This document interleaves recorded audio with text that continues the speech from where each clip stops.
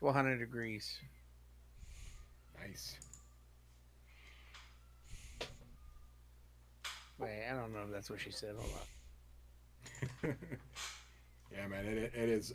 It's so humid. It's 86, 106 with the humidity.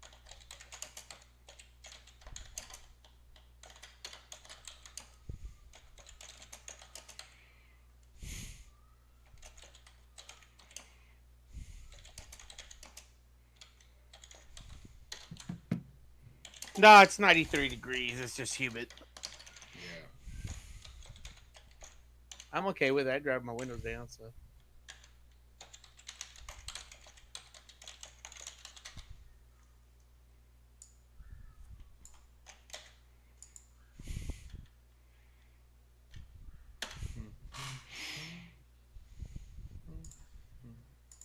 Oh, I thought you were gonna go.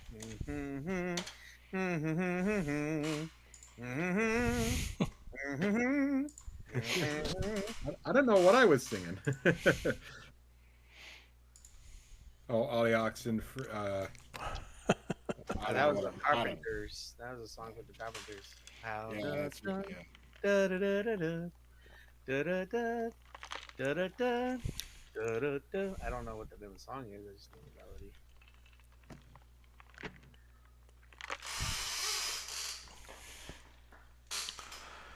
Hey, well, like I said, I think I know we're down two tonight, but I haven't heard from A there, so hopefully he'll be here. If not, it's just going to be you two cleaning out the moat house all by your lonesome while the rest of the party stays back in town and drinks beer. Us two and the Electric Bugaloos. Yeah. I'll be Turbo. All right.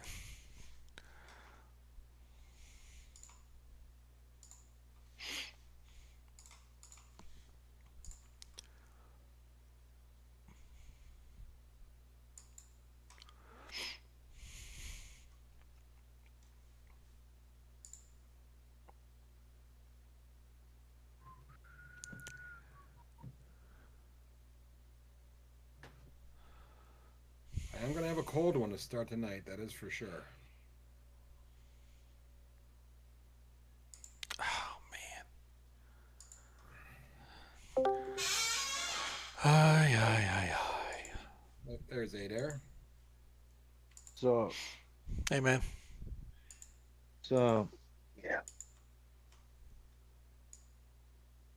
So we're down two today with the. Yeah.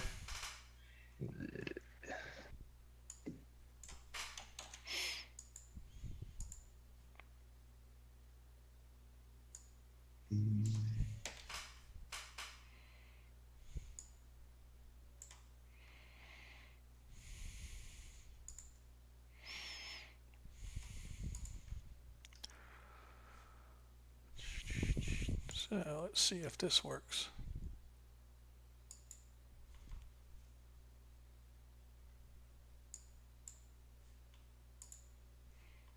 And let's go back here. I'm going to try this again as we test again.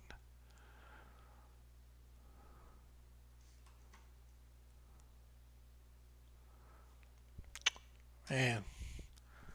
What's up, Troy? How you doing, man? And I am just trying to get the verbiage set. Let's see. Okay, start. Four, two. Uh oh. I'm watching Alfonso and Turbo tear it up and break in.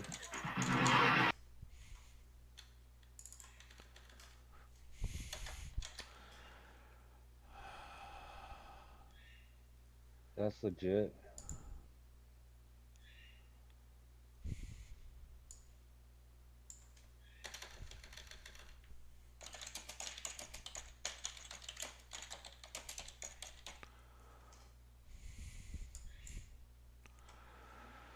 Okay.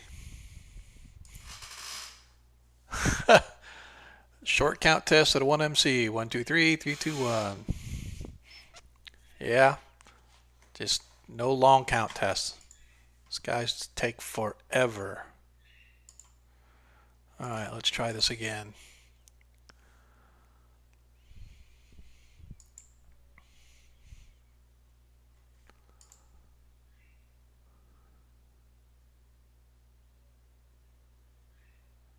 Oh wow, Ice-T was in that movie.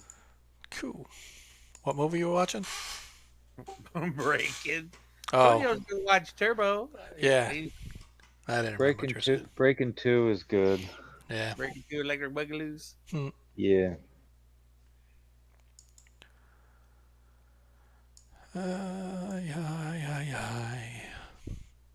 They make a new Breaking, but with the Jabberwockies. What? They are making a new Breaking. No, I said if they do, they should use the Jabberwockies. They definitely fucking shouldn't. Don't like them? No, I'm saying like stop rebooting bullshit and make up some new properties. Yeah. Oh, you know that ain't gonna happen. No, but I mean, you never know, man. Like it's at the end of the universe, like the rubber band, and then everything goes backwards for billions of years. Could be like snapback. Be like people are gonna get sick Everything of works. like Stranger Things is like dope. I'm into that. Yeah. That's just a new nerdy Goonies. Yeah, but it's like it's not like a Goonies 2. Thanks, man. Appreciate it, Troy. You know what I am psyched for? The new Willow series. Because it's not like a reboot, it's a sequel. And we're going live.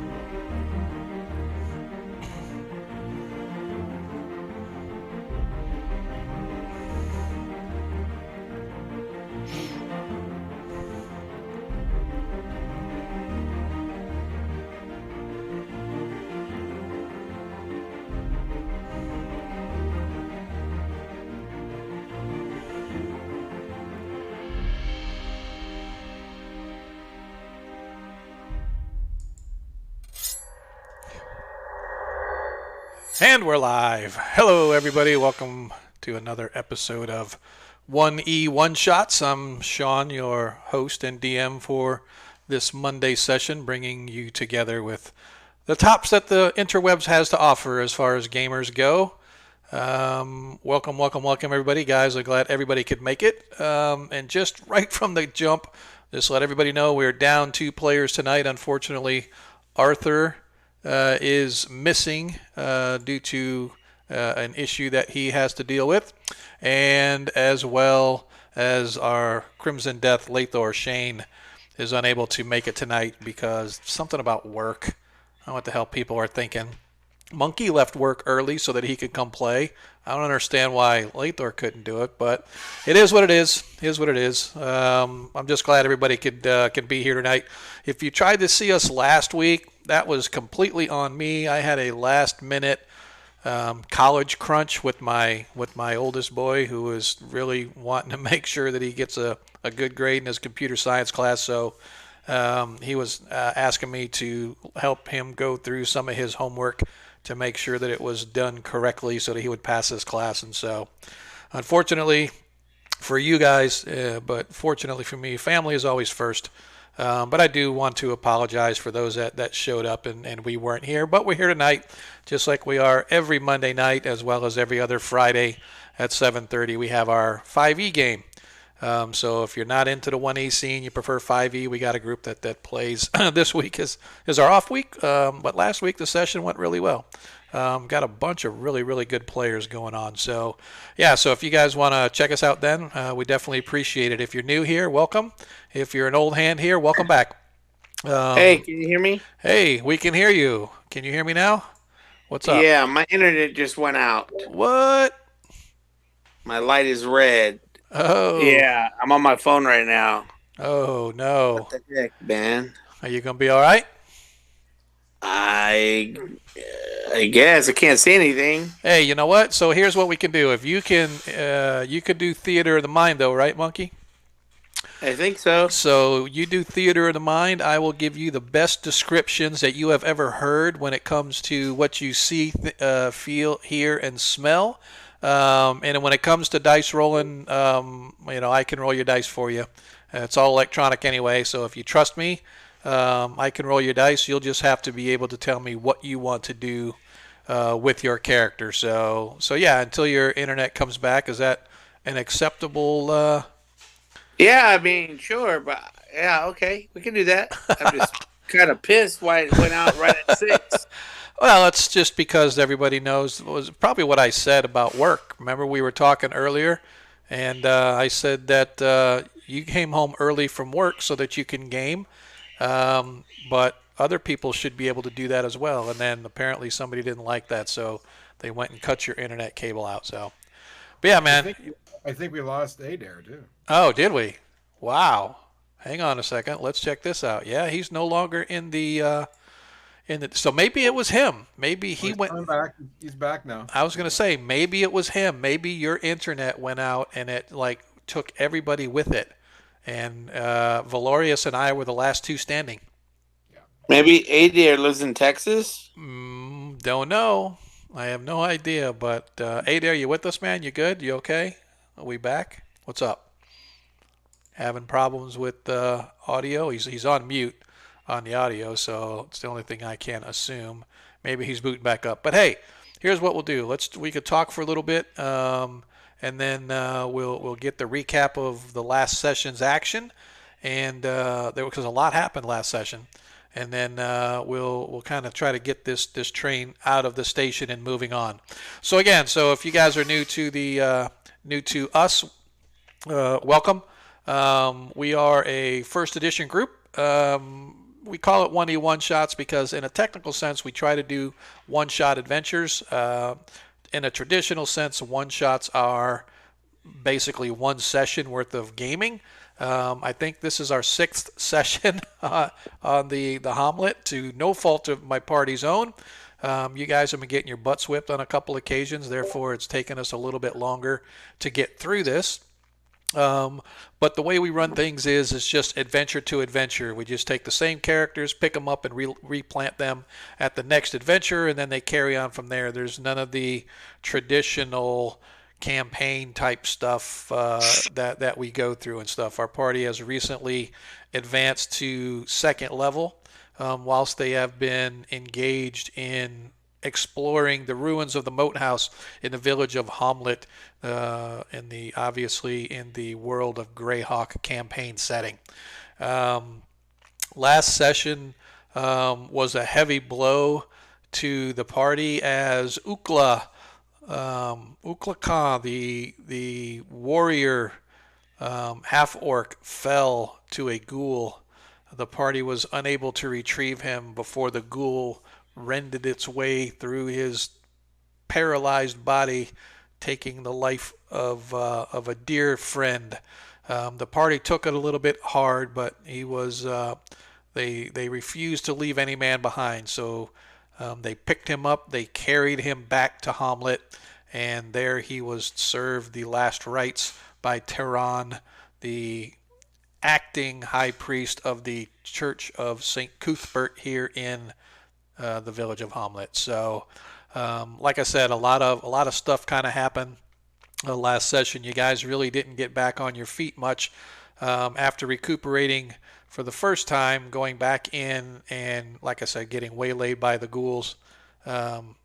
Fortunately, you managed to take out the ghouls, but like I said, unfortunately for y'all, one of them managed to take you guys out. So we are finding ourselves back in the Inn of the Welcome Wench here in town. It's been 3 days as you guys wait for the hirelings that Arthur is paying for. As you guys wait for them to recuperate, because one of them, Laneth, fell, and fortunately he didn't die, but he was wounded to the point where it took a little bit of recuperating time for him to kind of get back on his feet. So like I said, a lot happened last session. Hopefully we got a lot planned for this session for those that are going to be hanging around with us. Let me think. Was there any questions for those party members that are part of the party? I know that we're going to be bringing in Zed Keel, the Righteous, as a replacement for Monkey here in a little bit. But are there any questions, or did I miss anything about what happened last game for you guys? I want to make sure that, because I know we missed a week, so I want to make sure that everybody's sort of with it when it comes to what's going on and what happened last session and where we're going to be going from here. So I missed the last session. So Okay. we were still going through the Yes. underground level. That is correct. Right. Yep, that is correct. You guys, Okay. Yep, everybody leveled. You guys decided to make an attempt back into the ruins of the moat house. You wound up taking out the pack of rats that guarded everything. As you went down, however, you guys got hit with green slime that was partway down. It was above the stairs. It wasn't at the bottom of the stairs. It was another patch that was actually partway down the stairs.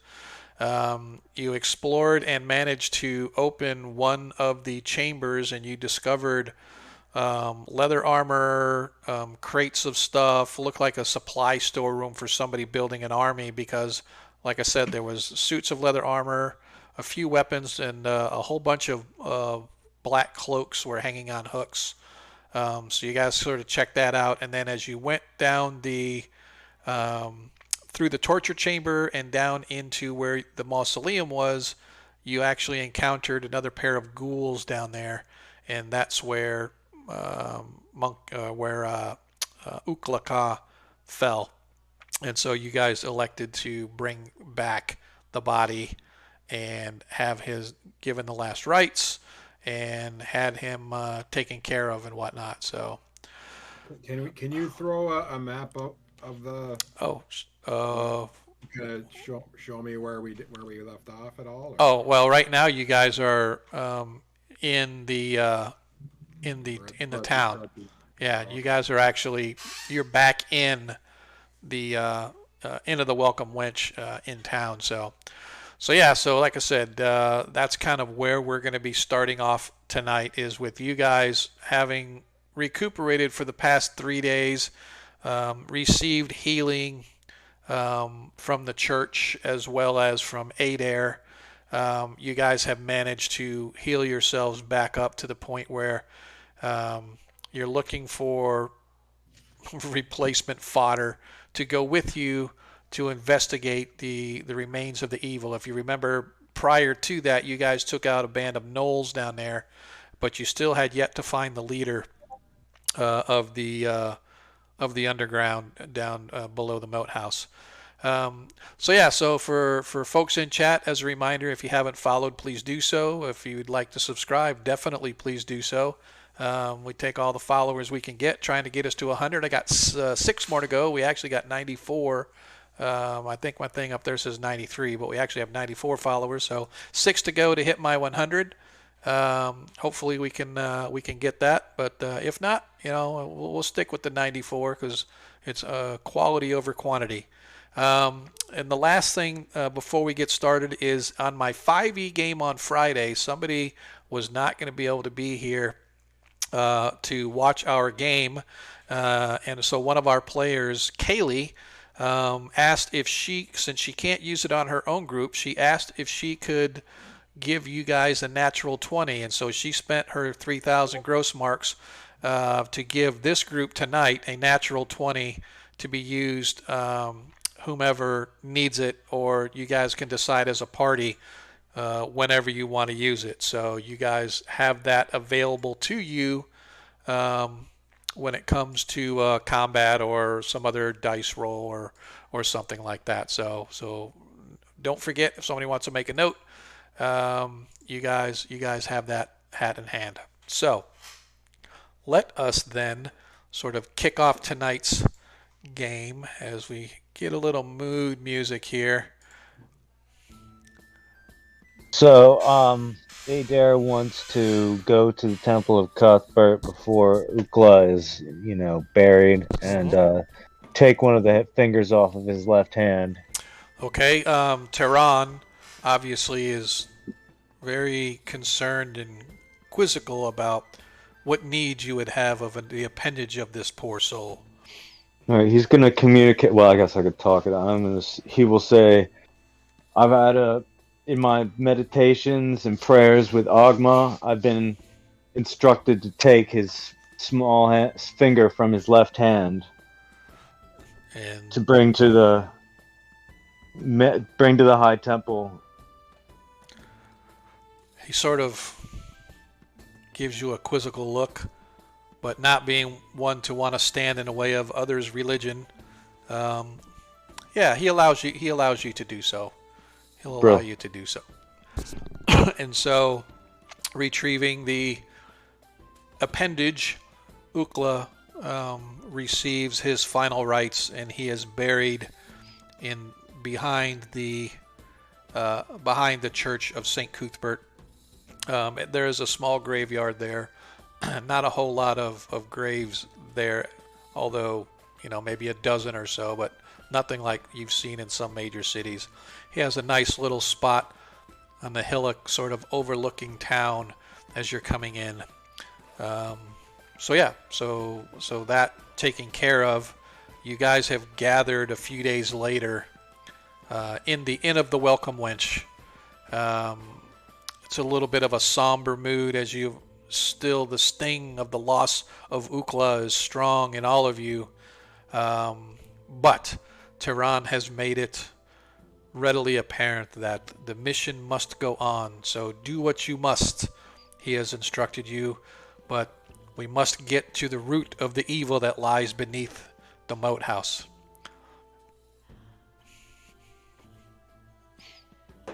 And that's your cue. What do we This mayn't be of any value to us, since we've had to run away so many times. We probably won't have to again, or may not have to again, but might it not be sage to hire a couple locals to set up a forward camp and out like a little bit into the woods? It couldn't possibly cost much, and it could give us a, depending on how dangerous, like the wilderness is, we could at least Yeah. have a shorter trip back to a safe stop. That's true. So to that point, there aren't a lot. It's a farm town, right? A farming community. There is a small militia made up of the farmers as well as Rufus and Byrne, who are building the keep within town. So there's a small contingent of folks who make up the local militia. Periodically, there are troops that come from up north near Valuna and down into the region, sort of sweeping around and whatnot, but usually maybe just a couple of times a month. The wilderness itself is not necessarily overrun with evil and monsters and stuff like that. However, the concern and what brought you guys here originally was because of bandits and brigands sort of waylaying the various caravans coming in and out of town. You've actually seemed to have taken care of that particular issue because the banditry attacks over the past week since you guys have arrived have diminished, if not completely gone away. And it's attributed to probably, at least in some part, to the fact that you guys took on the group of bandits that were inhabiting the upper level of the moat house. So to that point, or that extent, things are better. However, now the mission has shifted to who's running everything underneath the moat house. And so setting up a forward camp would probably be something legitimately you could do. You even have the 3 hirelings that are with you. If you didn't want to take them down into the dungeons with you, they could maintain the encampment for you while you guys went down into the dungeons. You see that there are people here that potentially could be for hire, but most of the folks that you see still around here are farmer types, although there is one fellow sitting nearby at a table by himself nursing his drink and food. A rather swarthy looking fellow. Actually, I'm going to allow Monkey Boogers, if you would care to give the party a description of your character and what he might be doing sitting at the table within the Inn of the Welcome Wench. He is probably drinking water and having a pure type of meal, like maybe broccoli and a steak. Okay. What's the what I was gonna say, give us a description. What does he look like? What type of armor or clothing might he be wearing? He's of the dark skin persuasion. Okay. He's pretty built. He looks like a knight, basically. I mean, his armor gives him away of like being someone who's probably of some type of he doesn't look like a mercenary. He just looks like someone who is because his armor's well kept. He's pretty well kept. He's not like barbarianish looking, but he's pretty you notice he doesn't say much. He seems pretty clean cut. His mannerisms seem to be, just with the way he's consuming his food, seems to be of a higher social class. Has he got a holy symbol? He has a holy symbol. Yes. Displayed. Sorry, I was just asking for. Yeah, he has. It's not necessarily displayed, but okay. It's not where you can see because he's eating. He's kind of covered up where he's eating around his mouth area, but on his shield is certainly a symbol of some sort. Yeah, but you recognize the symbol of the same that lies over the temple that you all frequently visit. So it's a staff and whatever. It's a cudgel. Cuthbert. Yep. Yeah. Yeah. Okay. Hey, Dare, what do you think we head over to this fella's table and see if he's... it's back! All right. We'll talk around you, dudes. You go get back on. What? His internet came back, so he's all happy. Oh. So. Cool. Yeah, so hey, I'm there not in we, Texas, by the way. we talked to this guy and see if he may want to, join us back at the Moat House and give us. We'll definitely invite him to the table. Yeah. Yeah. All right, I'll head over to his table. I'll Adair stands up and extends his hand. Says, "Hello, sir. It's nice to see another practitioner, worshiper, whatever, priest." Well, hello, sir. You may take a seat if you like. I am just consuming a beverage of water and eating a wholesome meal.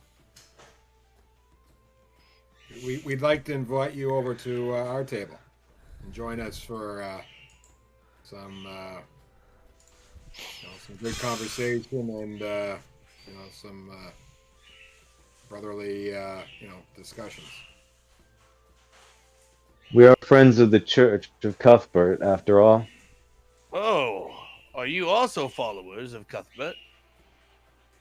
Well, I'm gonna tap my symbol that's clipped to the breastplate and say, "No, son.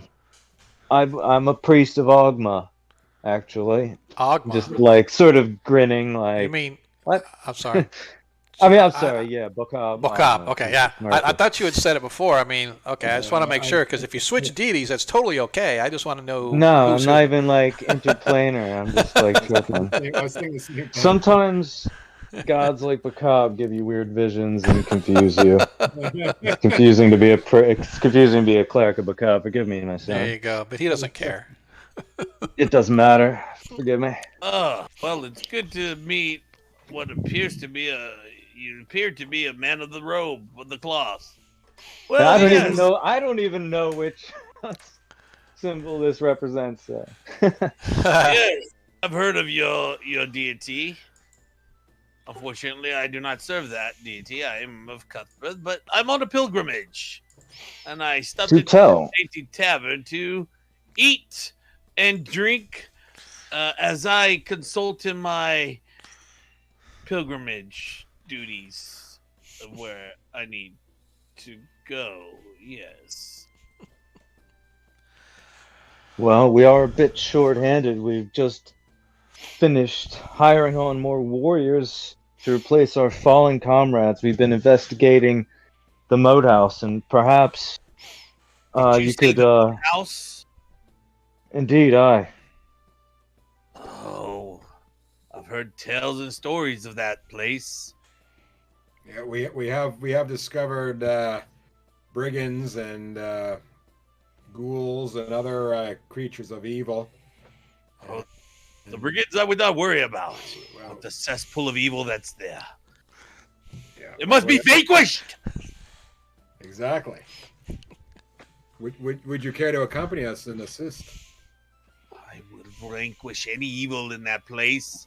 I've just talked to the temple priest. He's informed me about that place. Although he called me foolish to go on my own, I was headed that way. For I do not believe that my death will be in vain if I are not to succeed what needs to be done there. Yes, vanquish the evil, of course. And What with better tool is there against tunnel crawlers than a knight of the order? to that note, as you were at the church, I'm gonna keep wanting to call you Ukla. As Zadkiel was at the Church of Saint Cuthbert, he was provided a potion of healing.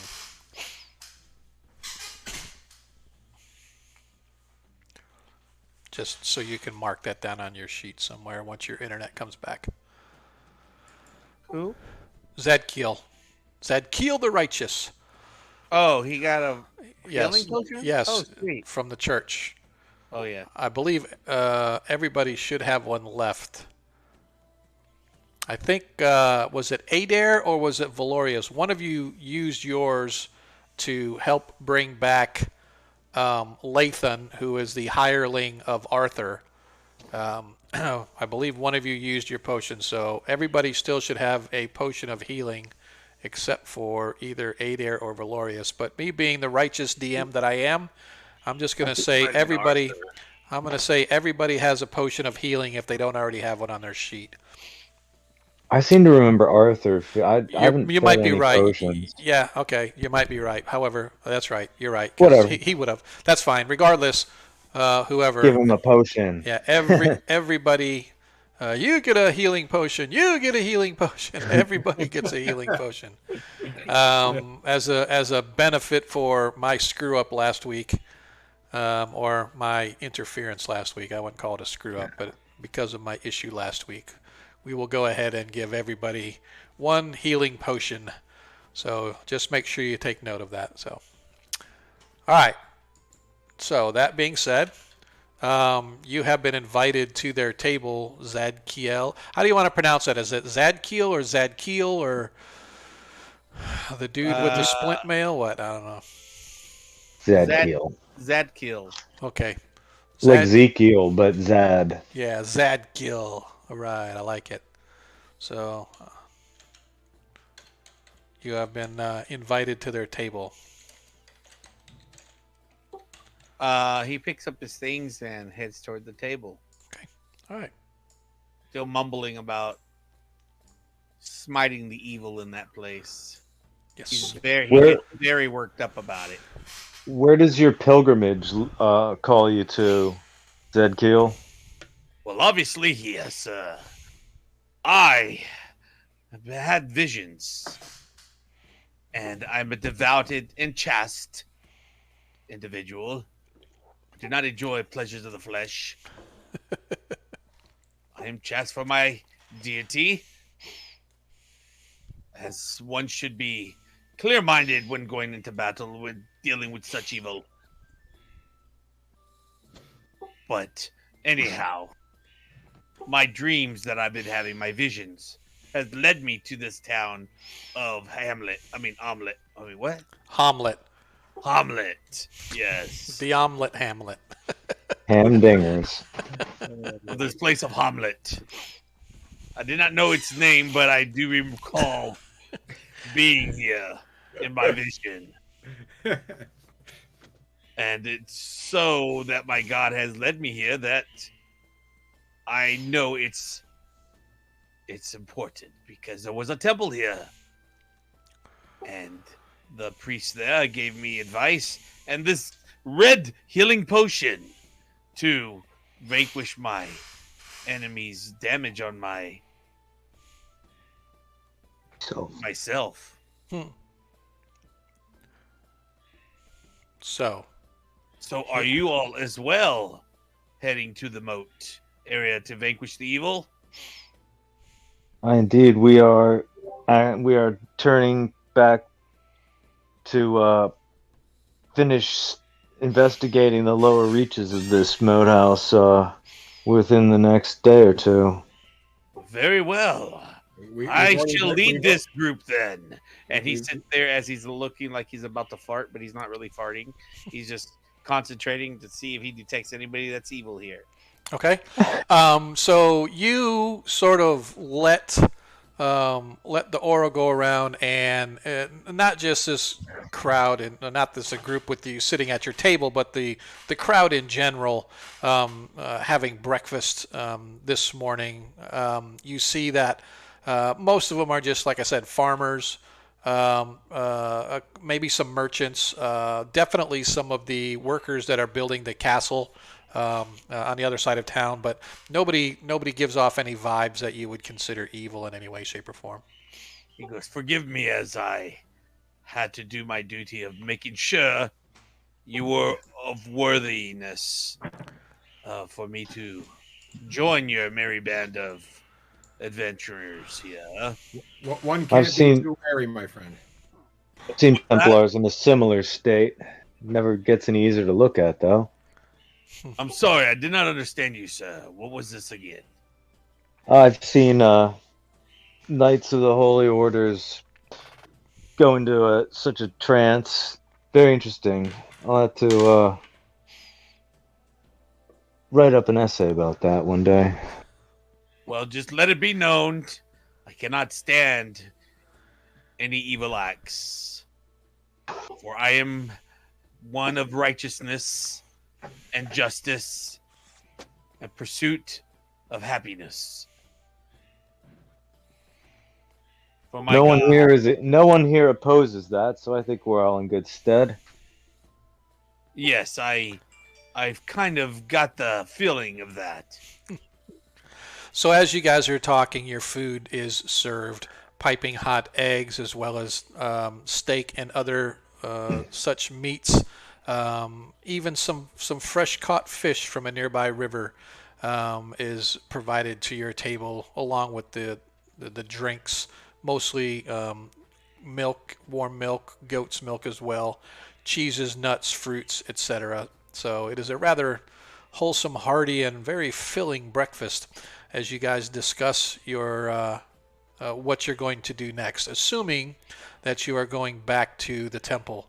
The three hirelings, Laneth, Stefan, and Jeremiah, if you desire, they would be more than happy to maintain the camp outside the moat house for you guys. Have we got although all Arthur- 6 now? Because I'm co-investing with Arthur in a protection squad. You only have 3. We weren't able to recruit anyone new yet. Okay, no, very good. Nope, just those 3. All right. So I think that maybe the forward camp idea should be scrapped with that. Oh, unless we could find a couple drovers who would do us a, know. So who would be wanting to try to kind of talk them into coming with you guys, or at least sort of holding the camp or holding the fort down?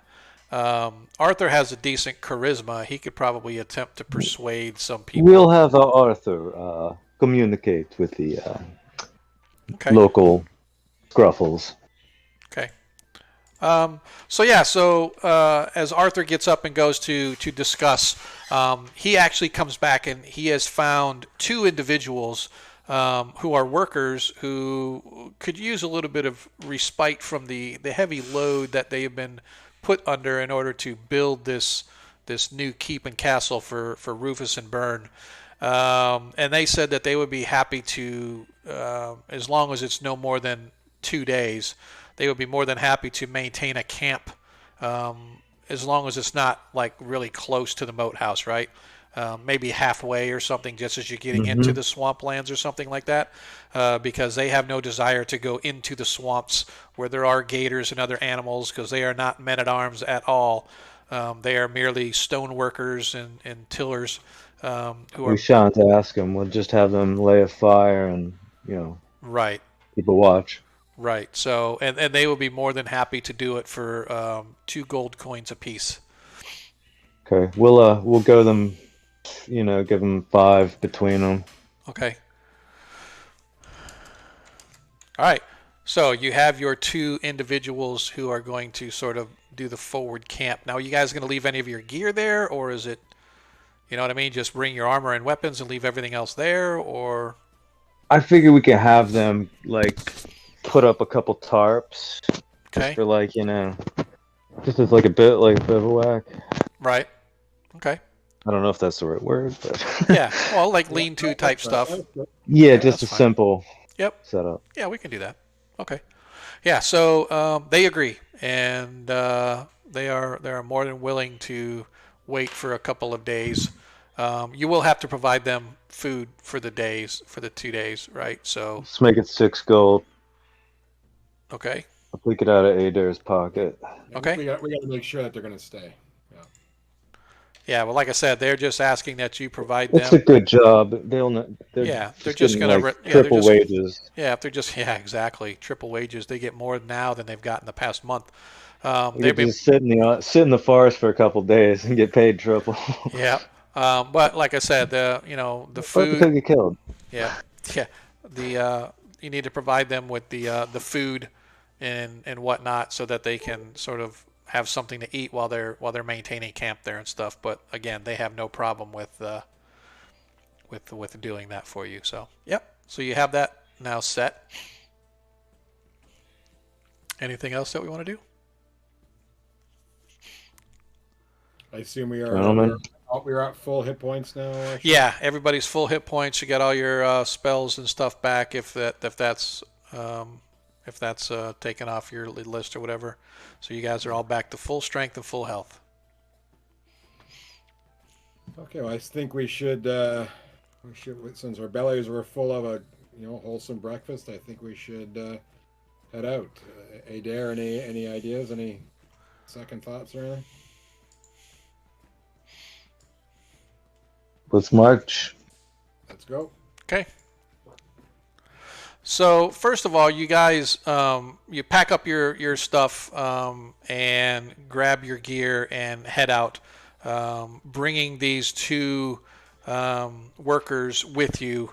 After about an hour or so, hour and a half of travel, you leave them to a small encampment that you guys make quickly and set up and provide them with each of them with 2 days worth of rations of food. So I don't know where you want to get the 4 days rations from, but How much will it cost? well, nothing. They just cost food. They Oh need, yeah, they need to have food. So yeah. We'll lay them on. Yeah. I've got some. yeah. So that's what I said. You just need to take because you're out in the middle of nowhere. While they can do, they're not hunters or anything like that, but they can kind of forage for food. But it would be just as easy for you guys to provide them 4 days worth of rations. Done. And Arthur can provide half, so Arthur will give them 2 if you want to give them 2. Yes. Just so that they have, like again, they have something to eat. And I'm gonna give 2 days. Marking all this down for Arthur since I don't have his sheet and he does.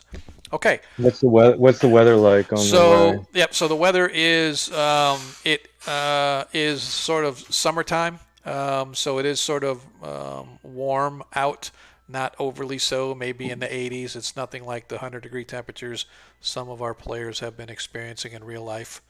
But as you guys arrive, once again, as you traipse your way through the moat house, knowing the way extremely well now, you guys find yourselves outside the ruins once again of the dread moat house, that place that has claimed the life of one of your compatriots the last time that you were here.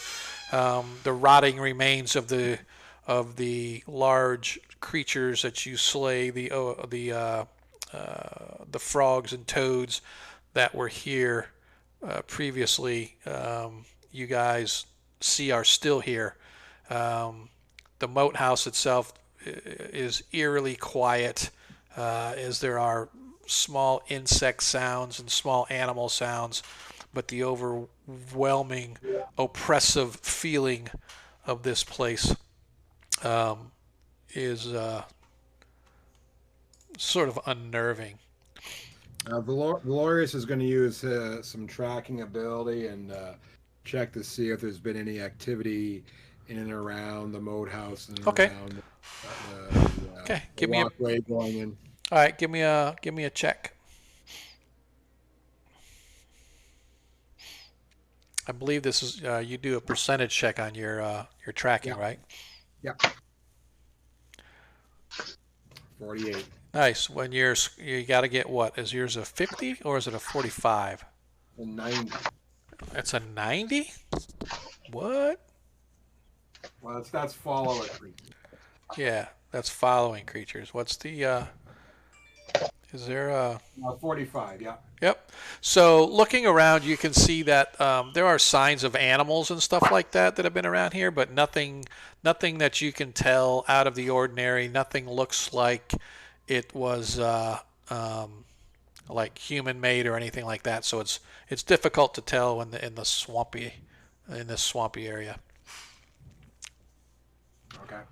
For those of you that just joined, if you have not already, please follow. Don't forget also to use your coins as you watch the stream. You gather gross marks and you can expend those gross marks to give our players natural ones or natural 20s, or the DM if you want to be so inclined. But just reminder, they need to have that before the actual action happens. So if they get hit by something with a critical hit, and you can't throw in a saving dice roll, if you will. So they have to have it prior to whatever action that they were going to use it for. So just that quick note. Just noticed that our stream is starting to pick up a few people watching. So I just want to make sure that we get that out there. So back to the action. So wondering what happened to Zadkiel's token. Did you take yourself off the map somewhere, dude?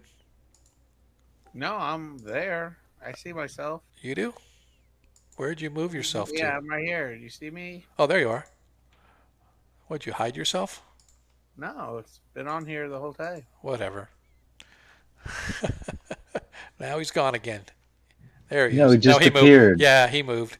No, he moved. I see him. He's good. We're all right. All right. I just losing my mind because I looked down there. I couldn't see your character. I'm like, where the hell did he go? I know he was there.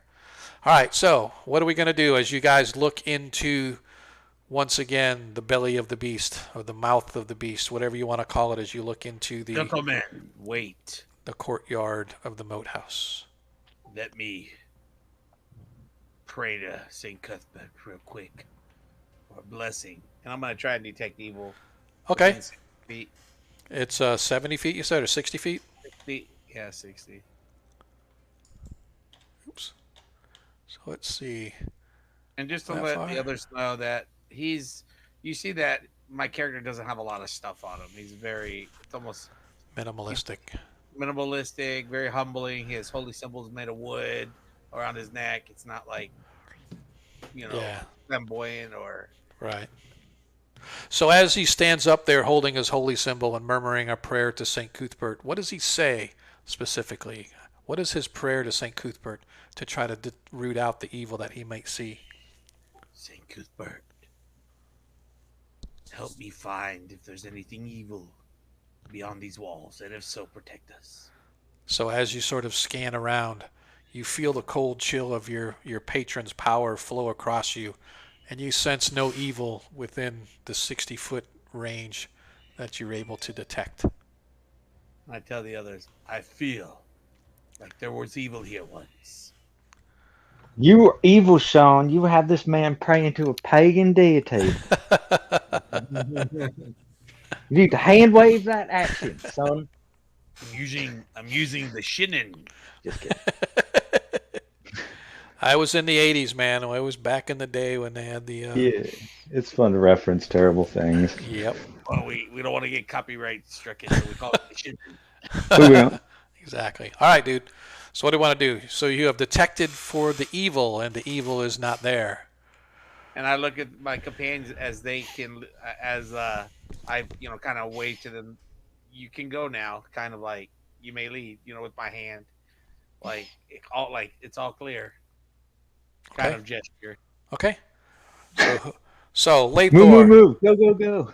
Yeah. So Lathor takes up point as he begins to lead you guys into and sneaking his way across and looking as he gets up to the entry door as everybody else follows. I'll put Arthur with his guys. This is the only downside about people missing, especially Arthur, because Arthur's got like 3 bodyguards I got to move. As you guys work your way in, Lathor gets to the door, does a quick check, sees nothing, waves you guys up to the front porch of the moat house. As you look inside, you can see the remains of the bandits that you guys recently encountered. Their bodies still there, partially eaten. It looks like perhaps some wild animals have come in here at night and feasted upon the remains of these of these men. This is the first time that you are seeing this, Zadkiel. As you walk in, you see what was obviously a intense battle at some point. There are huge rats lying everywhere. There are dead bodies of men in leather and studded type leather armor lying dead on the floor here. looks like there was a pretty big combat in a not too distant past, as the party relays to you that these were the bandits that they discovered when they came to the moat house the first time, and they had to take them out because they would not submit. And I just listened to them, and I agree, like in amazement, as if, wow, the evildoers have been cleansed. They have. And he gives like Arthur says, blessing. unless you're talking downstairs, as Arthur comments. So we basically eradicated anything evil from this, ground level of this building, and as Lathor's in there, Lathor turns around and asks, "Oh, which way are we gotta go? We gotta go down the stairs, or we gotta go back into where the bandits were hiding out and take the secret stairs down?" Yeah, secret stairs. So as he leads the way across the room, all the way into the room where the bandits were. Zadkiel, as he follows everybody, he follows cautiously because he hasn't been here before, so he's kind of just observing as he's walking with the party, not to get too far behind. Okay. So as you arrive into the bandits' old chamber, you guys see that the stairs are still, or the door leading into the stairs is still open. The dusty stairwell still leads down to the where you guys first entered. When you went down to the bottom of the stairs, it was basically, if you recall, a dead end until I believe it was Arthur and his sharp eyes found the outline of a secret door downstairs, and that secret door led into the chamber where the ogre was. So is this the one that we're going to go down? Yep. Okay. Let us go here.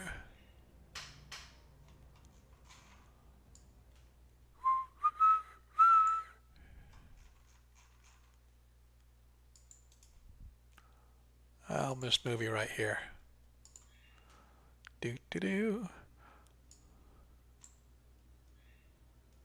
So as you guys come down the stairs, led by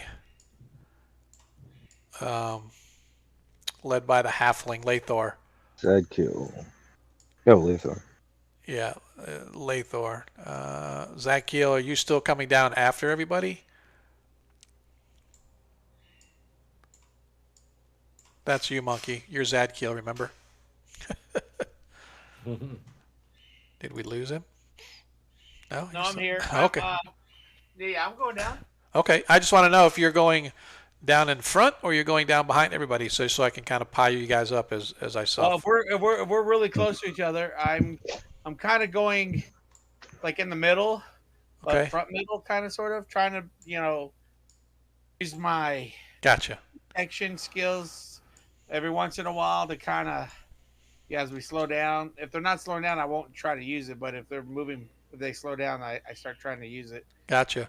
Just being very observant of what's going on, because he's kind of surprised, to see so much death that appears to be, with all the bodies that were left and the decay and the smell and Right.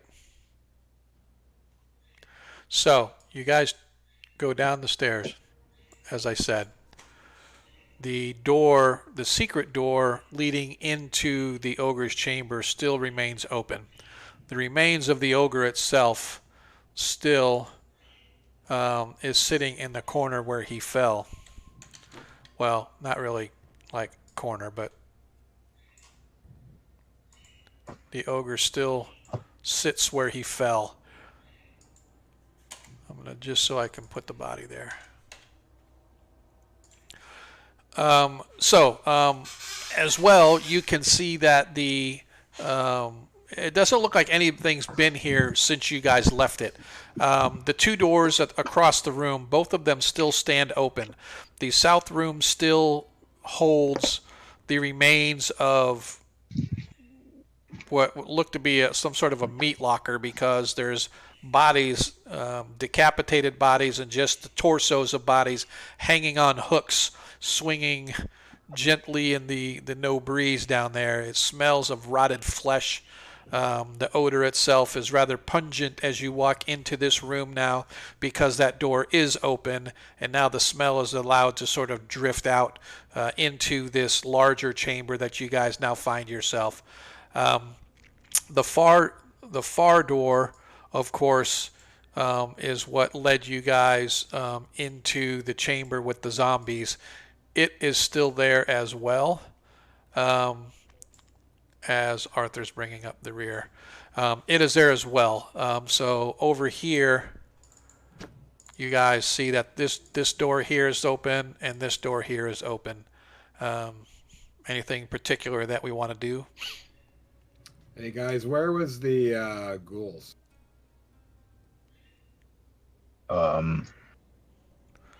Yeah. Did we dispatch them all, or they were in those like tunnels? Yes, correct. So you guys came through here. This is the way you guys came the first time. The first time you arrived this through here, right? So if you guys, I'll just zoom out a little bit here. So when you guys first arrived, you entered into this room and took out the ogre. Then you found the prisoners in this room here. You found basically trash in this room here. This larger cell block area is where all the zombies attacked you. Right. Over here is where you guys finished off the zombies, but also found a trail of blood that led to this stanchion down here. And Lathor managed to find a hidden door in the stanchion that led down below, and that tunnel leads south into the mausoleum where you met the ghouls the last time you were here. So this is the first time you were the first time you came in here. This is like the third time you've been here. The very first time you came down here, this is the route you took. The second time you came in, you guys came down these stairs right here, and that's where you killed the rats, and then you got hit by the green slime. So you came down this route that time. So now you're coming down the original way you first came when you guys first came down here. Okay, and the ghouls were down in this area here? Yes. Not in this area, but if you continued down to here where you followed this tunnel that led south. Right. This tunnel led south into the mausoleum down here, and this is where you guys found the ghouls. And right down here in the very south is where the ghoul tunnels are, and that's where Ukla got dragged into and devoured by the ghoul before you guys could get to him.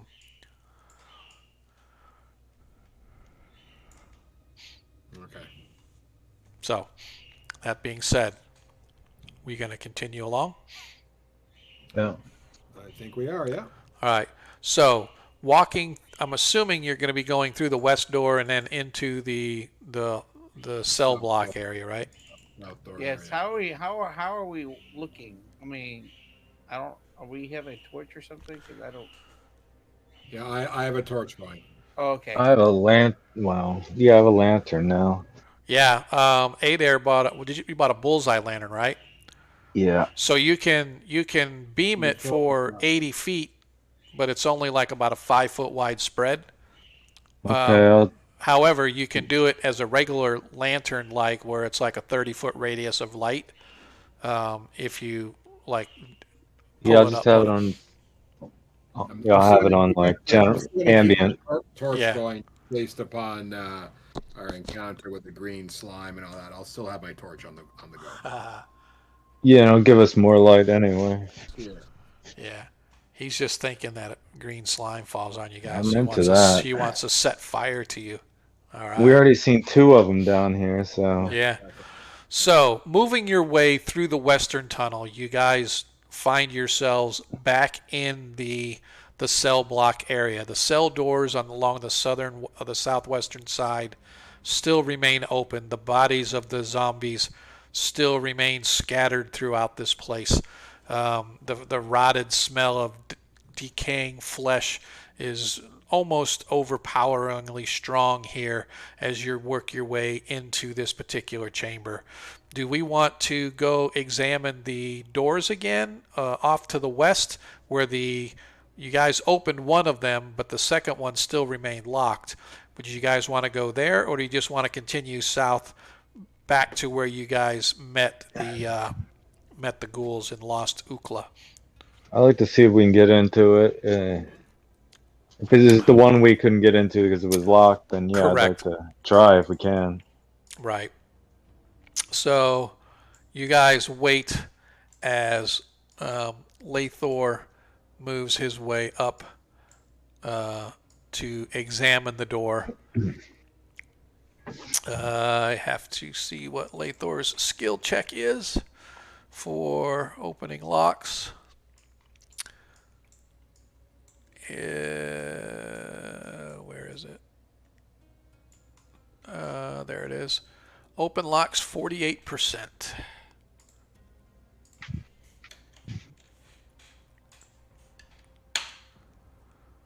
As he's doing that, can I detect for evil around this? Sure, absolutely. I'm gonna go in my little kind of trancing meditational state and just kind of Saint Cuthbert, grant me vision on feeling evil in my presence. Yeah, so as you sense, you sort of hold your symbol out and you kind of turn slowly as you're focusing intently on receiving any indication that there might be evil creatures or evil beings in this area. Fortunately, it appears that this group that you have recently joined has removed a lot of that evil, because the evil taint is there, but evil itself does not appear to be, at least within close proximity. And as you come out of your sort of your vision state, you hear a ha as the lock comes free, and Ooh. third time's a charm as he manages to as Lathor manages to get the door open and unlocked. All right, I'll go in the room. I'll lead the way. Crud. You want me to go? No. I just Yeah. I have a keyed map that tells me, because the map that I'm showing you guys isn't keyed, and I have a keyed map, but I forgot to have the keyed map open, so I can't give you the right descriptions. So. Do. So the door gives way into another chamber that's probably, I don't know, 20 feet square. This room, like the one to the south that you guys have already opened, looks to be some sort of a storage chamber, and by the looks of these two combined, you guys feel that somebody is trying to put together a small army. Inside it, you guys find that there is a whole rack along the far wall of nothing but spears. You can also see hanging on the wall, well, not really hanging, they're sort of standing on a rack leaning up against the wall, are 3 battle axes, several glaives and garrisons, and what is, in addition to other boxes and crates and stuff like that that look to hold other weaponry of some kind, you can see that there are hooks upon hooks of black robes, and these black robes have a sort of a fiery eye sewn into the center of the chest area of these capes, or cloaks, So I should say, somebody not capes. Looks like somebody was or is planning to outfit an army or something here, guys. Some kind. I would suspect they are arming for something, that is for sure. Yeah. What's the symbol? Is there any? Is that unknown to all of us? Well, I mean, you can Let's think. So Ukla. Ukla. God dang it. Ogma. Just call him Ogma. No. Yeah, Ogma. That Yeah. hurts my heart. I know. It's killing me too. As Zadkiel breaks down in tears as the vision of Ukla sitting there wondering where his friends went. As his spirit is still sitting there waiting for them to return. But I have his finger. Yeah. Zadkiel, you recognize that symbol, although not completely, based on the stories and stuff that you have heard about the temple that was raised and cast down by the forces of good some 20 some or more years ago. It is an elemental deity of some kind, probably an elemental of fire deity of some kind, is what that particular symbol represents. So if that's the case, it's beyond reason to you. Somebody is trying to reestablish the power center of the temple that was thrown down these many years ago. I recognize this symbol, chaps. I believe this is the symbol of an evil elemental fire. of an evil that is made of fire, and it seems that they are trying to resurrect this evil once again. It is our job, at least mine, to vanquish and smite down this evil. We must make haste.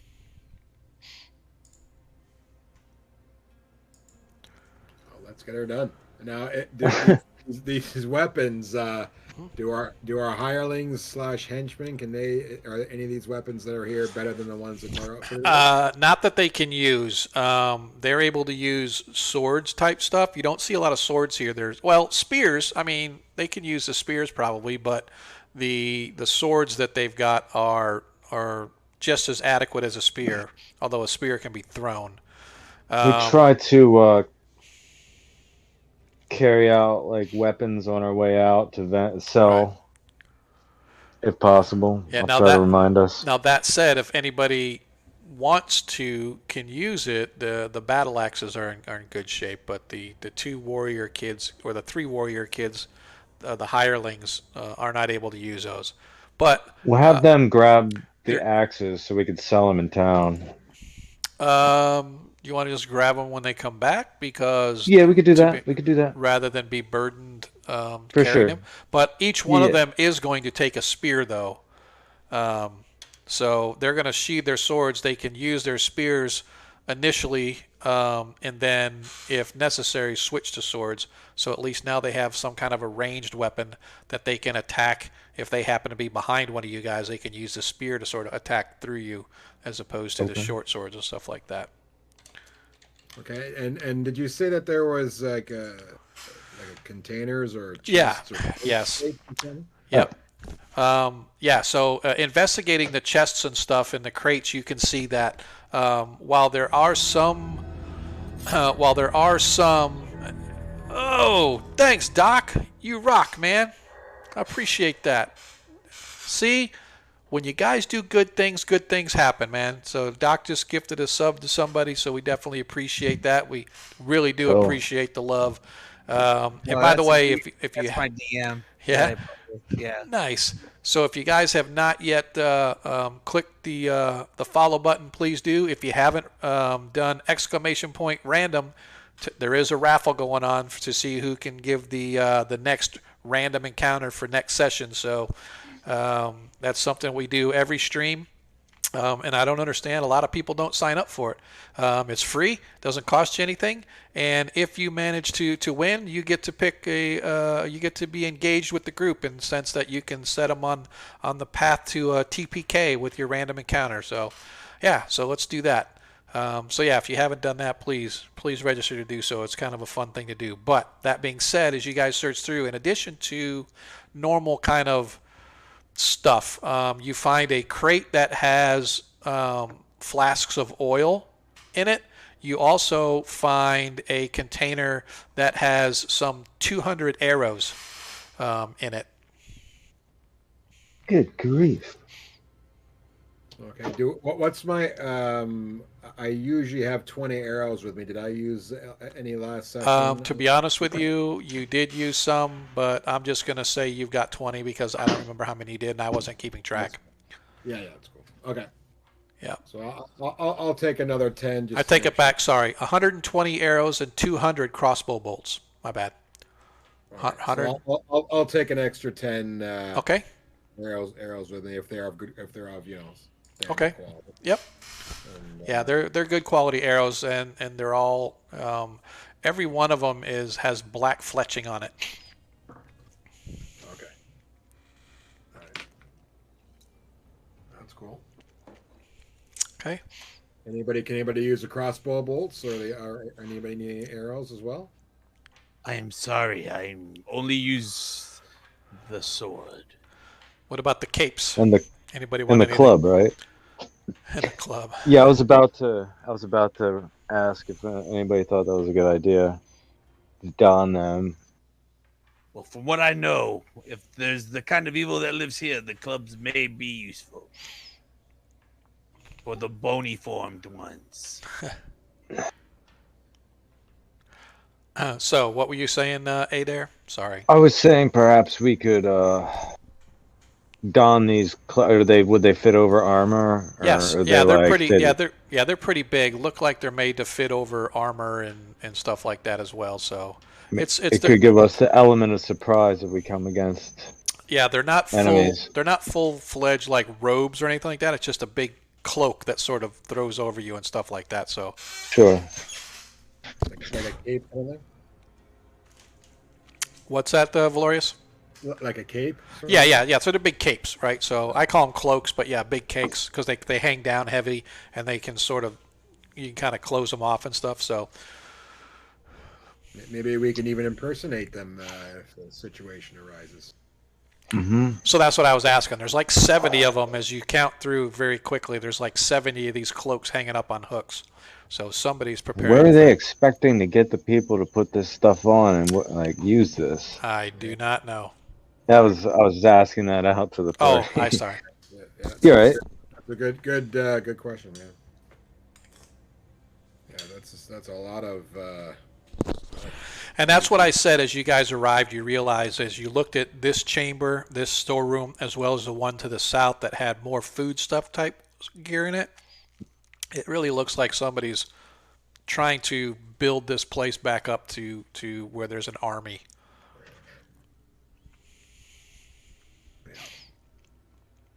Okay, so we're all gonna chuck those on, and What about you, Zadkiel? Are you going to be wearing a cloak as well? No, Zedkill will not wear a cloak that doesn't that doesn't unsurprising. have Cuthbert's symbol on it. Yep, He's too proudful for that. got it. Just stay behind one of us as much as possible. Also, Lathor can't wear one. The light will be my cloak. So I'm going to say 6 cloaks that you guys take because they're too big for Lathor to wear, and Lathor being the halfling, so he's unable to wear that. So, okay. So where are you guys headed now? Now that you've sort of investigated this room, and now Lathor is extremely happy that he was able to pick that lock. We head down to the stanchion there and head to the secret corridor. If Okay. everybody's in agreement with that? As I said, we must make haste. Well, let's go then. That is a very good idea. All right, what is going on here? Hang on just a second if you would give me 30 seconds for some reason. I'm going to have to get back in there. Yeah, you having some internet issues sometime? I don't. Yeah, maybe, but that could be my mic. But what I'm looking at is the map that I'm showing on. The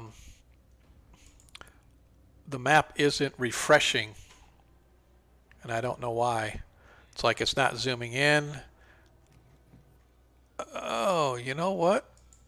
I think I know why. Well, maybe not. Let me see if I can. I'm going to hang on. Give me just 30 seconds here.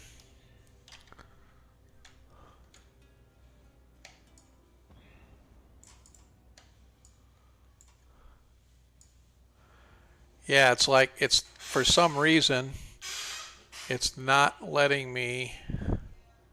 Yeah, see, you can see this there, but it's not letting when I move.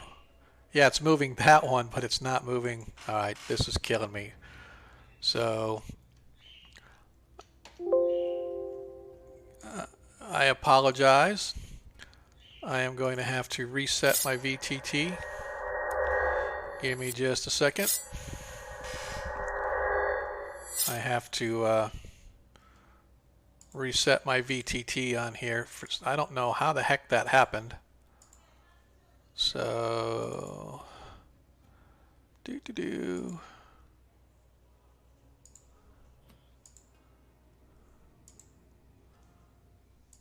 Now let me see if this works. There we go. So that's moving. Okay. Now let me go back. It's just really, really weird that it wasn't refreshing. So what I was trying to do was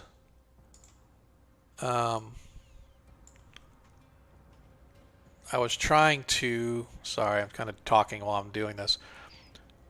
I was trying to have one window for both my dice and for my for my map, and so unfortunately it just didn't work out that way. So I do apologize. Let me see if this one will do. Here.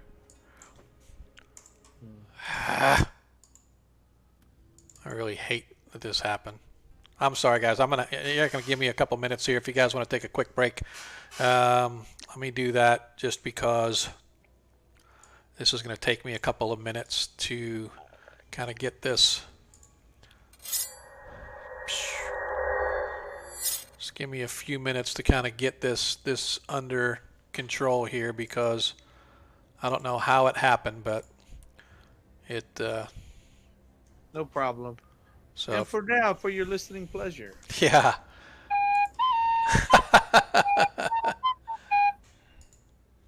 That's hilarious.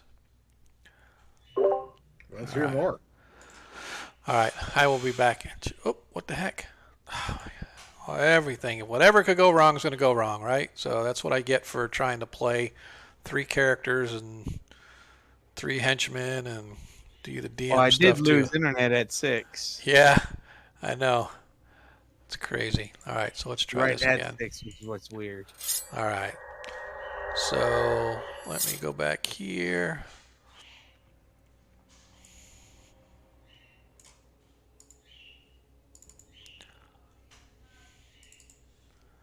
And all right, so that's what I need to do. I need to create another one. Oh, there it is. So we are going to. Glad I did it this way. I actually went in and made everything a scene so I could just add a scene.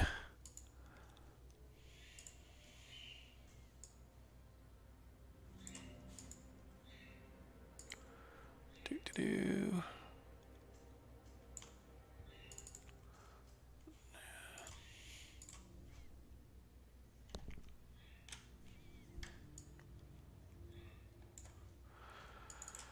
Hey.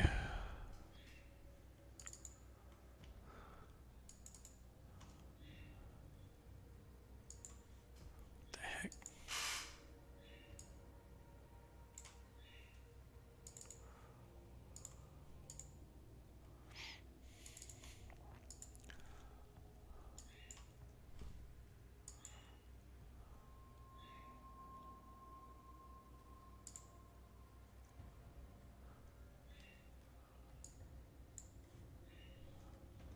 The heck?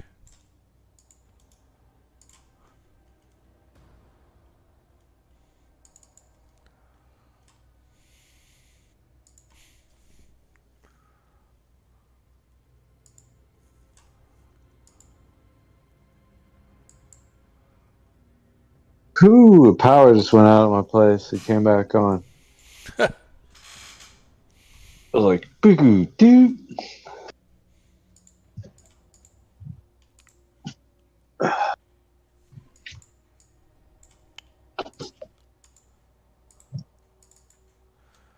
Come on, seriously.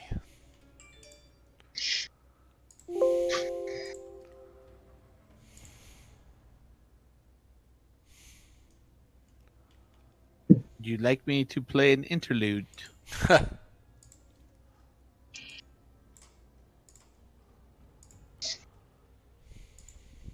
So, hello, everybody.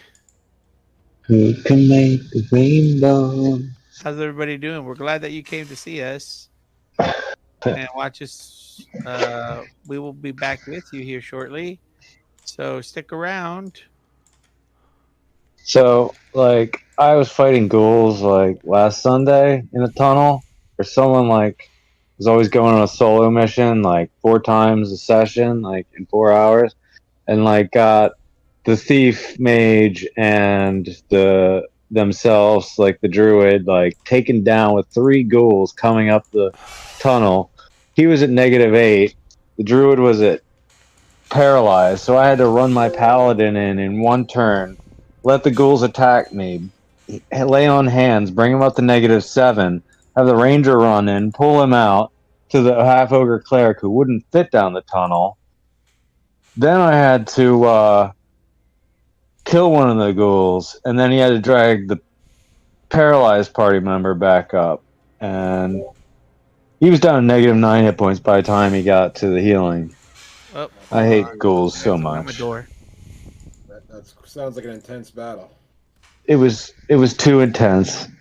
Yeah. It was like harrowing. It wasn't fun. Yeah. And then that same character got my paladin poisoned, and I thought we were being hand waved to the end of the session. It was like 12:10. I was like, okay, the food you just ate was drugged. I'm like, oh God.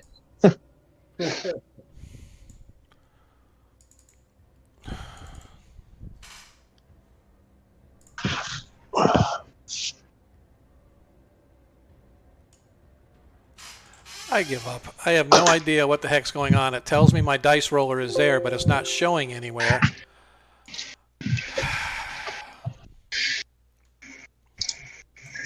What in the heck is going on, man? I really don't understand.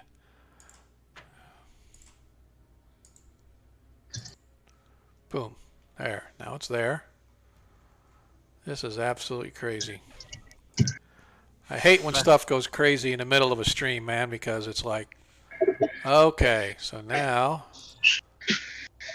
I just had a guy come up to me at my door and say, "Hey, your neighbor said you might be interested in some solar power." And I was like, "No, that's what the for sale sign's out there for. I'm moving." Oh, that's your sign. Yeah, it's in my yard.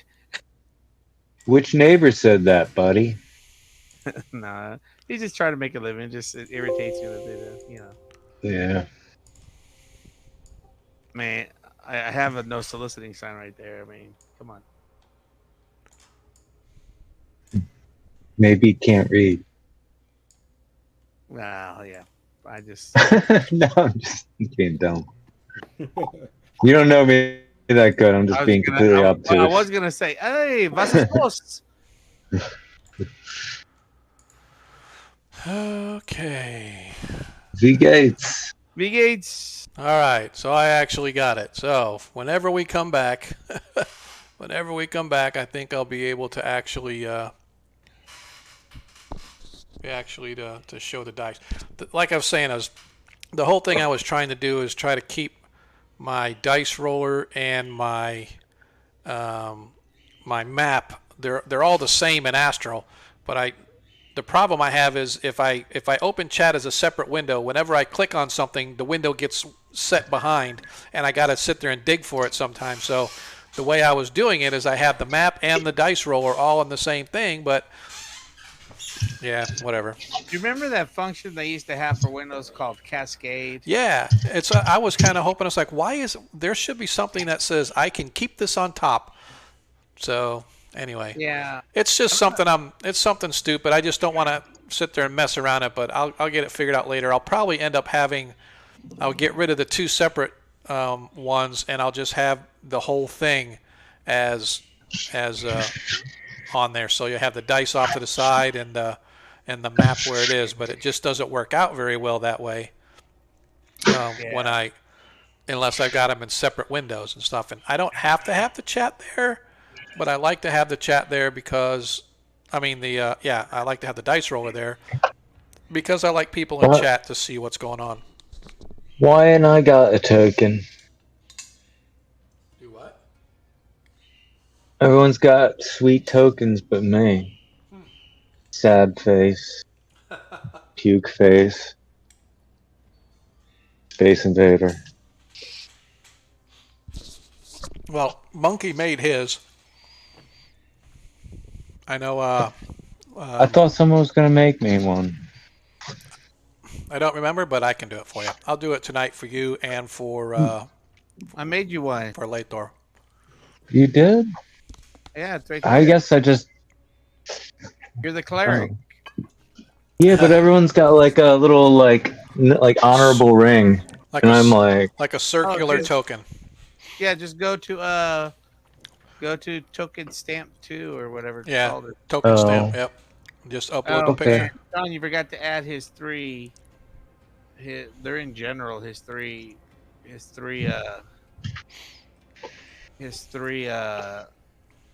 henchmen. Yeah. They're all wearing the same color clothing. Their just faces are different. Yeah. All right. That's the way he wanted them. So, I was So- like, okay. like Warhammer soldiers.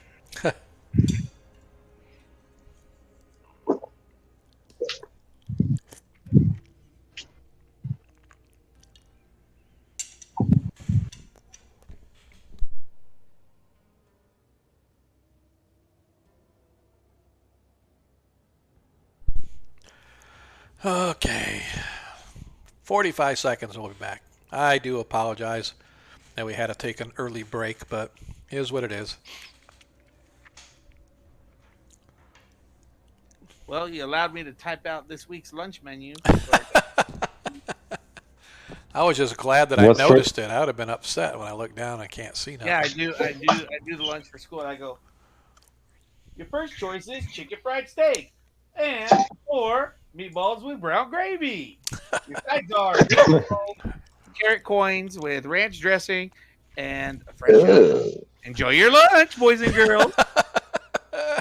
That's awesome. And we're coming back. And once again, I do apologize. And I do appreciate everybody that has hung out with us while I worked through my snafu. So we have chat, and looky there, we have mappage. So I'm just kind of bummed because now I got to sit there and try to dig for chat whenever I need it, but that's okay. All right. Now, where to? As you guys have, everybody has retrieved a cloak from the from that place or from that storeroom. Each one of you now has a cloak except for Lathor and our newest companion. Zadkiel. Thank you. I didn't want to say it because I was getting ready to burp. Yes. I was drinking beer while we were on break. So like I said, you guys sort of examine that place, grab the cloaks and put them around you, and they sort of fall loosely about your armor. And you guys begin to head your way south, I guess. Is that correct? Okay. I'm guessing so. Are we going to the ghoul We're going to the ghoul tunnels? Is that what you guys are saying? Apparently so, because that's where Valorius led the group to. So yeah. as Okay. Valorius moves his way down, I don't know why Zadkiel keeps disappearing on me. I think he puts. There he is. It's like you put yourself underneath somebody or whatever. Well, on my end, I accidentally put myself on top of Robbie, and then Yeah. I had to pull myself off of him. Yeah. Okay. That's Because fine. I just Totally okay. You guys work your way down past the fetid, rotting bodies of all the zombies that you dispatched the last time that you were here, and you find yourselves once again at the rather large stanchion. It's probably about almost 4 feet around, maybe even 5 feet around. This pillar supports the sagging weight of the heavy ceiling above, or the floor of the moat house, whatever you want to look at it. And you can see that the hidden compartment door that leads into the hollow stanchion is still open, revealing the ladder sort of in the dirt leading down below. All right, let's go. Okay. Slowly, you guys make your way. Oh, that was fast. Yeah. Slow in the terms of the DM talking, quick in the terms of the DM doing. As you guys find yourselves, Zadkiel, as you enter into this place, you don't even have to sense it. You can feel an overwhelming taint of death and evil reside in the remains of this mausoleum. So as a description before, this is the mausoleum beneath the moat house. Apparently they were going to build it, obviously, for housing those noteworthy individuals who either lived in or served the rulers of the moat house. Most of them are empty, although there are several that at one time contained coffins, but the plaster and the stonework that originally sealed up those particular tombs have long since been bust open and their contents raided. In the south end of the chamber down here, you can see the remains of the ghouls that you dispatched the last time you were here, and those 2 ghouls being the ones that took the life of your friend and comrade Ukla. The tunnel leading through out the back of that particular sarcophagus is still exposed should you desire to go that way. You know that to the east, you guys traveled that way the first time you were here. That was where you discovered the strange room with the pool in the floor, as well as the gnolls that you very nearly died at the hands of, but fortunately you were able to overcome that encounter as well. Be wary, friends. I sense a great presence of evil down here.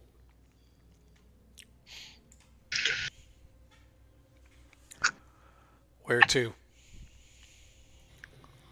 Okay, so we went down to the south end here, right, where this rough-hewn stuff is at one time, right? Where's that? Down south here, where it turns into this rough. Yeah, you guys, that's where the ghouls were. You guys never, the farthest you guys ever went was right here. Okay. That's the farthest that you guys ever went in there, because that's where Lathor found the ghoul's nest. He found a ghoul's nest down here in this area right here, littered with bones and muck and grime and dirt and stuff. But he never went any further than here because he felt there was no need to. Now, these tunnels are very small, twisty-turny, so they're perfect for a halfling, but they're rather difficult to traverse for human-sized. I'm not so sure we should go down that. Especially, I was going to say, especially humans in armor and stuff. It's a tight fit going into all those tunnels. And we also went over to this pool over here too once. Yes, way off to the east. You guys went all the way down the end of the tunnel, and then that turned south, and you went down there, and there was a room with the floor had collapsed into some kind of a well or a pool of some kind. Yeah, we fought something there too, didn't we? Nope. Oh, okay. Nope. We were worried about it. Yeah, right.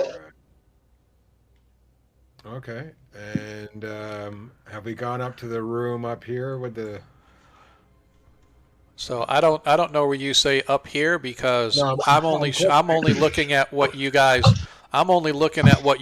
are looking at on my map, right? I know you can see the whole map as well, but right now I'm just looking whatever's on Twitch. That's Okay, so all I'm here's the looking at. thing. We beat the Null, we vanquished the Nulls, and then we had to turn back from there. Yes. There was some unexplored area that we had to continue through, I believe. There was a couple Like there. Yeah. Yeah, there Go was on. a couple. There was one where a tunnel led to the east. You guys ended up going to the north, fighting the Knolls. And as you were fighting the Knolls, you heard sounds coming from the north. Apparent reinforcements were coming from the north of the Knolls. So you guys beat feet. And you left, Yeah. you left the We way you should go came. back there. I believe that's my supposition. Yeah, that sounds good to me. Are we going toward where the Knolls are then? Yes. Oh, wonderful. Stop it. Stop it. That's all. So, you guys move as you leave the mausoleum, leaving the tunnel, or leaving it behind you, following the tunnel to the east, as it zigzags east, then south, then east once again. You arrive at the T intersection. To the south, you remember there is a chamber with a large hole in the floor that is filled with water.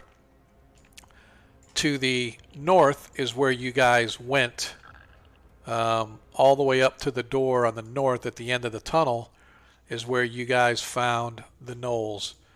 And I will move you guys up a little bit just so that we can...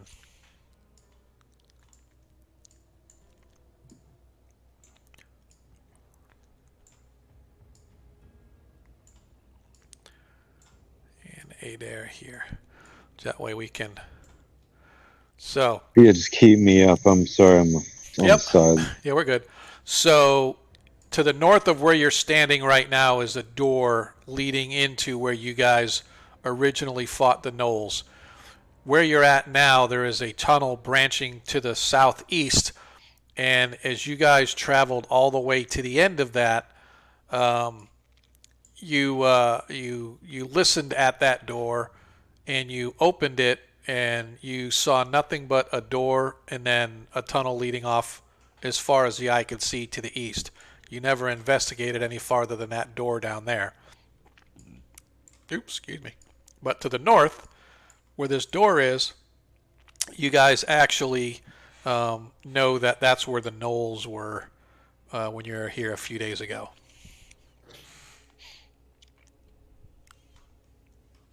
Okay, so let's head up that door. All right, so you guys are back at the door. What do we? Oops, I did it again. Which do we want to do? Lathor, check the door. Okay, Lathor steps up, goes to investigate to see if the door itself is locked. The door itself he finds is not locked, but checking to ensure that no traps have been laid. He looks at you, shakes his head in the negative, indicating that the door itself is not trapped, nor is it locked. Can I tell if there's been any activity on the floor? It doesn't look. It's really difficult to tell because the floor is mostly stone, although there is dirt and whatnot everywhere. There's so much traffic that has gone through here. It's almost impossible to tell whether or not anything recent. Okay, cool.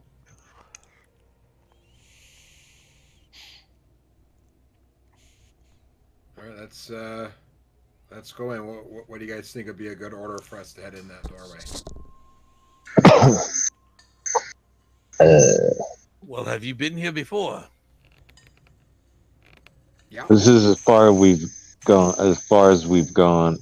Just to the doorway, right? Because I'm noticing the No, terrain you guys. here is Sorry, you guys came into this chamber on the other side of the door to the north, and that's where you fought the gnolls. Oh. I'm noticing the terrain is much different here than what we once were.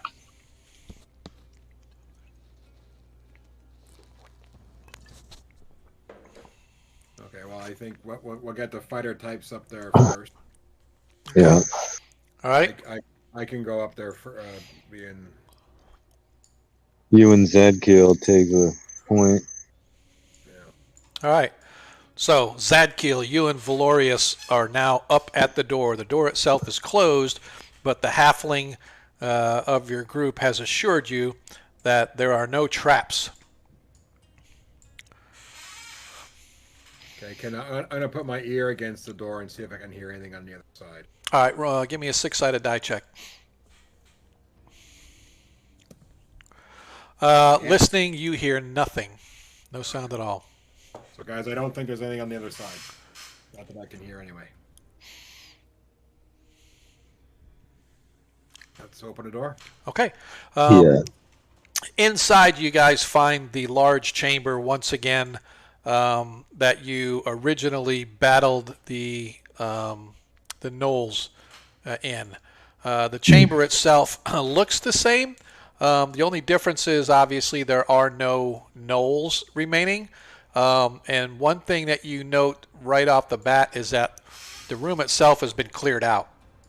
So it looks to you as if whoever takes care of this place removed the bodies of the gnolls and any indication that they may have been here. There's no light anywhere other than the light that you provide yourselves. No bodies of gnolls, although you can still see splashes of blood and whatnot. You see that there's 2 additional doors on the south, as well as the 10-foot wide tunnel leading out to the north. All right. Maybe we should have a guy or two guard that north entranceway and the west entranceway while we check that doorway to the south on the left-hand side. Okay. So, one of the companions or the hirelings goes to the north to keep track of what's up there. The other 2 go to the west, and then Lethor goes and examines the door to the south. All right, I'll back him up. Okay. Investigating the door, he lets you know that the door itself does not appear to be trapped, nor is it locked. If I want to open it, or you want me to open it? Oh no, it's up to you. He does his job. You guys, you guys do the heavy lifting. He just does his part by checking it out and ensuring it's clear to go. All right, I'll open for that. All right, so opening the door, you see that it's some kind of a storage closet. It looks like there's an old broom in there. Not much else other than dirt and debris lying about. You said there's an old broom? Yeah. Let's check out the broom. Okay. It appears to be a broom. Okay. All right. Can I tell if it's magical or anything like that? Or Why no. would they lock up a broom? what's that? Why would they lock up a broom? I don't know. That's kind of Perhaps it's a witch's steed. That's why I'm thinking there's something up here. Okay. Examine the broom. It's a broom. It's about 6 foot long, wood that's sort of rotten and half fallen apart. It's got a moldy old set of straw at the end. Okay. I was under the impression it was like a treasure of some sort. No, it's a broom. Oh, yeah, like a broom of flying or something. No, it's a broom. Looks like a broom. Maybe it is a broom of flying, but just looks like an old broom.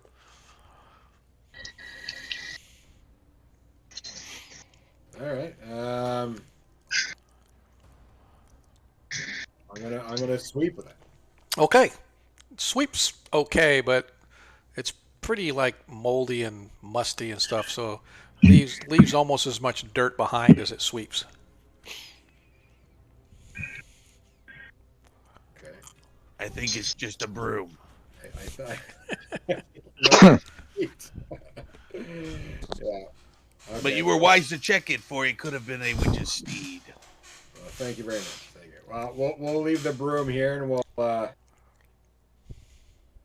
check that other doorway in the middle there. Okay. As you guys get over there, and Lathor once again runs his hands, looking carefully over.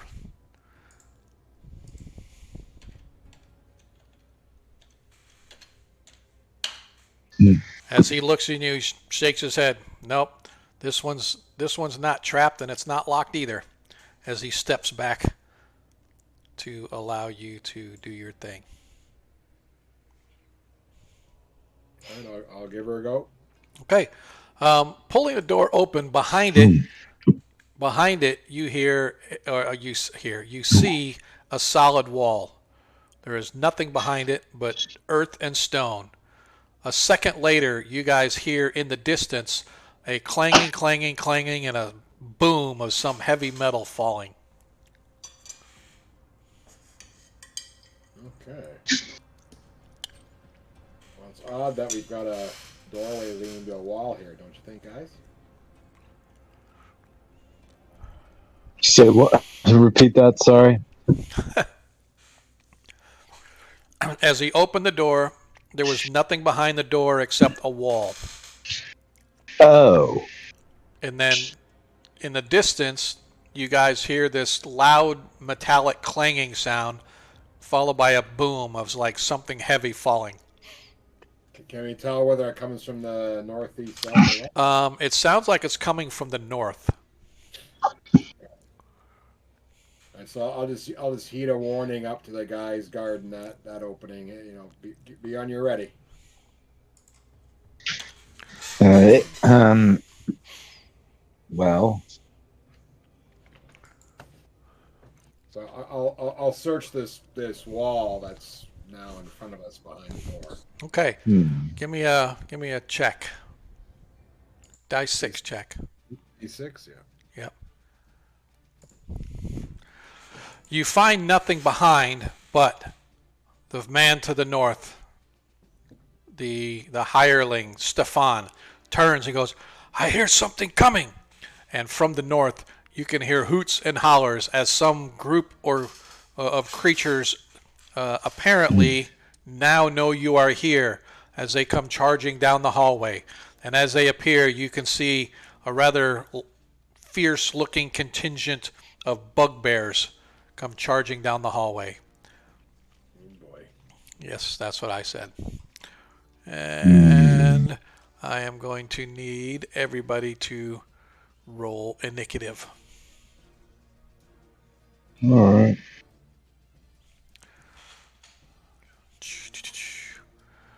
As I get the creatures ready for you guys.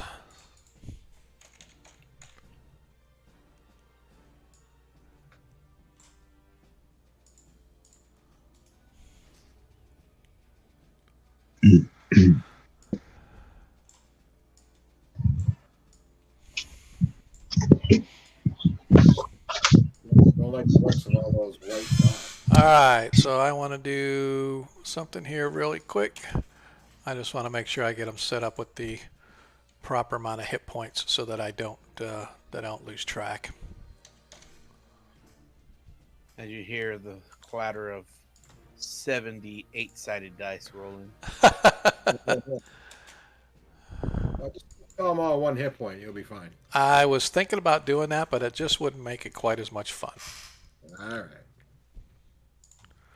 Just going to take me. Bugbears. Now, have I seen bugbears before? Yeah, you guys all recognize what bugbears are.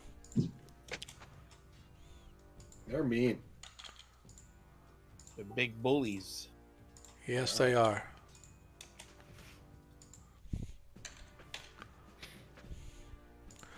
And last but not least, this guy. So I bought. Yep. Okay. All right. So let me then go into our initiative tracker and our combat. Reset. Reset for everybody. Add the party. Add from the map. Add all. Oops. Except for. Where is it?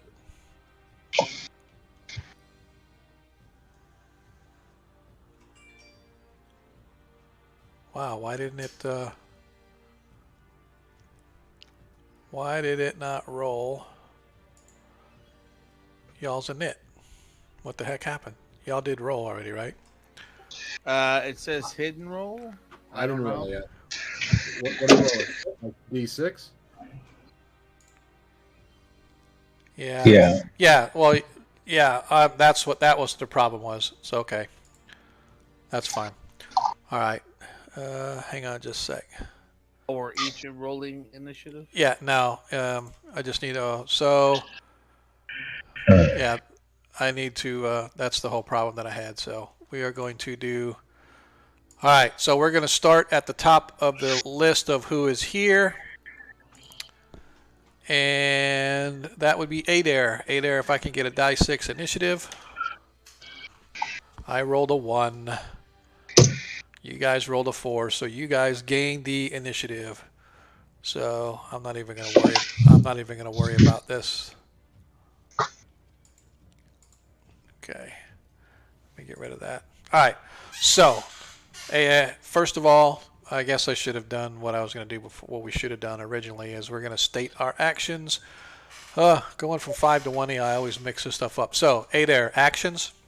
What do you intend to do? Sling with a bullet. Bullet. Okay. Arthur is going to cast a spell.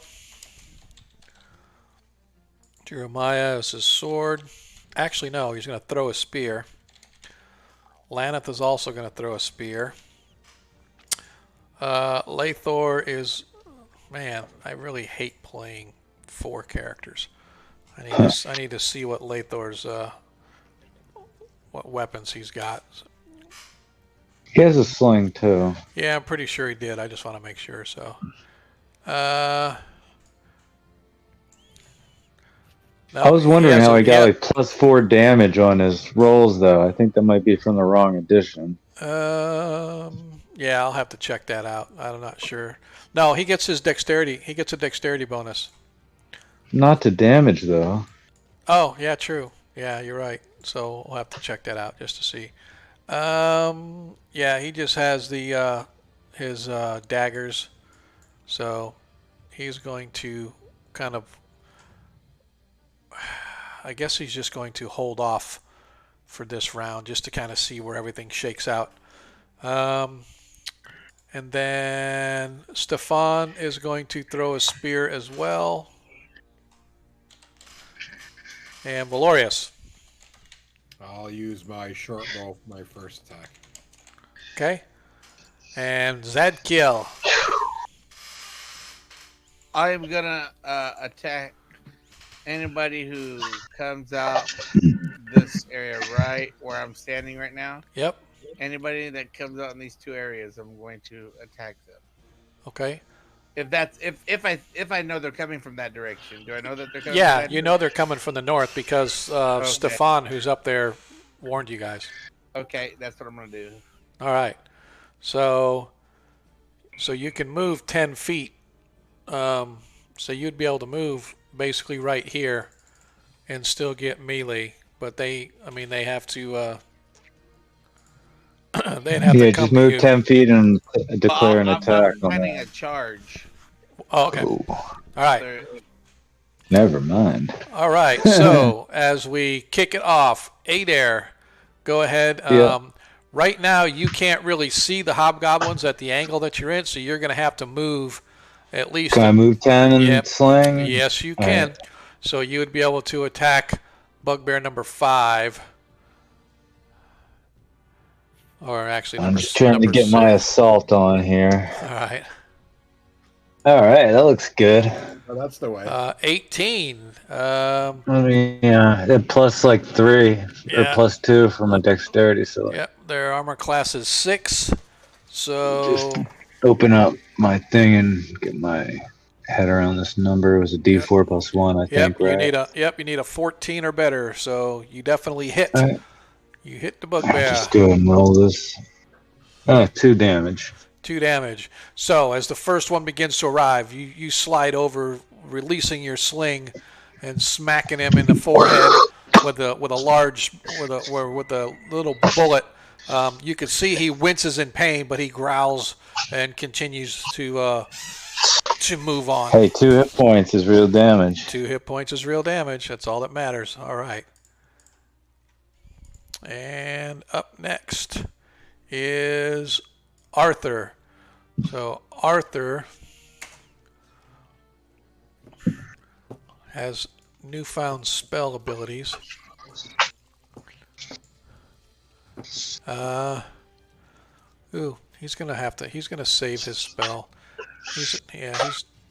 He's not gonna cast a spell because he wants to save it for when it's needed. But he is going to move up to at least some place where he'll have a view of what's going on. All right, Jeremiah.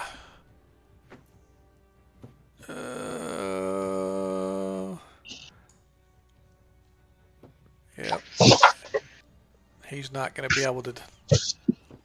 He's not going to be able to, based on from where these things are. He's not going to be able to throw his spear. So unfortunately, he can move, but he can't throw. The same thing with Laneth. Laneth can move. They're actually just gonna move far enough, but they just won't be able to attack. They're gonna get to where they can defend Arthur with their spears, but they're not gonna be able to throw him because they don't have enough movement to do that. Valorius. Well, actually, sorry, Stefan. Nope, Lathor's waiting. Yep. So Stefan is going to launch his spear at Bugbear that just got hit with the rock. Oh, aren't they metal bullets? Well, metal bullet, yeah.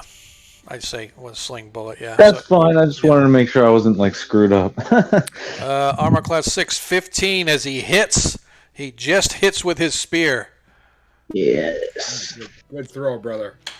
6 damage. Oh, well. 4 hit points of damage to the bugbear as it catches it in the stomach as it roars in pain. That one definitely hurt it, but the creature still comes on. And that is going to be it for that. Now we are up to Valorius. Oh. First shot misses. You get a second shot. Oh. 12 also yes. misses. 12 also misses as both your arrows go just off the mark as you're trying to get around the figure of Stefan up ahead, but unfortunately it just throws you off enough where the arrows go bouncing off the wall. What's the armor class again? 5? Armor class 6. Okay. Yep. All right. Well, kind of close. Zadkiel. I guess I'm holding my action until they move up. Okay. Well, it's like I said, you can, if you want, you can move yourself up 10 feet for where they can come down at you. Oh, I was trying to charge them if they came down here. Yeah, well, they're coming down there, so yeah, okay. You can charge at the end of the round, right? Well, I don't know. That's why I was like, when I see one, that's in the charge. That's what his thing is. Right. You see one's in these 2 spaces. Okay. All right. So, that being said, the bugbear's turn now. As the one bugbear, stumbling and bleeding, moves up, raises his... What are they fighting with? As they bring their morning stars to bear.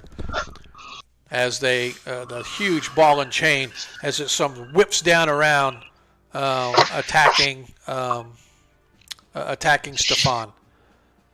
And this is why I hate my. All right.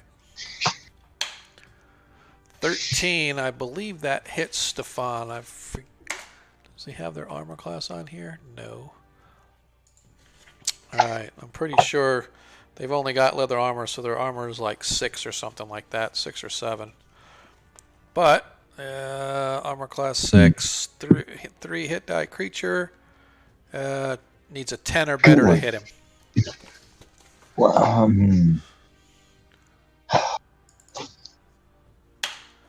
3 hit points of damage to poor Stefan as the Morning Star whacks him hard. You hear him cry out in pain as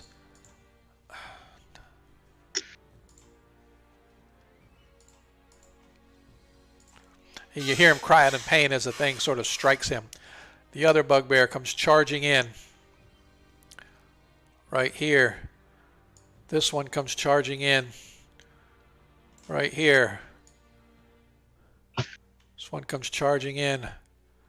Right here. 5, 10, 15, 20, 25, 30. Here. Would I not get an option? Yes. to charge Yeah, if you they are. made it in? Well, yeah, so, I mean. I don't know. So my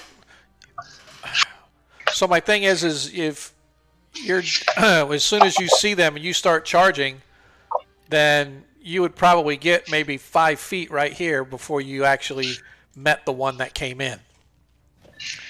Right? Okay, So yeah. so about halfway. But they're all flooding in, so I'm just moving to where they're going to be. However, you get the attack first because it's you're moving up to engage him as he comes in.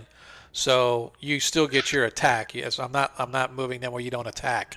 But I'm just putting them where they're all going to be flooding into the room.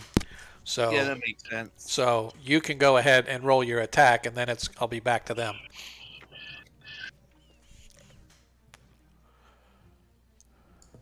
Okay. So I will swing. Let's see. I forget how to do this. Be a 20-sided. Yes, sir. Whoops, that's not it. You will swing and you will hit.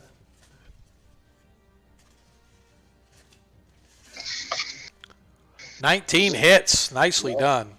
Good. yeah. Actually, yeah. Are you using a longsword? Yes, a long sword. Yeah, so it's I think bugbears are considered large creatures. Yes, they are. So isn't it die 12 or die 10? No, it's D12. D12, yeah. Oh, are you kidding me? So I did 1. Oh, you got 4. strength. Yeah, I got 4 points of damage.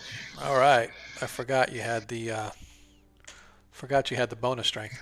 All right, so as you come up to greet the huge lumbering bugbear as it comes in through the tunnel, it sort of surprises you at just how large these things are up close. Although you've heard of them and you have seen them, it's just you've never really encountered one up close and personal like this. And they are towering, hulking creatures, almost like a sort of a clawed bear or a bipedal bear. As you sort of swing at him with your blade, he definitely knocks it partly away. However, he underestimates the strength coming from behind the blow as you slice in through his arm, causing him to cry out in pain, and his eyes just sort of narrow as he focuses on you. As we have reached the end of round 1. No, as we are back to the bugbears. So the bugbear that you just attacked is going to go attacking Zadkiel. A 7 misses. Yeah, I just noticed. I think on my character sheet, my armor class is wrong. Okay. It's actually a 1. Okay, we'll make sure that we get that. The bugbear to your left attacks. A 4 misses. This bugbear attacks Zadkiel. Uh-oh, natural 20. All right. That can't be good. Nope, never is. 4 hit points of damage. Oh, you beast! As this one is attacking Jeremiah. 6 misses. Woo! Look at that. As this one is attacking Laneth. A 10. Ooh, I think that hits. I think a 10 hits armor class 6. Who is it attacking? Laneth. Oh, is that one of the hirelings? Yeah. Okay. Yeah, it needs a 10 or better, so a 10 hits Laneth. 6 hit points of damage as Laneth in one blow gets cocked, falls to the ground, unconscious.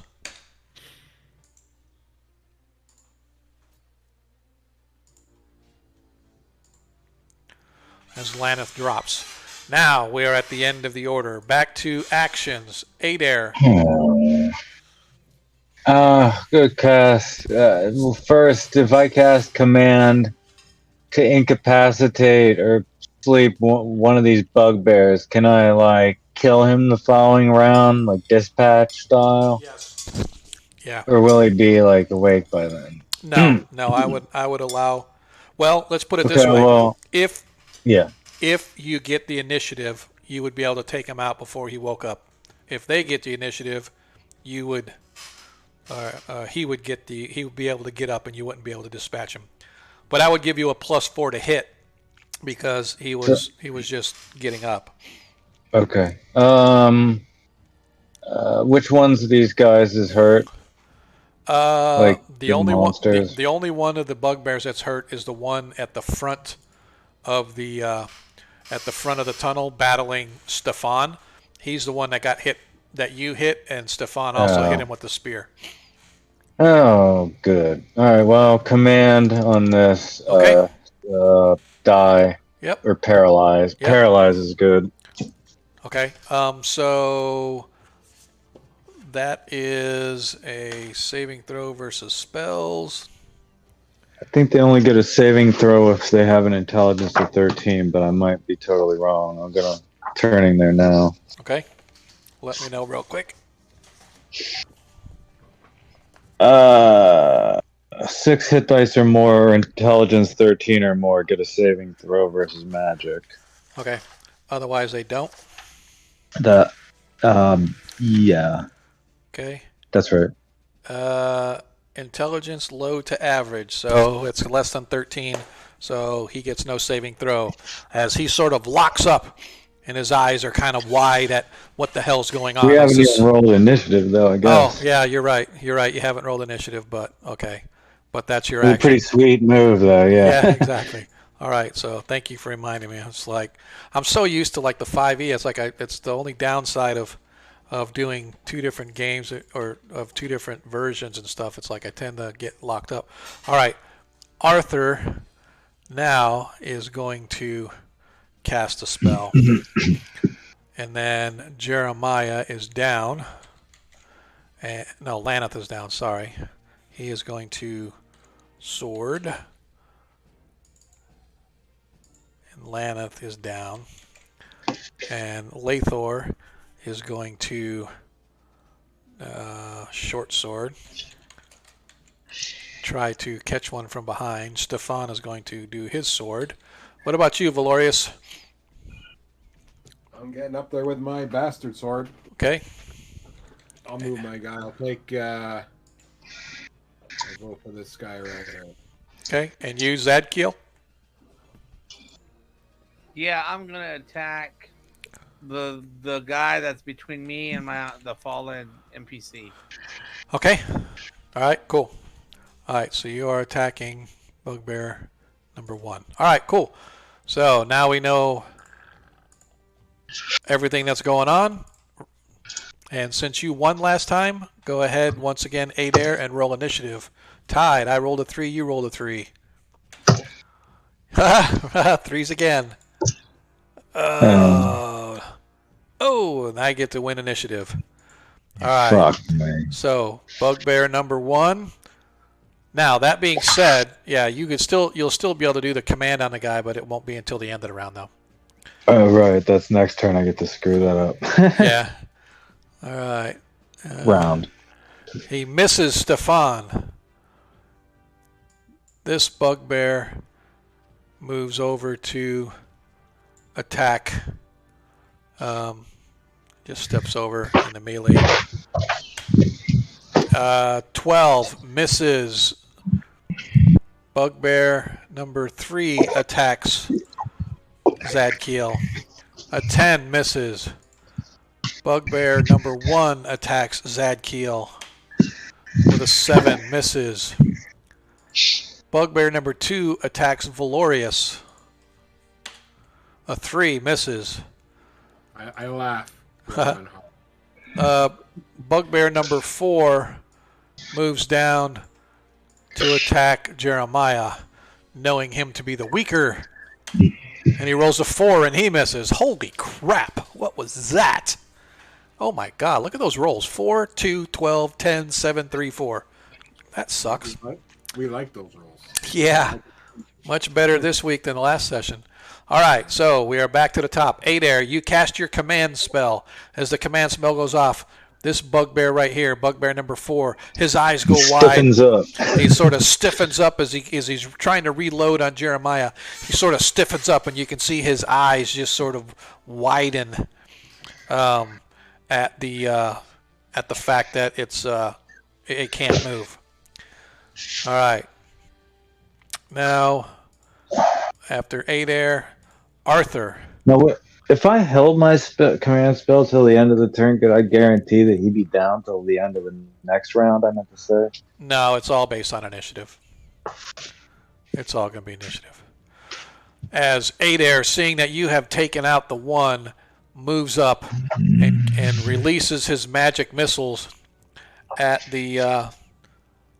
this bugbear right here, bugbear number 1. That's facing their new companion.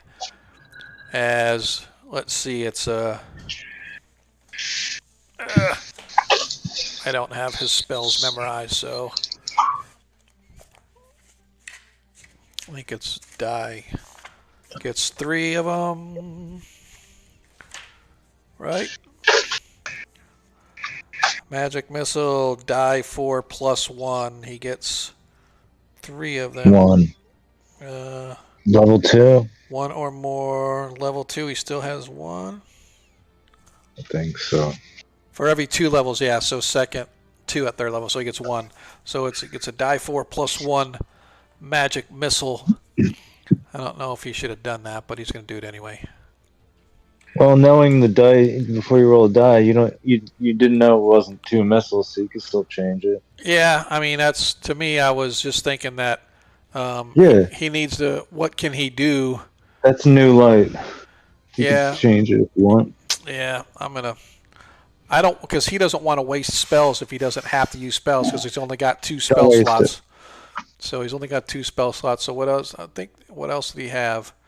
I think he had darts, right? Mm-hmm. Yeah, he's going to do his darts. We're going to do that instead. 1, 2, 3. All right. Please steal, bugbear. Yep. Take this, you bugbear. I'm going to stick you in the eyeball with my 3 darts. All right, so he needed a 15, so 2 of his darts hit.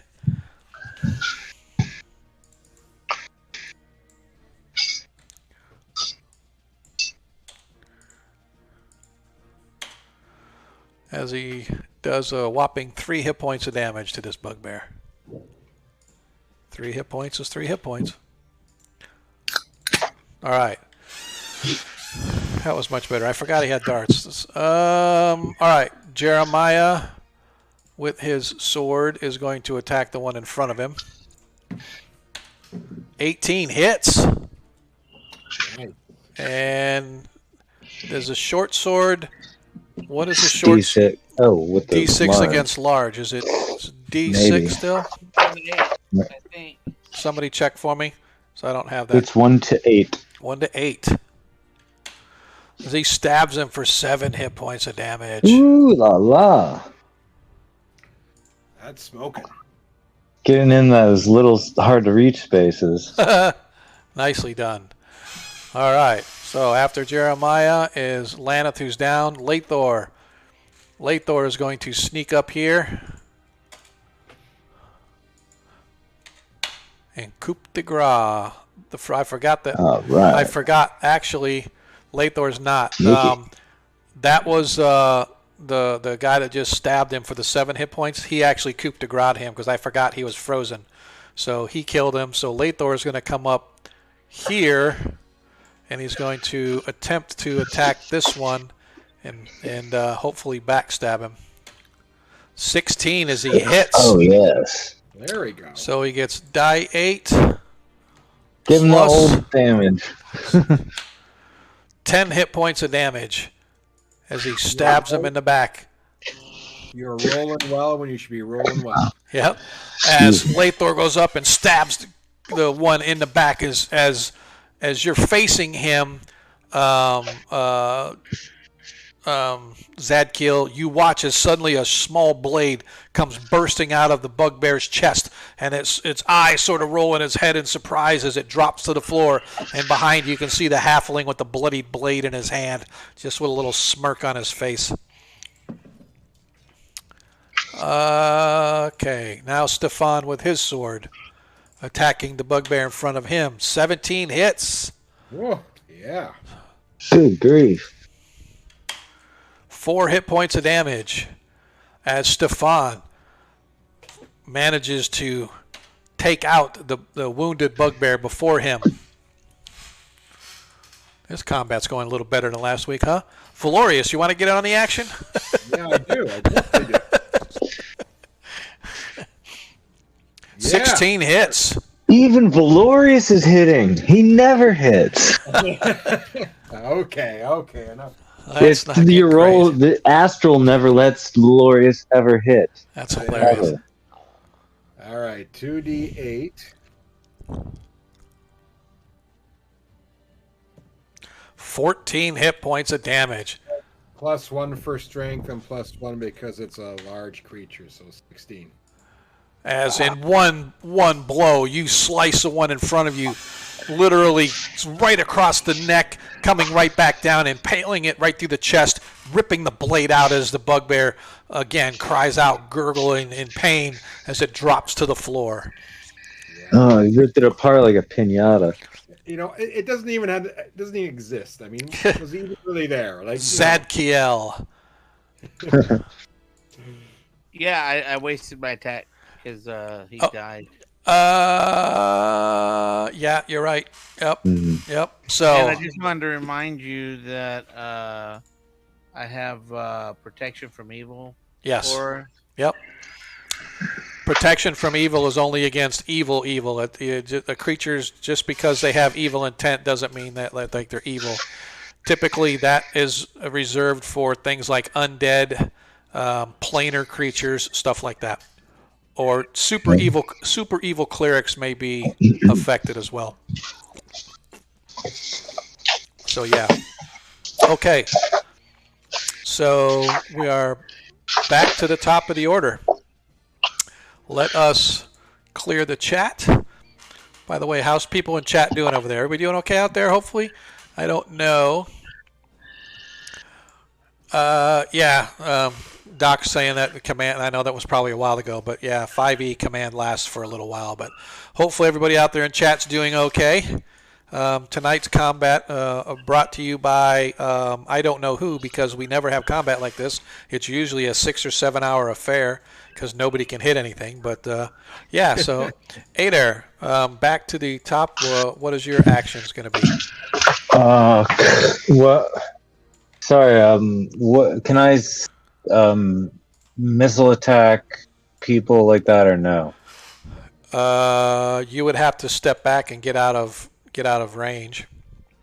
Okay. So if if you're closer than 5 feet, then you would not be able to. But from where you're at, no, you don't have to. Sorry, because the bugbears that you were at are actually down, so you would be able to range attack either one of those two. Okay, that are I'm still sorry. standing. It's just like a lot. Yep. Some going from different campaigns, like missile attacks are different.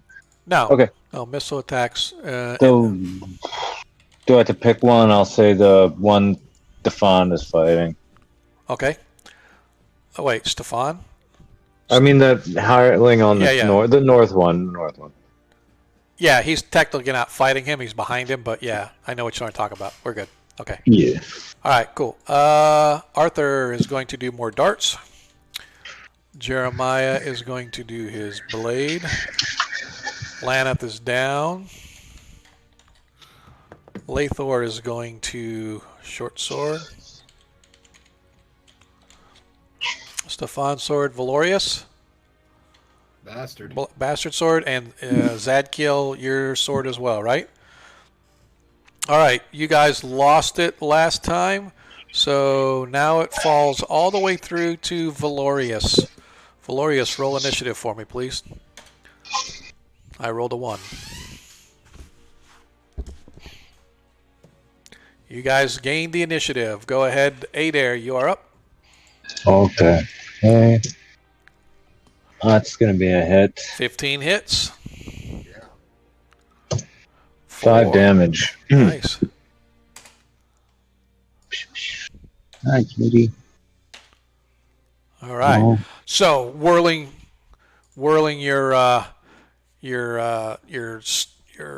missile in your sling, you let it fly, catching this thing right in the face as you watch as the bone shatters as the metal meets the flesh, and you can see this huge chunk of skin get ripped off the bugbear's face as it howls in pain as you significantly hurt it, although it is still upright in combat. As Arthur comes in,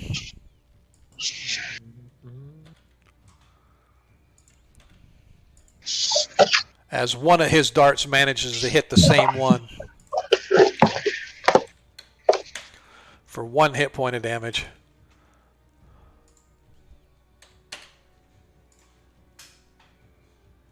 So Okay. all evil creatures get -2 to hit, but all those like weird summony Windwalker, like Devil's Gin stuff can't come near them. Yeah. There's when we talk about But the evil, -2 to hit applies to any and all attacks made by any evil creature. yeah, that's what I'm saying. Though, is when you consider evil, I always consider it to be. It's a rule. Yeah, it has to me. It's always been they have to be associated with like the negative plane evil. It's like it can't just have like a person with evil thoughts or something like that, right? I want to kill somebody. Is that really considered? Although it's an evil act, are they considered evil to the extent that they can be detected or banished and stuff like that? So, I would be like it's their alignment, but it's your call, obviously. Yep. All right. Jeremiah swings off with his sword. A 10 misses. Lathor is going to attack with his short sword on that same bugbear. Natural 20. Die 8 plus D6. So he does 15 hit points of damage to the bugbear that's standing on the other side.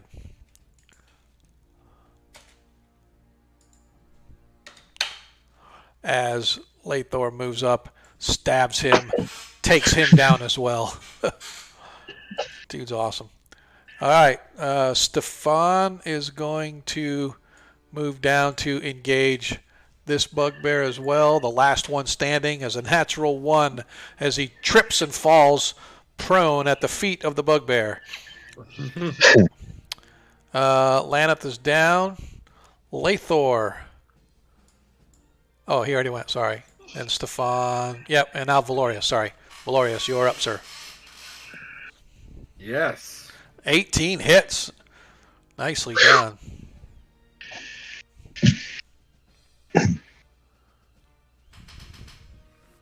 Sorry, guys. 1 second.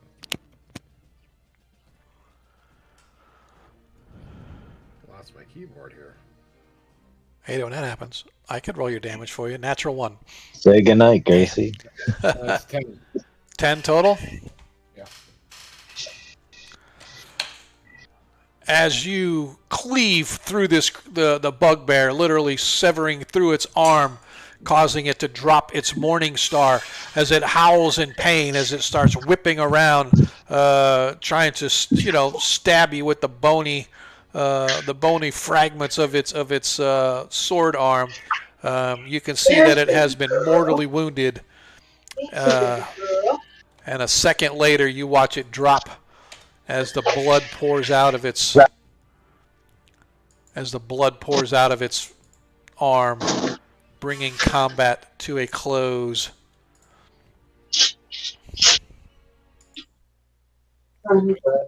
Nice. Good battle, guys. Good battle.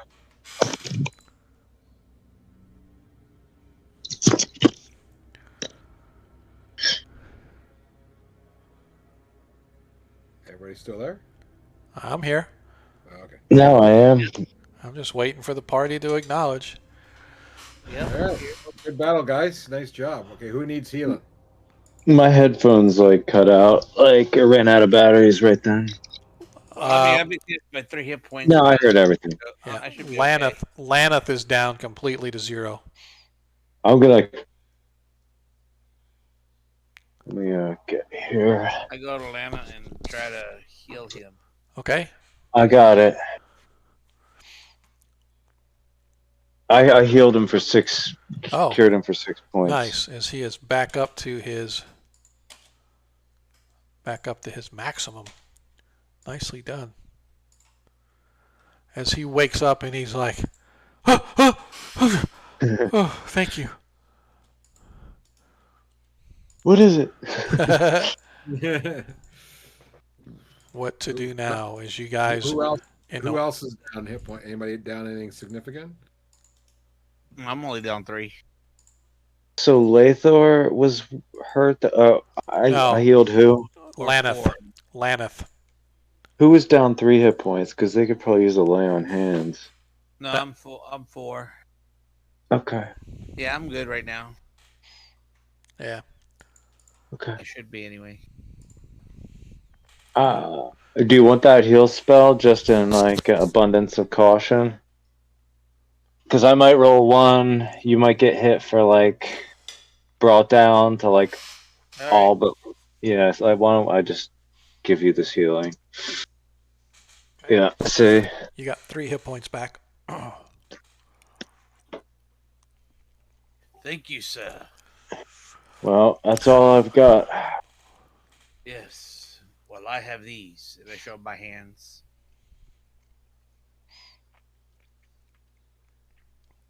And a way to show that I have my hands. Lay on. Okay. So, as you guys are there, you notice that the bugbear, the last one to fall, is wearing some kind of a bracelet with encrusted with gems. Okay, I'll check the bracelet out. Okay. As you sort of take the bracelet off of his huge forearm, you realize that it's actually a necklace of some kind that he was just wrapped around his arm like a bracelet, but it's a necklace made of silver, and it's very fine, very well made. It also has several gems sort of attached to it, so it's like one of those nice necklaces with a set of gems that you put around your neck, and the gems would sit right on your chest. So very, very well made. But the necklace itself is worth about 450 gold. However, each one of the gems you can see are probably at least 50 to 100 gold apiece if you were to take it apart. So. All right, I'll write that down. So it's a silver necklace.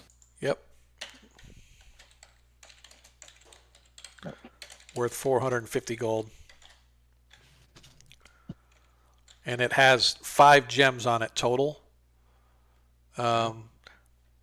There's basically a nice sized gem for the centerpiece, and then there's 2 smaller gems to either side of it. So there's 4, and then there's a big one hanging in the middle.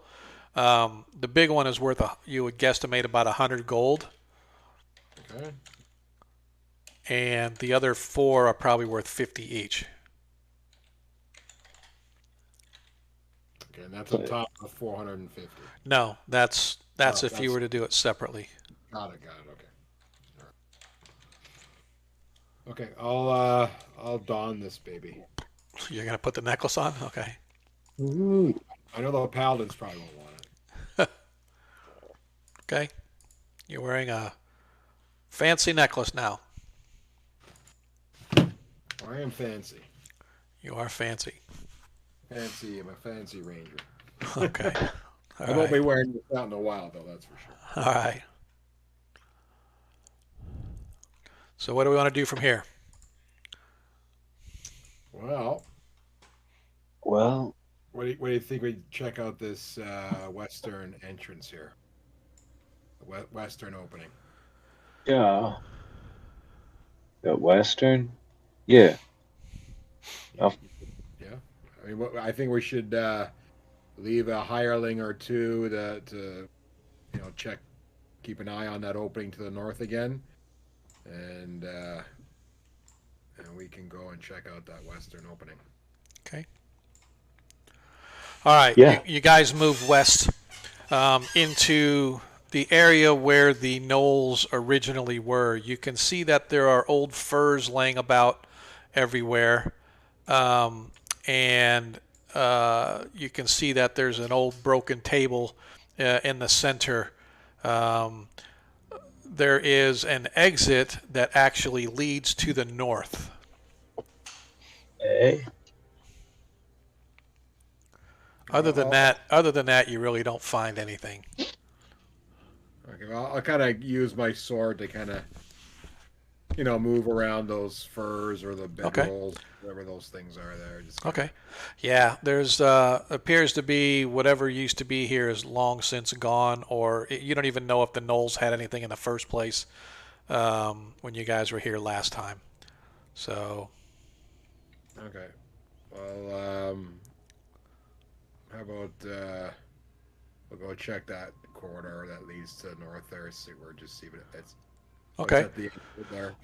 So before you even get there, you get right to the edge of the tunnel where it leads north, and you can see just a foot or so inside this really, and you lucky that you catch it with your eye in the torch. You can see that there is a thin tripwire of some kind. Where I am right now? Right where you're at, it's just to the next in the next block ahead, in the next 5-foot space. You can see there is a little thin tripwire leading. Back up and check the ceiling for green slimes while you're backing up away from the tripwire. With torch at the ready. Yeah, there's nothing on the ceiling, and there doesn't appear to be anything around you. All right, so I'll alert the party that there is a tripwire across the opening to this hallway. Yes. Okay. Guess, I mean, is it worth even hazarding up there? Should we have Lathor look at the trap? I'm gonna agree with you. Let's just go continue on our mission. Yeah. Agreed. Okay. All right. So you guys leave and you find yourself back in the chamber where you just defeated the bugbears. Hirelings, did you hear anything? Nope. No. I know nothing. Nothing. All right. Oh, good. As fighter types head north there. Okay. You slowly move your way to the north. All right. You get right. I'm going to move.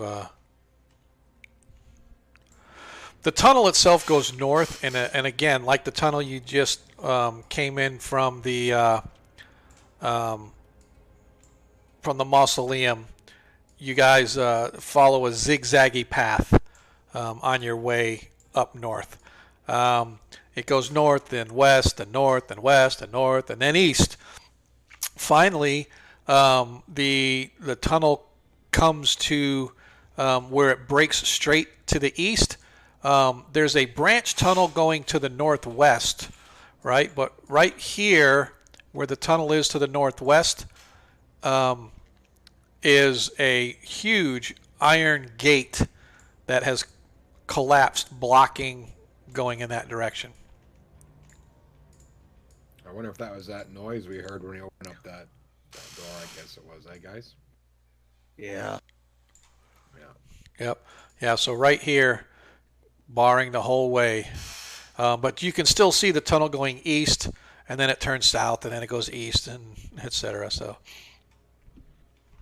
I still sense evil in this area. the whole place kind of permeates evil a little bit. Okay. So you guys want to head east? Great band. Yep. Yep. All right, we'll head east and then south and then east and see where we get. All right. Following the tunnel to the east, you go. Where is my map? There we are. You guys eventually come to a large chamber with 3 doors along the east side. There is an exit tunnel also leading to the north out of this area. The room is sort of shaped like an E. But to the north, you can see that there is a large room of some kind that has a huge table along with some lanterns and stuff that are actually lit up, making the room rather bright in that area. The room you're in here is basically empty. Someone's here. Be careful.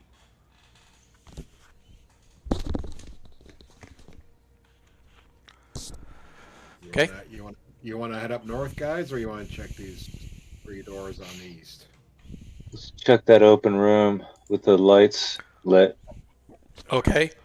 Moving to the north, as you sort of inspect, this looks to be a sleeping chamber of some kind. You see several large bedrolls, and when I say large, I mean fit for creatures 8 or 9 feet tall almost.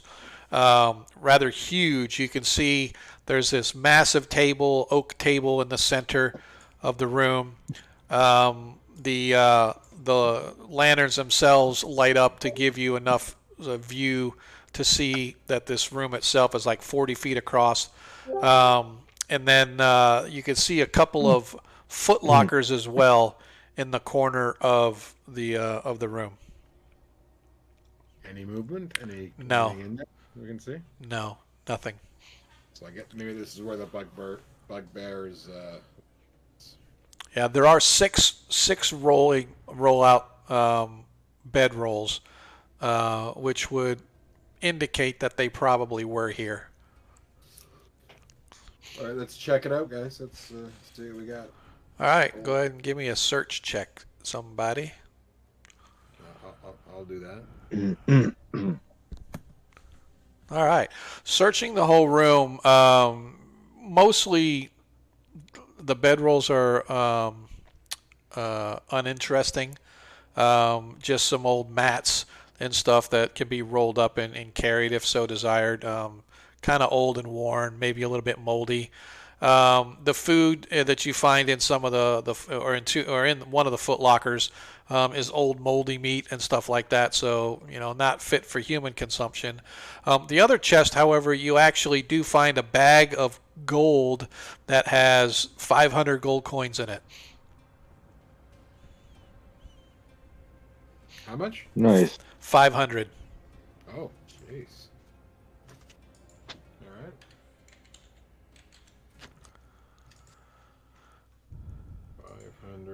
GP. Yep. Okay. Well, that's a good haul. Yep. Not too bad. Okay, well, I'll take that, but I guess I can't haul that out right with me right now, so we'll have to. You can. I mean, 500 isn't really that bad. I mean, that's like what, 5 pounds? 50 pounds. Is it 50? I think so. 50. 10 per pound? Okay, yeah, maybe 50 They could have pounds. cast them light. Yeah, they could have made I them always of feel lead, like too. they should be smaller. Yeah. Yeah, I'm not sure where they got that from, but that's fine. I don't know if there was some sort of old school weight that you could use to go by or whatever, but who knows? It's like you weigh shit in like gold piece values, but then like gold pieces only weigh like a tenth of a gold I piece. know it's great. It's so I know, awesome. That's the easy fit. It's just that's the way I do it. Yeah. Anyways, Yep. Well, gold is very dense and it's actually a heavy material. Yeah. So, what to do now? If you ever lift a gold bar, though, they're pretty heavy. But yeah, they just alloy. It's just cheaper. It's not really good gold. All right. Right. That's all. Let's get back on track. Okay. All right. Okay, so I say we check the northeastern door. Okay. So, the your local halfling gets over, and investigates the door and finds that it is not trapped nor is it locked. As he steps back, waving to whoever would like to go investigate and open the door. All right, I'll go give it. I'll open it. Yeah. Okay. Valorius goes over, pulls open the door, and reveals on the other side a little 10-foot by 10-foot closet. Once again, this one completely empty. Not even a broom to play with. No broom? Oh, geez. Not even a broom to play with. Crazy. Okay, well, Lathor, why don't you check that middle door there? Okay. As he goes to investigate. As he looks and he says, nope, not trapped either. And it is not locked either. All right. I'll open it up.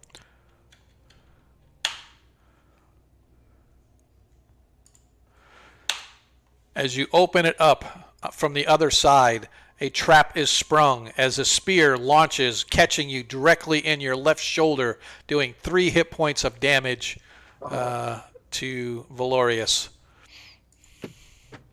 Well, that sucks. As Lathor's like, what the, I checked, there was no trap. I swear there was no trap. I'm so sorry. I swear there was no trap. It is fine. It is fine. Hopefully, there's no poison on it. Is a mere scratch. It's but a flesh wound. Exactly. We all know what I'm talking about. Exactly. As Yeah, he Elvis did investigates that. the final door and returns and says, and I'm sure of this one, there is no trap on that door. Just I'll to go show and I approach have it. confidence in you. I'll somebody approach else it. open up that. Okay. As you're going to open it, Zadkiel, your new companion, comes to open the door instead. Pulling open the door on the other side, you see another 10-foot by 10-foot room, empty, devoid of anything. I actually was going to bust the door. Oh, okay. As he kicks the door in, shattering it off its hinges. On the other side is nothing. On the other side is nothing. Just a 10-foot square empty chamber. Probably some kind of a storage closet of some kind back in the day. As the resounding boom echoes throughout the tunnels as you slam open the door. Where to now? Have we heard that boom sound before? No, that's the booming sound of you kicking the door open. It's echoed through the Oh. whole chamber. Gotcha. Where to now, friends? You seem to have reached the end of your turn, or the end of your route. Well, I guess Oh. we either gotta try and figure out a way to raise those bars or that gate there, or we can go all the way back. I can down. raise the bars.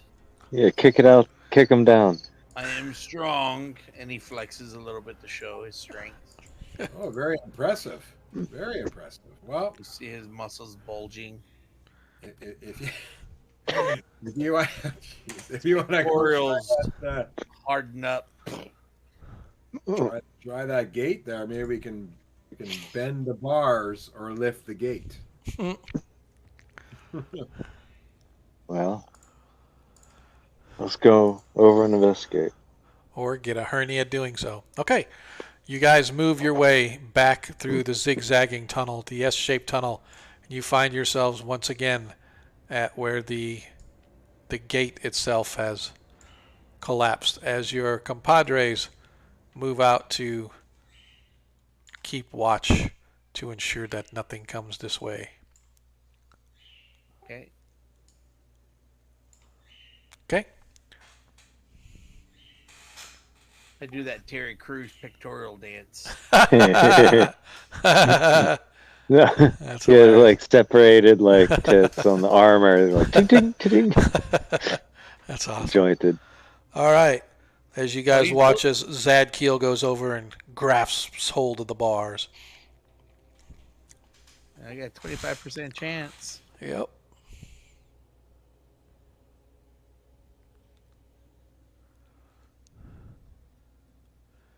Say a little prayer for I don't know why you did that, but you need to be inside parentheses with an exclamation point.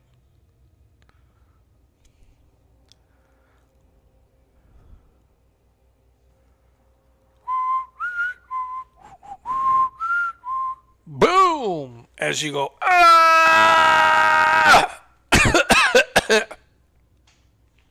Nothing happens. Bars don't budge. It seems these bars were built not to move.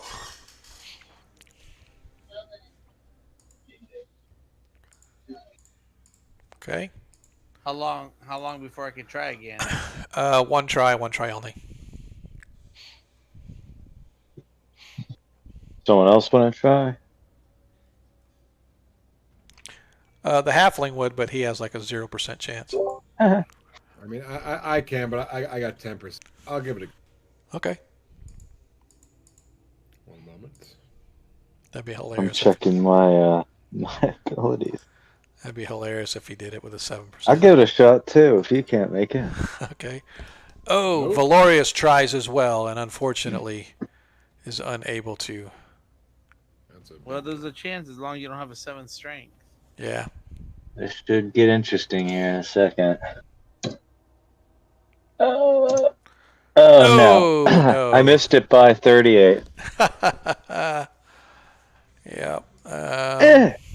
So well. What is the percent chance with a 10 strength? It is a 2. Watch him get a 1. In the Who's opposite Arthur? direction. No, Arthur's big moment. this is his. Oh. Oh! Does he have a No. 12? They should have been doing it together like the Three Stooges. Wait a second. Hang on a second. Let me.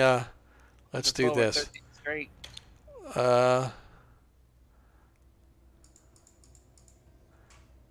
12 or 13 strength. Hang on a sec. I'm gonna try. Drop the Yes. low. He has a 13 strength. Yeah, he did it then.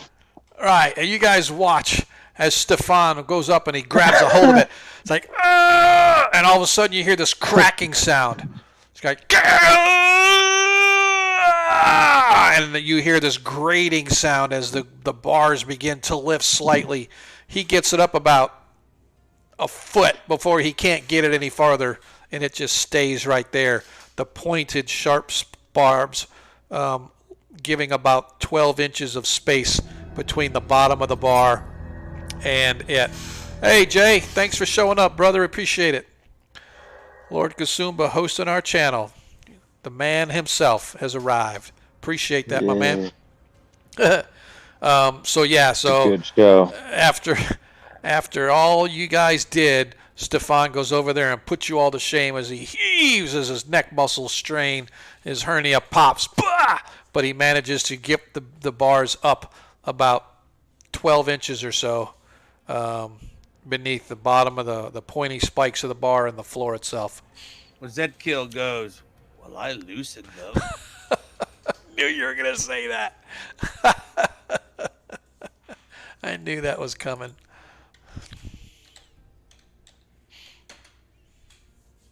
Um, Well, if these bars were down, there's possibly traps. Who is our trap smeller? As the with a halfling, Lathor. as Lathor sort of gets up underneath the bars and gets to the other side. Good luck to you, sir. What am I looking for?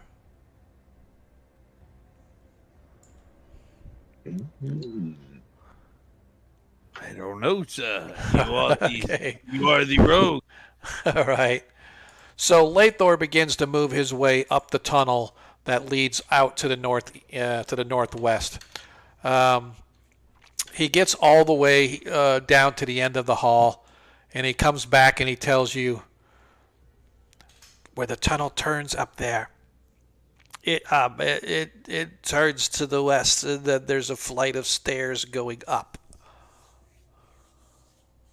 But it ends. It ends in a wall, so I don't know what's up there, but the stairs end in the wall. Well then. I shall go first, I suppose. Okay. And I As- move very slowly as I'm praying to Saint Cupbirth. Okay. Protect us from all evils. Okay. I will follow. I will follow close behind. All right. The three henchmen are going to stay back here. Stefan's going to be nursing his hernia. But you guys get up there, and much like what he said, Lathor, you see that the tunnel turns west. And after about 15 feet or so, it starts to ascend up a set of old, worn stairs. They've got muck and grime on them and stuff, but you can tell that these stairs are actually fairly well used, as if people traverse this all the time. However, the stairs end at the top, but they end in a wall. I'm checking the ceiling for any kind of slimes or puddings. Okay. Yeah, you see nothing. Nothing on the walls or I ceiling. believe those stairs are deceiving. There must be an opening. Well, it leads up, so I think, guys, we can avoid this for now, and we should go down to that southwest or southeast angle corridor there. What do you guys think? Where would this stairwell lead to up in the moat house? Surface. I'm saying to the group, I guess. Yeah. But Owner of all because this my player doesn't know. So go on. Sorry. I can't figure it either off the top of my head. Probably to the owner of all this slime on the wall. Could be. Well, I mean, barring knowing how to get through here and figuring that out, I guess we could go check what you suggested, Valorius. So what are we going to do? Sorry, I didn't hear what Valoria said. I was going to say we head back down to that chamber to the south, Oh, gotcha. right, and then go on that southern door on the back on the right hand side, and then go on that southeastern angle Gotcha. corridor Yep. to that door, and then check that door To the east. Go east. So you want to Yeah. come here. Now, did we want to take a break, guys? It's 9:49. I'm okay not taking. I just thought sometimes, Sean, you want to know what. Well, the reason I like the breaks is just to give everybody a break, but we really took a super early break. So I don't care if you guys want to take another 10-minute. I'm fine with that.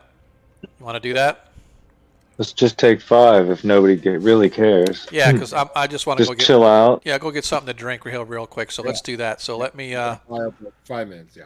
all right. So let me shift this over to the to our. I'll set my timer for 5, and then and then we'll start, and then we'll intermission. And no need for Spotify, folks. What? I love it.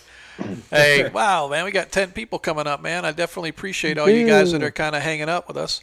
But if you have not already, hit that follow button, hit the like button, whatever you want to call it. If you really want to be energetic, go ahead and hit that subscribe button. You know, we're getting close to our goal of followers here, so I would definitely appreciate all the love and appreciation you can give. Also, don't forget, I'm just going to do this a quick shout out here.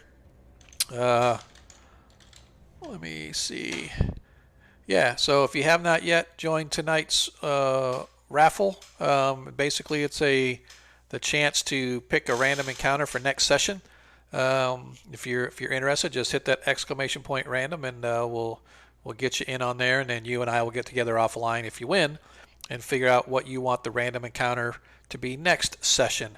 Party has yet to encounter it this session, but the night is still young. I'll be back in a few.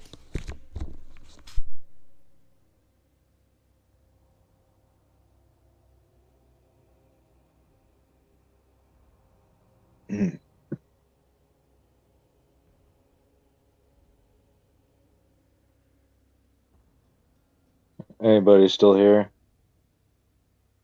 Nobody's here. Yeah, I'm here. No, I'm alone. Well, I'm here. Be like, now that I've watched Nightmare, like 4 seasons of Nightmare, I'm like disappointed, like with my like like every time I play D&D, I'm like, oh, it's not like as good as Nightmare. Y'all ever seen that show? I've never heard of it. Is it on Netflix or? No, it's on YouTube, and it's straight up like the most old school. It's like a green screen, like kids game show from like 87 to 93 in England. And it's just about the funniest damn thing. It's like one of the best things. They put on this like helmet so they cannot see, and the graphics are like super whack. You know what I mean? And like the performances are like, you know, it's really funny. Like the dungeon master is the best part of it. The kids are like, he's like, where am I? And they're like, you're in a small room with a table on the table, you know. And they're like describing it like DM stuff, and they're all just these like weedy little kids from like '88. Like, I gotta check it out. it is great. Like, I'm like, how have I gone this long and not heard about it? You Yeah, know? really. Nightmare. Okay. It's like, welcome, Watchers of Illusion, to the Castle of Confusion. You know, it's super hammy. And like the graphics are rubbish. It's brilliant. I love it. It's all about being entertained. If you like old like 80s stuff, it's a must do. I grew up in the '80s, so I probably. Like their like life force goes down. They have to like put like a piece of food. It'll be like a pineapple or a little pie. Put it in a bag, and like there's little rules to it. I mean, it's definitely like a response to like the growing popularity of like fantasy role playing games and stuff. And the first 2 seasons, like the Casio synth intro, Oh yeah. masterpiece.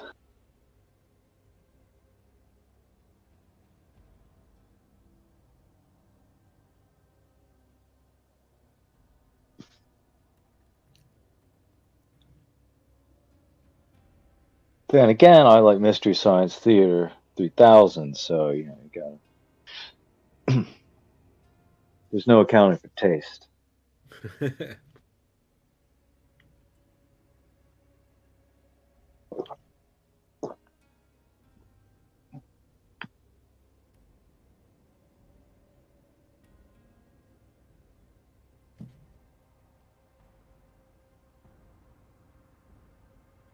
It's like people call out like on D&D. It's like, I know I'm always like the one left, you know, who shows up by themselves. Along with Monkey and Glorious.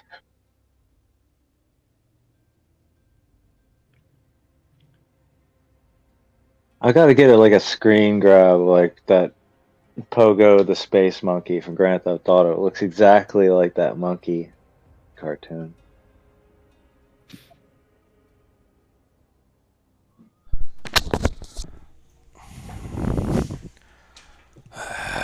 I am back. Here we go. Perfect timing. Yeah, unfortunately, you didn't hear me yelling and cursing, though, as I came back in and my foot caught my cord and pulled my laptop off of the counter and slammed it onto the floor.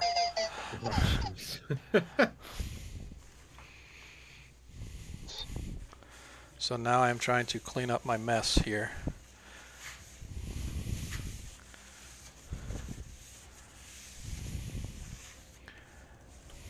I got this. Thanks. Ho hum. Hey, we're back. I am a klutz and a half. It's like I had a bowl of soup that I was bringing back with me, and my foot caught the cord on my laptop. Oh, I will. So give me another 2 seconds, guys. We'll be right back.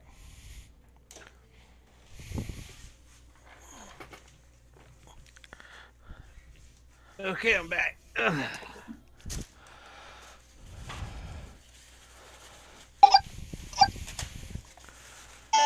I'm almost back too. What are you doing, monkey? Nothing. That's not me. Who's playing what? I was packing. I was putting another box of books that I have. Yeah. Yeah, because I'm moving. Hey, he made it. What's up, Shane? At least he's out on Astral. I don't know if he's on Discord or not. All right. I have basically cleaned up my mess. We can get back to gaming now. Man, tonight has just been one of those weird nights. First of all, combat goes quick. You guys kill everything right away. And then I have all the technical issues again. And then I end up having physical issues because I'm an idiot. And that's all right. As long as you're not having mental issues, we're okay. Well, that's, still, the night is still young, as I say. Hey, that's my job. Don't steal my thunder, all right? Right. All right. So, hey, Agamanrand. How you doing, man? I can remember the drawing. I know. He's like the only one. He's going to win for sure because he's like the only one that entered. But that's all right. It's all right. And let us encounter a monster of healing potions. Yeah. All right. So, you guys find yourselves as you travel your way back south through the labyrinth that is beneath the moat house. You find yourselves at the southeastern tunnel. And as you recall, you were last down here. You guys went to the end of this tunnel and there was a door. And you sort of peeked around a little bit but didn't do anything. You left the door alone in favor of going north where you encountered the knolls originally when you were first down here. And so you have yet to traverse this area. Now, that said, down to the south, as you guys can see on the map, there is still that water chamber down there, but you guys never went in there either. Again, electing to just not worry about sidetrack adventures, so to speak, and working your way through the tunnels and the hallways of this subterranean complex. So, that being said, what do we want to do from here? I say you go down this hallway, guys, to the southeast and check that door. All right. All right. So, Lethor moves all the way down, followed by the Paladin, followed by, I guess, the party. I don't know what order we want to go in. Yep. Adair is like second rank. Okay. That's fine. All right, and then Arthur is going to be surrounded by his minions. That's just how he rolls. So we get down there, and we will have Lethor check for some traps for us. I meant, hey, Valorius, move up there, buddy. As Lathor I can't get. Lathor checks the door, and he indicates that this door is not trapped. It is unlocked, and it pushes away from you. I tell him, don't worry, little one. You did a great job. Okay? And I go and do my Terry Crews muscle dance, and then I Push the door open. push the door open. I'm waiting for you to tell me to roll a 1 through 4 on a 1 to 6. I'm waiting. Oh, for the door? No, sorry. Nope, these doors aren't stuck. These doors are actually, contrary to the story of the moat house, are actually very well kept and oiled. As the door slides open almost silently, you can see a 10-foot wide hallway on the other side leading off into the distance. The first thing you notice is the smell of vegetation, swamp gas type of a smell in this hallway. Immediately on your left, you can see that there is another door.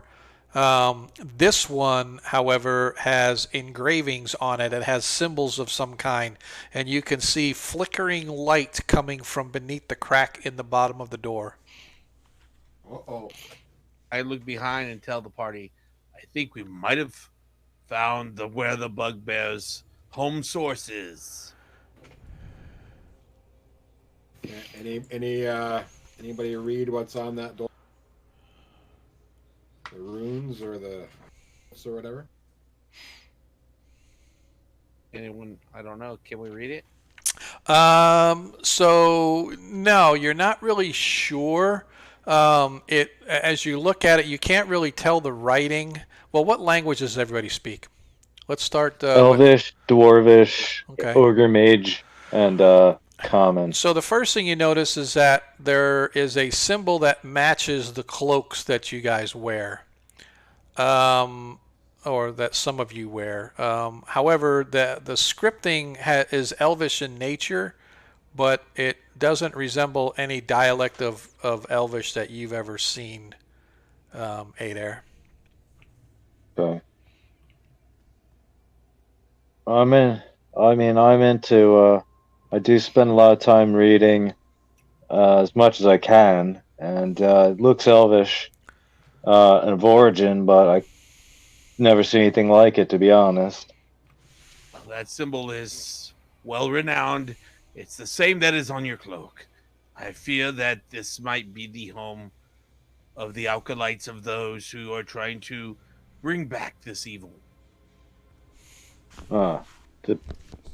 The ones we're after, no doubt.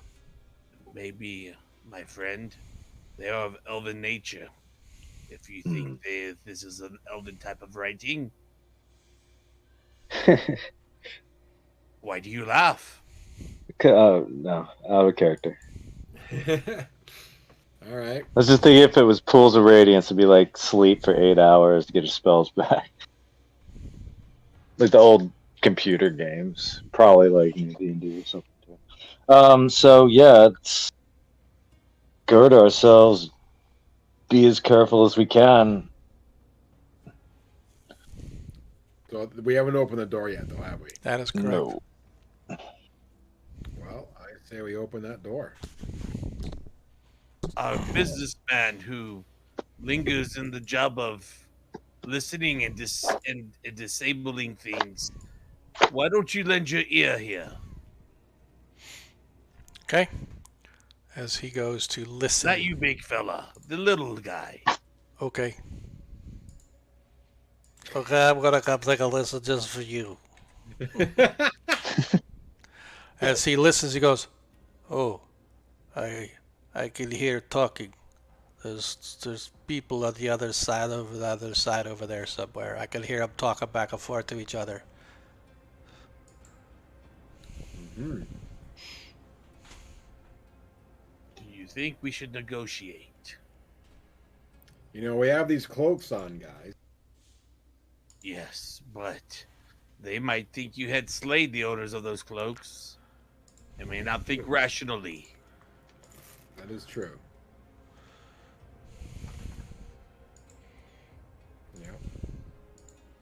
Then again, they may think you're new recruits. I do not know.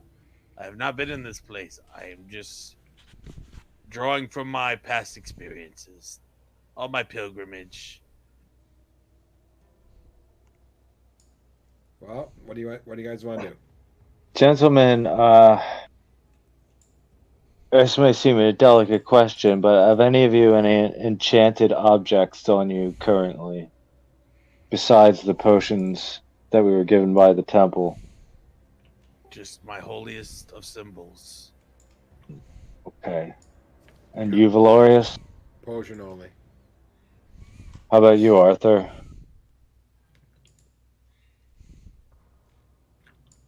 Oh, sorry. Yeah, he Yeah. doesn't. I forgot he's not here. Yeah. No, he has no magic at all, other than his spells and his Actually, yeah, not even that's it. It's a spell book. Lathor, yourself? He's also you, Sean. Yeah, I know. Yeah, Lather has he has a magic blade. That's it. Okay. I'm going to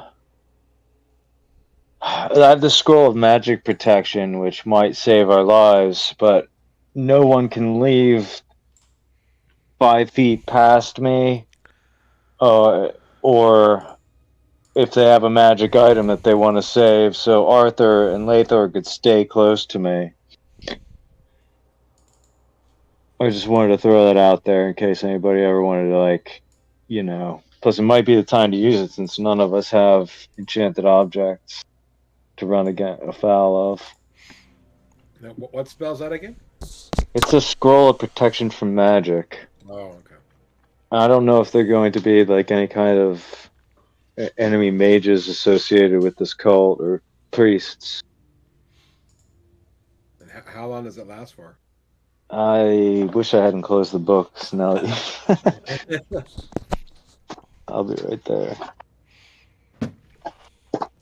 Okay, not instrument of the bards. Rings is close. I used to like look through this so much when I was a kid. Like I just know the flow of it. Yeah. Credit spell, right? Okay.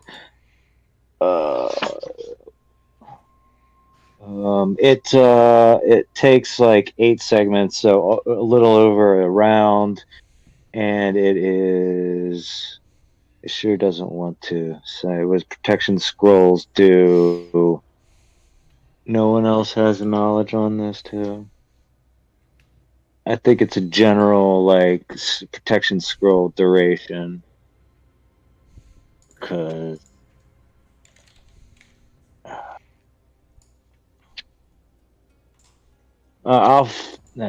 shit.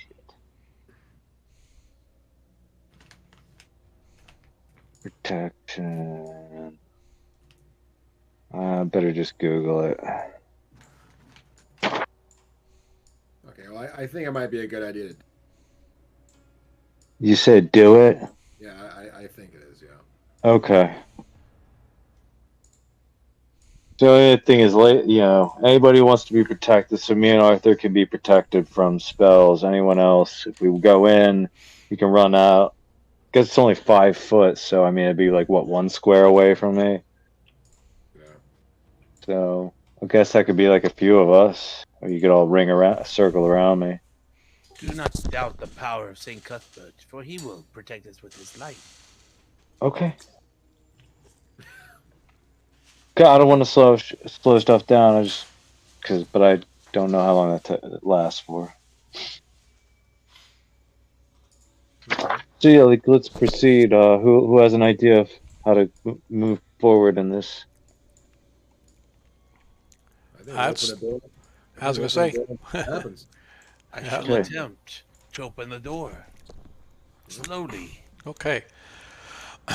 Opening the door, the first thing you see is a well-lit hallway. That the light that sort of comes into the hallway where you guys are almost catches you by surprise, even though you could see the flickering light coming from beneath the door. The extent with the brightness on the other side contrasts with how dim and dark it's been around you guys, even with the lantern and the torches and stuff like that. It just sort of, the brightness sort of catches you off guard. The other side of this also is completely contrasted by the fact that it's a well manicured hallway. The walls themselves look to be covered in tiles. The floor itself is covered with inlaid tiles that look like it's almost like a massive web running all the way down to the end of the as far as you can see.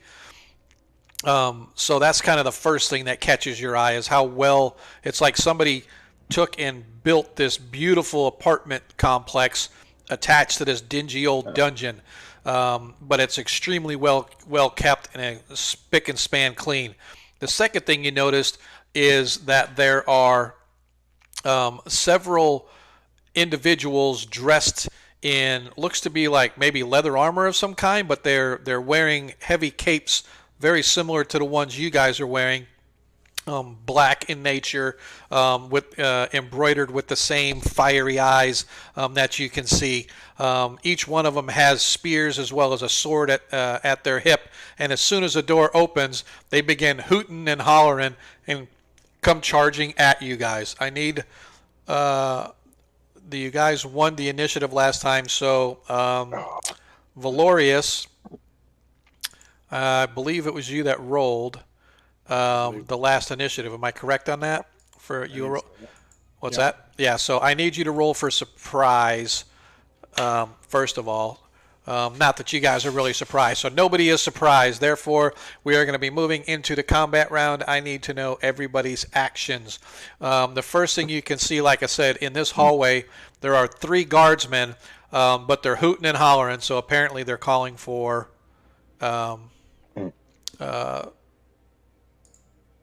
reinforcements. I had turned to my party and I go. Any reaction to our capes? No, not that you see. At least not that they've said or anything like that. I look at my companions and I tell them, "It looks like we have stumbled upon a Star Wars set of Imperial Royal Guards." Stop. You're such a turd. That's a no-no. That's a big no-no. All right. So like I said, you can see 3 guards at first, but they're hooting and hollering. And from in the distance, you can hear more shouts being raised as apparent reinforcements are headed this way. I'm going to step to the right square and fire a bullet at the far one that I can see. The farthest one you can see? Yes. Let's see. So these. Well, there's 2 that I don't. No, there's 3. Okay, well then the one furthest, in the middle. I was gonna guess. say the furthest one is 70 feet away from you. I didn't know. I was too zoomed in. Yeah, that's fine. That one. Yeah. So okay. All right. Cool. Guy here. Yep. All right. So you are doing a missile. Arthur is going to do darts at the first one. There. Jeremiah is, they're just going to go in blazing with swords, the 3 guys. Valorius. I'm going to go blazing in with swords. All right, Zadkiel. Yeah. I'm going to go in blazing in with sword and shield. Yeah. All right, cool. Sword and shield. Therefore, let us now enter into the world of initiative. Go ahead, Valorius. Go ahead and give your initiative roll. I rolled a 5. You rolled a 4. The guards go first as the first guard comes moving up to engage. This one. Engagement party. Yep. This one moves up. 5, 10, 15, 20, 25, 30, 35, 40, 45, 50. He moves to right there as he gets ready with his spear. And it is going to he'll come to here. He'll come to here. Then 1, 2, 3, 4. Yeah, that's right. And then this guy arrives here. All right, so that's kind of, you guys, I don't know, can you guys see all that on the map where I position them? All right, so the first one, so first of all, just so we're clear, the guards have scale mail and shield. Their armor class is 5. And Right. they'll be brandishing their. Oh, that's cool. So the 3 in here, although they have spears and swords, the 2 coming up from the rear you can see are brandishing crossbows. But this guy that just came up to Zadkiel is going to attack with his longsword. So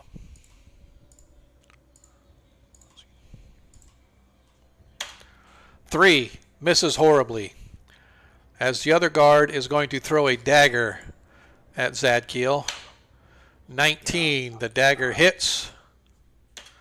Oh, 4 hit points of damage as the dagger from this one over here, the closest one, manages to just squeak by and bury itself right in your shoulder, right at the little soft tissue between the shoulder and the pectoral muscle, as you try to do your Terry Crews flex and push the dagger out with a flex, but it doesn't work. Sad panda. I smell sarcasm. Yes, you do. The rest of them just move up to get close enough where they can engage with the crossbows from a distance. There are 6 of them total that you can see, along with a guard or a sergeant of some kind at the far end. So that is their actions. Adair, go ahead and do your missile attack on the one that you said. Again, armor class 5, 13, I believe, misses. I get bonus from my +2 Oh, that's for my right. dexterity. That's right, +2 for your dexterity.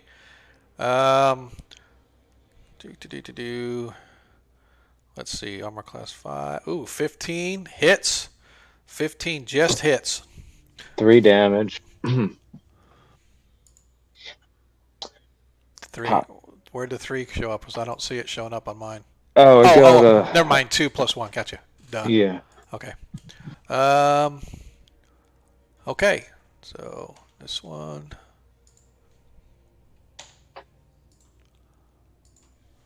All right. So as you released it, the one that hit Zadkiel with the dagger, you managed to inflict almost as much damage with your bullet as it cracks him in the skull, and you can see that it staggers him for a second as he needs his spear as sort of a pole to kind of help him sort of keep from falling. As Arthur comes up to throw his darts, he's going to take the one he's going to do 2 at the one and 1 at the other. But Yeah, I'm not going to be able to because he can't get through anyway. See if he went. Yeah, so he's going to come here, but he's not going to be able to do his darts because he won't be able to get through, plus the movement. So Jeremiah, same thing. He's going to move right here by the door with his blade. The other 2 are just going to kind of move up. Lathor is going to move around behind everybody over here because just trying to get room for you guys as they sort of stage themselves at the door. All right. So put Lathor in here and have him fire a dagger back at that idiot. Yep, that's what he's going to do. I was going to say I was going to bring either that or I was going to bring one of the other guys with the blade. But yeah, since he was that close, he only moved 10 feet, and he whips his dagger.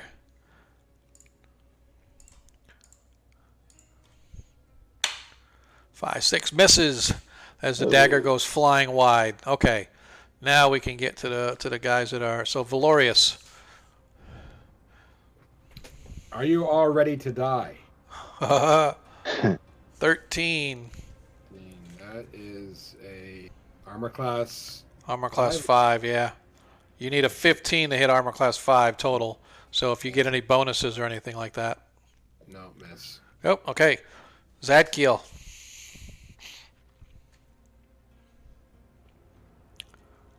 That would be you, monkey. Yeah. Is this a space right here? Yeah. Okay. What I'm gonna do is I'm gonna strike him and move back to that if I can, if that's possible. Okay. Okay. Yeah. Okay. Just so you know, when you move out of, well, it's a miss. Just so you know, as you move out of his range, he gets a strike at you. Okay. That should be a 12. Did I hit him with a 12? No, you need a 15 total to hit armor class 5. Okay. All right. All right. I'm willing to take that risk. Okay.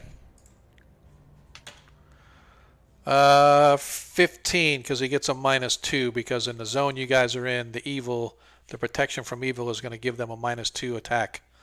Yeah, I have a 1 armor class. Yep. So these guys are like nil levels. So let's see. You might have hit. No, they need a 20 to hit you. No, the other guy hit me with a 19. Yeah, but yeah, you're right. Sorry, I was looking at the wrong one. Yep, they need a 19 to hit you, but this is a 15, so this is still a miss. Okay. All right, so he missed. All right, so as they have all moved, and now we are back to actions. As you can see, there are 6 guards, as the other 3 in the back are moving up slowly as they've got their crossbows aimed and ready to fire once they get a little bit closer. So, first of all, Adair, actions. I'm gonna repeat my last round Okay. action. Arthur is now going to do darts. Laneth is going to do his sword if he gets a chance. Stefan is going to do sword. Valorius. Sword. And Zadkiel, I mean, sorry. I am going to tell the men to use good battle tactics, and I ask, who is that next to me? To my right. Adair. Oh, I asked, hey there, we should switch spots with the old switcheroo. Whatever that move was that you had told us about last time. Wasn't there a move that you could do that you were telling us last time? Castling? I don't know. He has said something about taking. Tell me what it does. The reason I'm recommending that as a tactic is because of my protection from evil. Will spread out, you mean? Yeah, he'll be able to get the other people on the other side. Right now, Arthur and Valorius are out of range of his aura. Well, okay, will I still be able to like shoot? Yeah.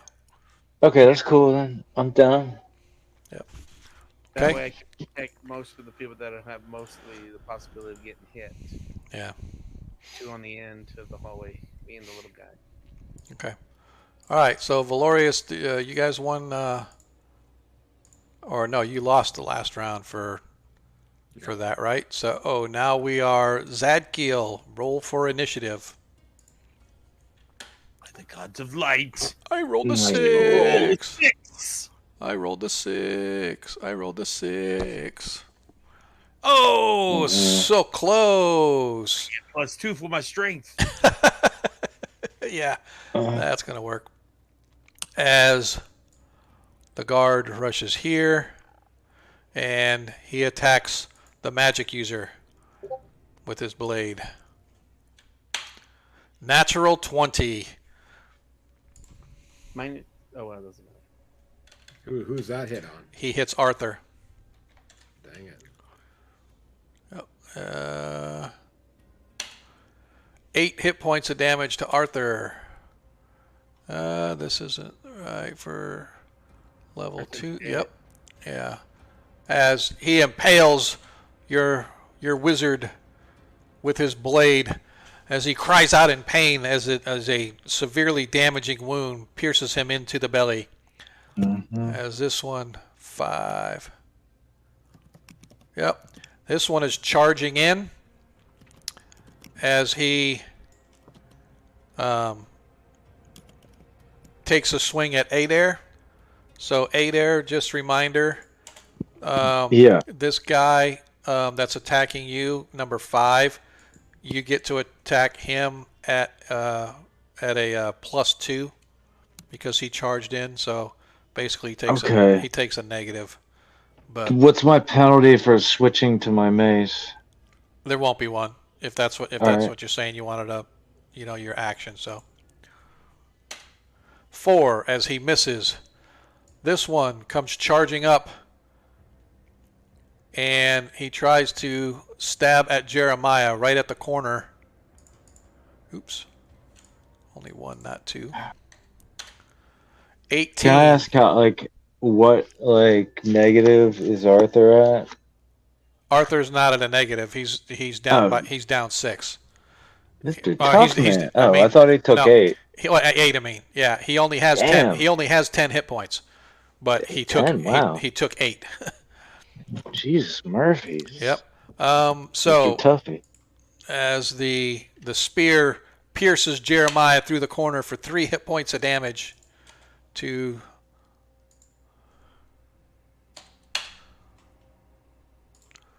and these two move up to here as they're going to try to fire through friendlies with their crossbow. It's going to be because there's cover and there is an aura. 9 misses. Say, shoot me, moron, shoot me. And a natural, well, it's not a natural one, but it's still a 1. As they all miss, this one is just coming up along with the sergeant. All right, that was 1 round.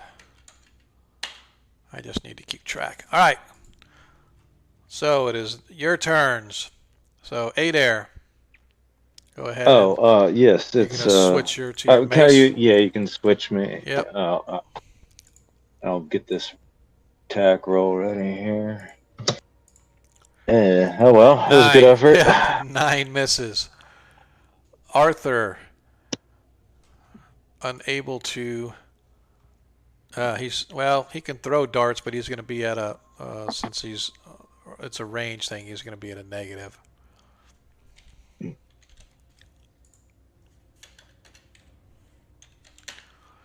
$14 miss. 8 miss. 5. Arthur misses all 3 darts as Jeremiah swings at the one right in front of Adair. 4 misses.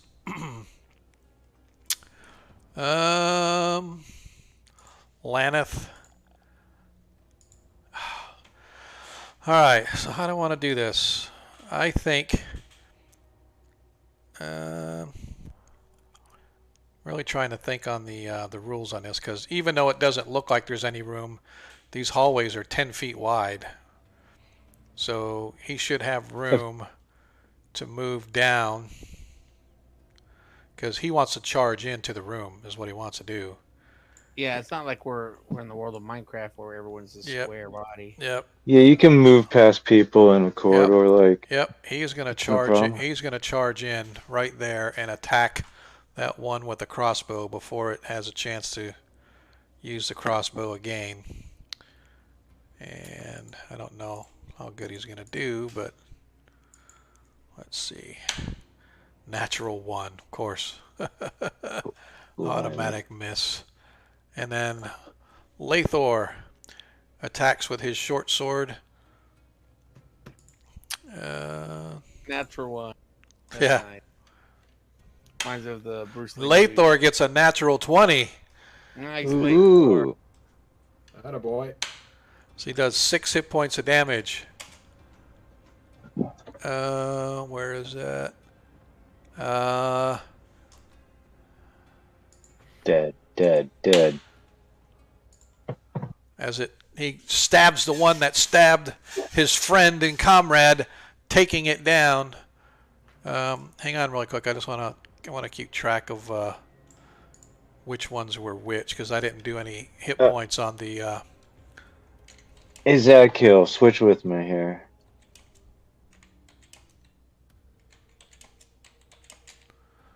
All right, and this one's at 0 as he drops. Okay. After that, who's up next? Lethor, Stefan. Stefan's going to follow his brethren into, and he's going to charge in and swing. 15 hits.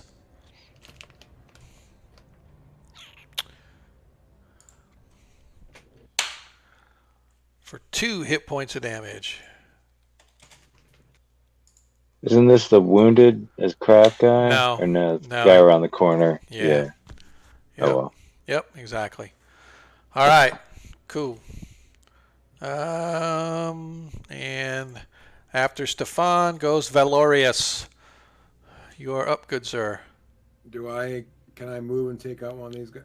Sure, absolutely. All right. 4 as you step in and miss. Zadkiel. By the Lords of Light. By the power of Greyskull. I'm.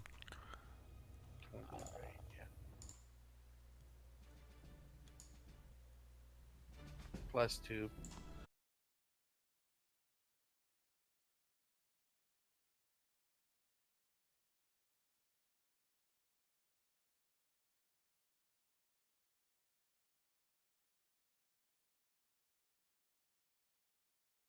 So we are back to theirs. I should say back to declaration of actions. I'm Okay. going to lay hands on Arthur? Yeah. Okay. All right. Adair is still with your mace. Yes, pretty All right. much. All right. Arthur is still going to stay with his darts. Jeremiah and the others are going to do their swords. Same with Lethor. Valorius, any change to yours other than your sword? Nope, sword. All right, cool. All right. So, since you lost at last, we're back to the top with Adair. Adair, if you could roll initiative. I rolled a 1. Okay. 6. Nicely done. Nicely done. All As right. you guys are at the top of the order. Hits but a flesh wound. Nope. Nope. Next 7 person. misses. Arthur, his 3 darts. 15. Oh, I think that misses. Oh, I think because he's a magic user, it misses. No, the magic. No, that's sorry. Yes, he missed by 1. Damn it. Let me double check just really quick. I'm pretty sure I'm correct that he doesn't have any Can he bonus. move 5 feet and get like the rear attack? No. Or is he going at the other guy? Or? No, he wasn't really moving because he's pretty blasted with that. But I was wondering if I want to look at his sheet real quick. Oh, he doesn't. He doesn't get a +1 on his dex, so he doesn't get cool. he doesn't get a ranged attack. So I mean range. So all right. So the first one misses. Second one misses. Third one misses. Boy, he rolled good, but he just didn't roll quite good enough. As Arthur fails to strike any of them with his darts. Yeah, get those +1 darts going. I know, man. Jeremiah right here at the corner. 4 as he misses. Man, this back to regular combat. Laneth up here with his sword. Natural. Another. That's a second natural 1. As he misses. And Lethor is going to attack the one right there, catty corner to him. An 8, and he misses. Man, like we are back to our combat. Now Stefan. 10. He misses. This is going to be a long combat, guys. All right, Valorius, it's up to you. All right, you ready? Yep. 8. Miss. Natural 8. I'm back. Yeah, exactly. Me too. All right, it's on you, Zadkiel. I'm killing him. Oh, that's right. So, how many do you do for lay on hands? I do 4. 4? All right. 4 hit points. All right, it's better than none. Wait. 4 per level. 2 per level. 2 per level, yeah. Yeah, so you did 4. Okay. All right, laying on hands done. It is their turn. As now they can no longer attack with their crossbows. Sure they can. Well, at a -3. Miss. 5 miss. We don't mind. Now one's attacking Valorius. 18 hits Valorius. Oh, -2. Oh, you're right. 16. What's your armor class? 3. They miss you. Yeah. Miss you for no damage. Thank you for reminding me. And then this one. Add that -2 right away. And a 9, as that one misses. -2. I know. That's a 9 with the -2. I included the -2 in there. Thank you very much. All right. Hopefully you guys can take them out this round. Actions, any different? Any different actions other than Zadkiel, I'm assuming, is going to do his blade again? Yeah, I'm going to do a blade on one of the 2 guys in front of me. Okay. Anybody else any Guess different? I just sort of move in here, then yeah, no. Okay. All right. So we know what their actions are going to be. Kill everything in sight. So let's go ahead and clear this. You guys won the initiative last time, so 8 air. Nice. Hey! As you guys gain All right. the initiative again. 8 air. You're up. That's a miss. As Arthur once again whips out his darts. 19 he hits with 1 dart. 15 misses with the other dart. And in that one, well, at least one of the darts hit. And he's throwing it at the, damn it. He's throwing it at the one The hurt guy. that is, yeah, he's throwing it at the one That I'm that's, fighting. yeah, that's right in front of 8 air. Yep, so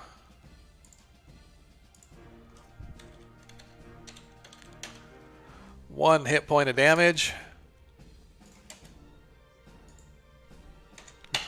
As it's just enough to drop the cult member. Puts him off balance, and we just There jump you go. him. There you go. Wah! All right. Next is,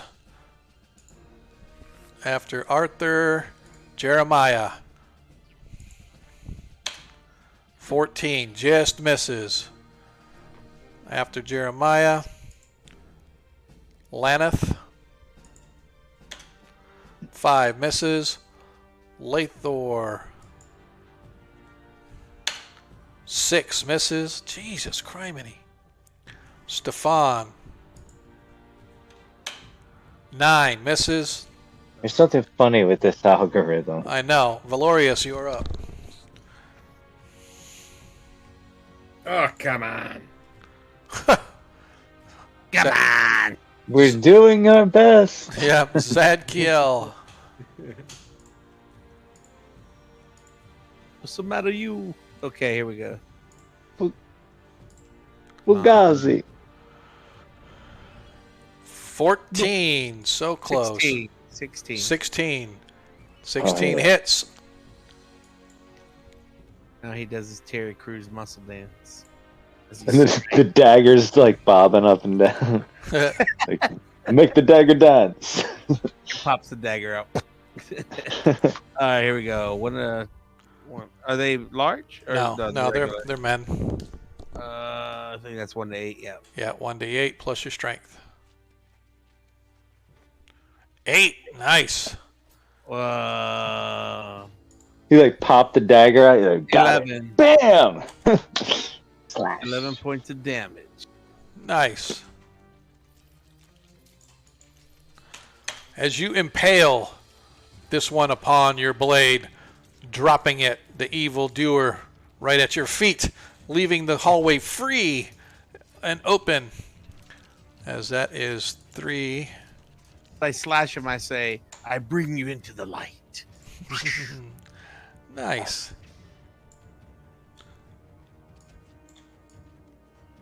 See how many are left? Forward. 3 left? Yeah, okay. All right. He's pretty dedicated. He was wearing a chastity. All right. These two. One Wow. attacks Stefan. 17. This guy hits Stefan for 4 hit points of damage as Stefan takes a serious blow.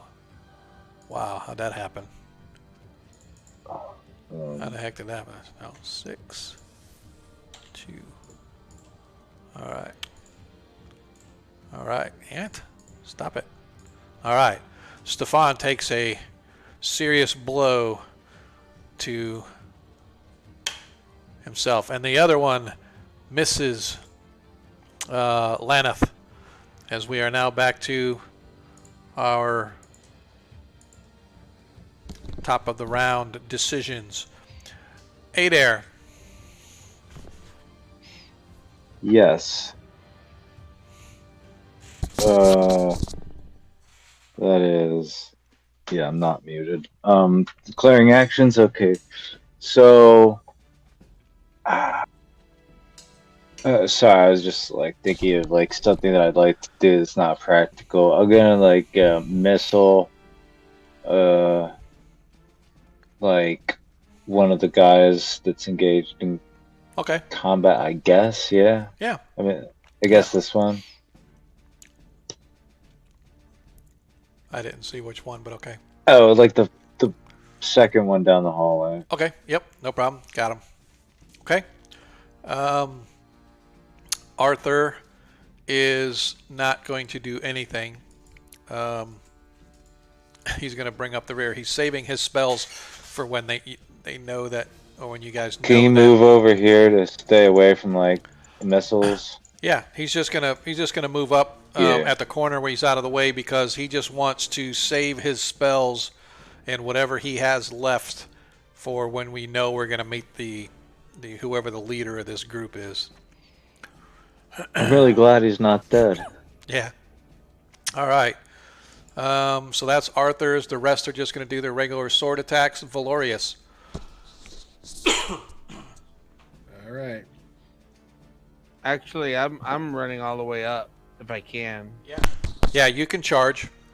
And I'm gonna run all the way to that main guy up there, and as I'm running up toward him, I'm gonna be yelling, "Yield, sir! Hang on a sec. You should yield." Yeah, you should be able to get through. Just so you know, the 2 guys you're running past will be able to get swings at you as you go past. Not the last one at the top, but the 2 that are engaged right now. As you're going past them, they'll be able to take swipes at you. Oh well, then I won't go. I'll go up to them. Okay. But I'll One be of you yelling guys at should him. try to land here, Right. like so that the other Yeah. person can like fight here. Yeah. So, can I get up there then to that spot? Yeah. Yeah, absolutely. All right, I'll strike that guy to my right.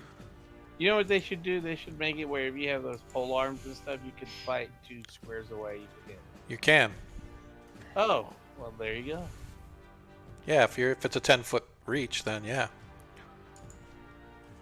The only downside is if they get within 5 feet of you, you get disadvantages on your attack, like negatives to attack. So, all right. So Yeah. you guys won initiative last time. So once again, Adair, if I could get you to roll initiative 3.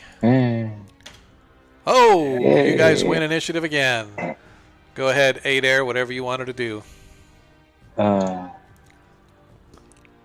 6 Nope. misses. I As kind of Arthur, wanted to move up a little bit, like without blocking the Yeah. hallway. yeah, you can move Right. up to 10 feet or Cool, so. cool. Yep. All right, so Adair misses. So after Arthur is Jeremiah. Jeremiah is going to just move up behind and sort of support Stefan as necessary. He really can't do anything. Laneth, however, is going to attack with his sword. 14, so close as he misses. I think who's next? Lathor, as the little halfling tries to get up there and use his sneak attack. 4 Picks miss. up his dagger. Yeah, as he misses with a 4. As Stefan then goes. Oh my freaking god. As all of my guys miss. Valorius, as you move up and run past, you have one behind you and one to the right of you. Can he get a rear attack on the one guy? Yes. All right, I'll go for that then. Naked rear choke. Oh, fuck. My goodness. Well, with a +4, you get a 5. So Hey, we got a 20. Get that 20. Yeah, you can do that if you want. I mean, Is that okay with everybody if I take the 20? yeah, take You that, want to man. take That's it now, that's or a you raw want to, or do you want to, bogus. or do you want to? Maybe we should wait for more powerful guys. Yeah. Okay. Yeah. All right, That's Zadkiel. cool. I don't think I can attack. Yeah, you can, because I can. Okay. I don't know where I can go. I'll move the halfling back. Okay. And as I go rush and attack this guy, I'm gonna be yelling at the bad guy. I'm gonna say, "You should yield, sir. The light is coming for you to reveal the darkness." And yeah. You need to write some of these down so you can scream them as you go. And Yeah. I'm gonna say that Good idea. to the. Now I'm gonna strike this guy that's to my left, I guess. Yeah. Yeah. Into the light. Nope. 13. So close. Yeah. Jumping over the halfling Yeah. to your balance off. All right. It is their attacks. One is at Stefan. 6 misses. One is at Laneth. 18 hits. -2. 16 still hits. 4 hit points of damage to Laneth. Come on, Laneth. As he Mein Gott. takes damage, but he's not down. All right, Laneth. As the other two, in the distance, you can hear clamoring as apparently more reinforcements are coming. Fuck.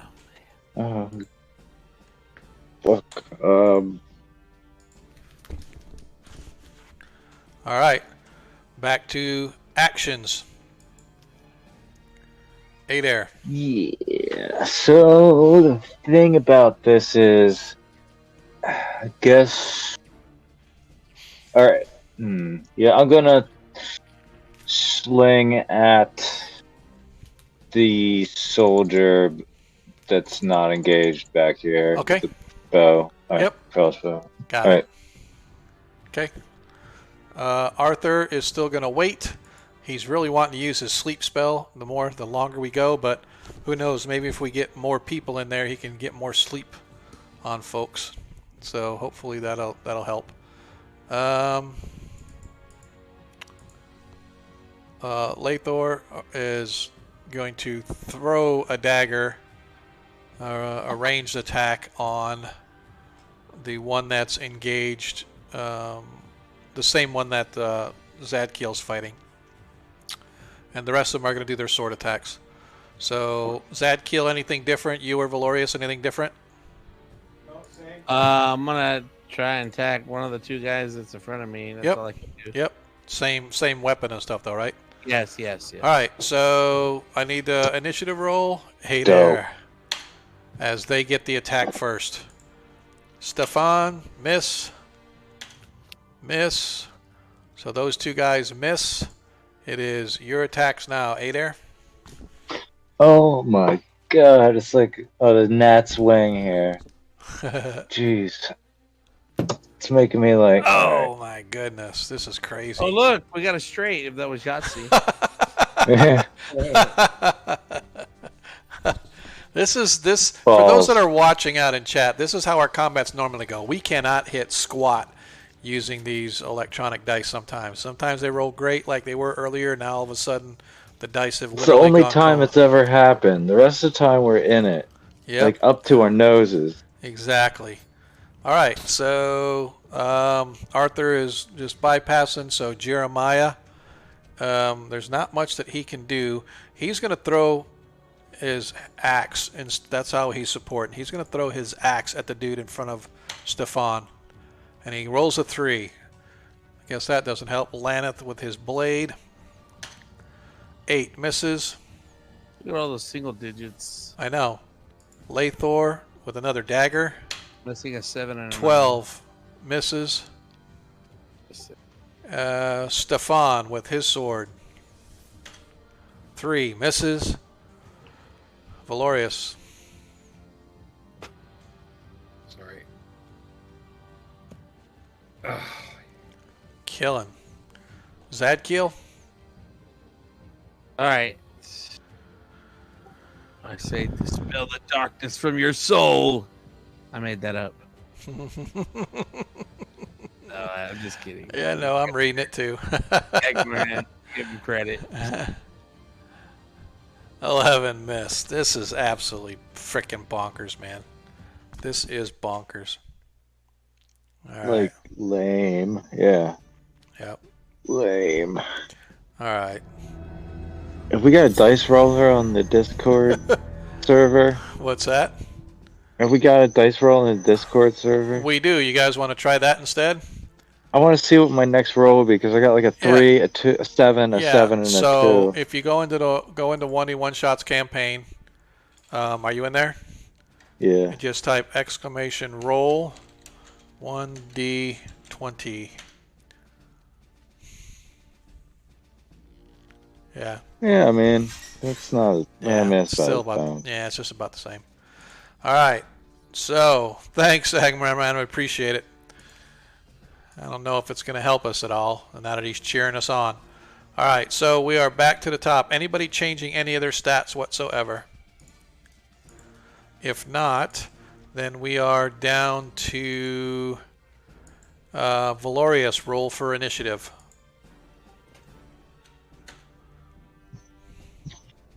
As they get the initiative again. Of course. 12 missed. 18 hits. 6 hit points of damage as Laneth falls. Catch me, I'm 4. falling. You pay for another burial. He's at -4. Sorry. Yeah, -4. As he goes down with a severe blow.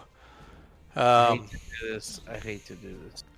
Yep. But I'm not going to attack because I'm going to bandage him because that's what my character would do. Okay. So that was their attack. So Adair, you are up. Someone else might do it. Yeah, okay. Just a moment.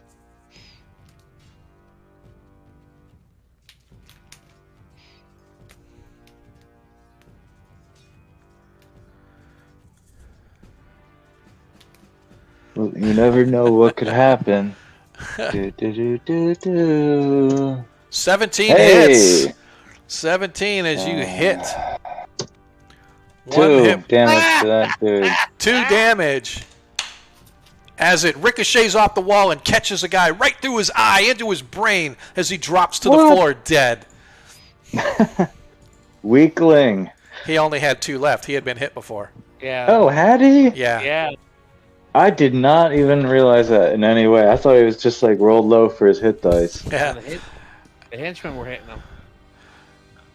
Yeah, Agamemnon said we need to knock the dice off the table just for kicks. It's pretty awesome. Let's see. Yeah, just roll it off the die, roll it off and let it for kicks. Okay, so that was Adair. Adair hits as Arthur is still. He's just gonna peek around and then go back because he wants to see what's going on. So then we have Jeremiah. As Jeremiah is going to move up with his blade and attack this one since his buddy Stefan was hurt. 18 hits.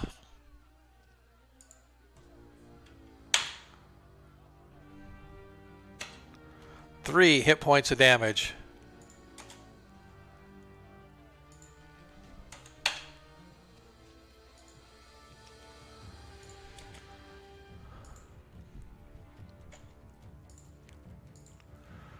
As he severely wounds it, but it still doesn't quite fall. And Laneth is down -5. at -4 still. Oh, okay. It'll be at the end of this turn, he'll be -5. As Lathor slides to the side and tries to throw a dagger through the crowd. 5 misses. That's his last dagger too. And Stefan takes his hand axe and throws it. Natural 20. 12 hit points of damage. He was very upset. He was really upset. The NPCs are. Right between the eyes. Right between the eyes. The NPCs saved the player characters. Yep, he did. That's funny. Okay, after Stefan, Valorius. I will give you the option because combat's going so long, and we don't normally do this, but I will give you the option to, if you want to charge to either one of those guys that are up there and attack, you can, as opposed to your called action earlier where you were going to, okay, you're going to attack him up there. Yeah. He's the sergeant. So let me really quick check on him. He's wearing chainmail and has a shield, and he's brandishing a lucerne hammer. It's a hammer. It's like one of those clawed-looking hammers. Yeah. So his armor class is 4, and he has the hammer as his weapon. So with an armor class 4, fighters, you need a 16 or better total damage in order to hit him. All right. Everybody ready? I'm ready. You guys all Ready sitting like down? Freddy. Everybody sitting down? Yeah. 14, so close, but so far. Hey, get Wow. 16. +2 for charging. +2 for charging. yeah. It's a 16, so the 16 hits. Thank you Oh, for I get reminding me. that. All Thank you right. for reminding me. The 16 hits. That's 2d4. I mean, unless that's what you meant by charging. I don't know. Yeah, yes, that's exactly what I meant.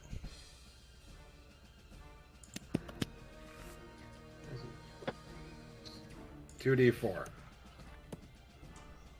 5 hit points of damage. We'll take it. Yep, That's exactly. a hit. It's a hit. All right. Zadkiel, I'll let you do the Yeah. same if you want to charge. Oh, you're doing the bandaging of wounds. My character would heal this guy because he doesn't want to die. That would be his. You're going to heal him or just bind his wounds? Yeah, bind his wounds so he's Okay. not die. All right, cool. Keep So- going. We could bind his wounds. No, he wouldn't leave him. Even though he hears you, he wouldn't leave him. Yeah, okay, that's fine. All right, so we are back to declaration of actions. Adair. Oh, well, fire on the red coat. All right, you're going to move up at all, or are you just going to stay Yeah. there? Okay. Fine. Yeah, Okay. just, That's fine. Yep, gotcha. Alright. Yep. And then Arthur is actually going to start moving up into right up there behind where his henchmen have fallen.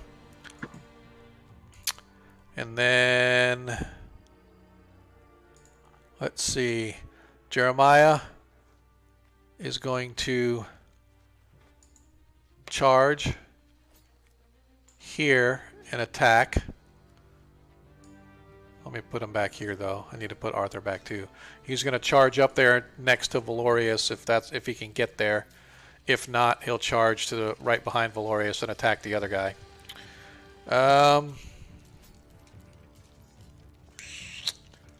Laneth is down. Lethor is going to just move up to get closer, so he's not gonna be able to attack. Lathor, he can't. He's dead. No, I said Lethor is the halfling. Oh. Laneth is the one that's down. Stefan is going to move up and charge as well. Valorius, you just going to attack the guy in front of you? Yes, sir. All right, this will be the last round. And Zadkiel. I'm gonna charge the guy right in front of me. Okay, gotcha. Cool. So, since you guys lost initiative last time, this time it's back to Valorius.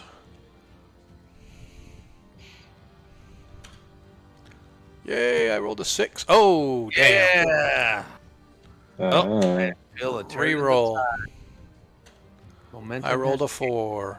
uh, Yeah. You guys get to go first. So, Adair, go ahead and move yourself up and roll your sling attack. I've got a 15 total to hit. 15. I believe that hits. That hits.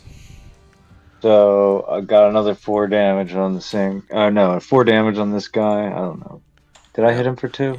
No. As you hit him, though, it catches him squarely, almost cold cocks him as he sort of cries out in pain as you hit him between the eyes, just like David and Goliath. Almost drops him, but not quite. As Arthur... Oh, he's on his knee now. Yep, as Arthur moves up behind Zadkiel to take over the tending wounds of his henchman Laneth. However, Jeremiah, crying out, screaming, charges down there and tries to attack the sergeant as well.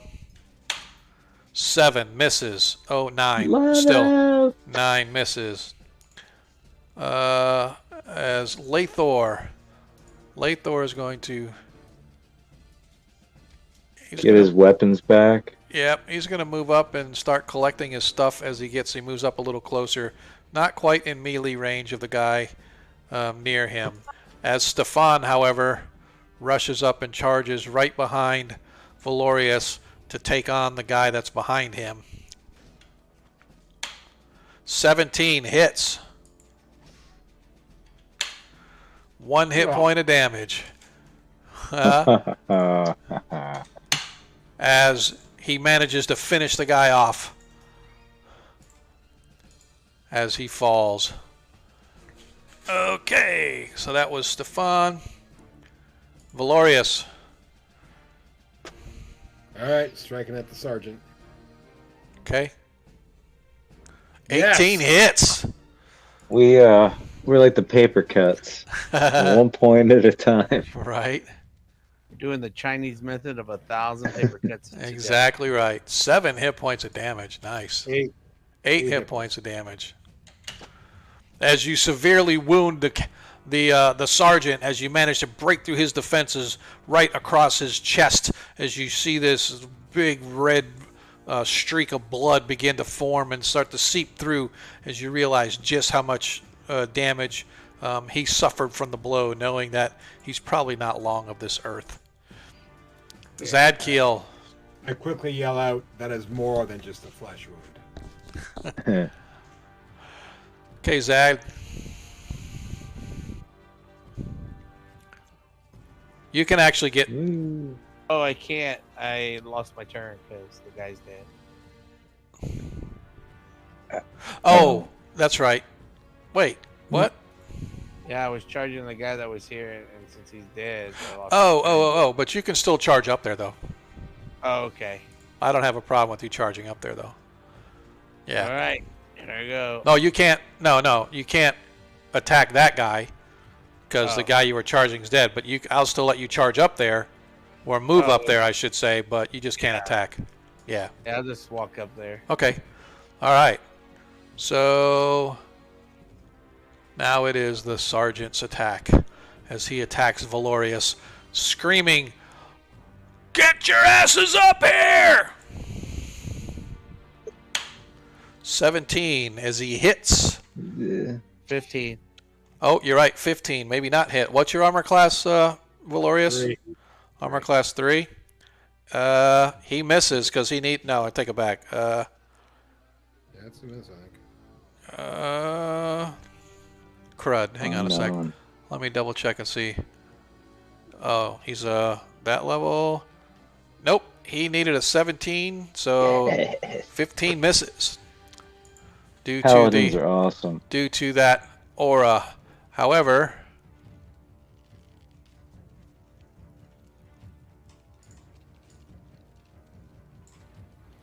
Is it?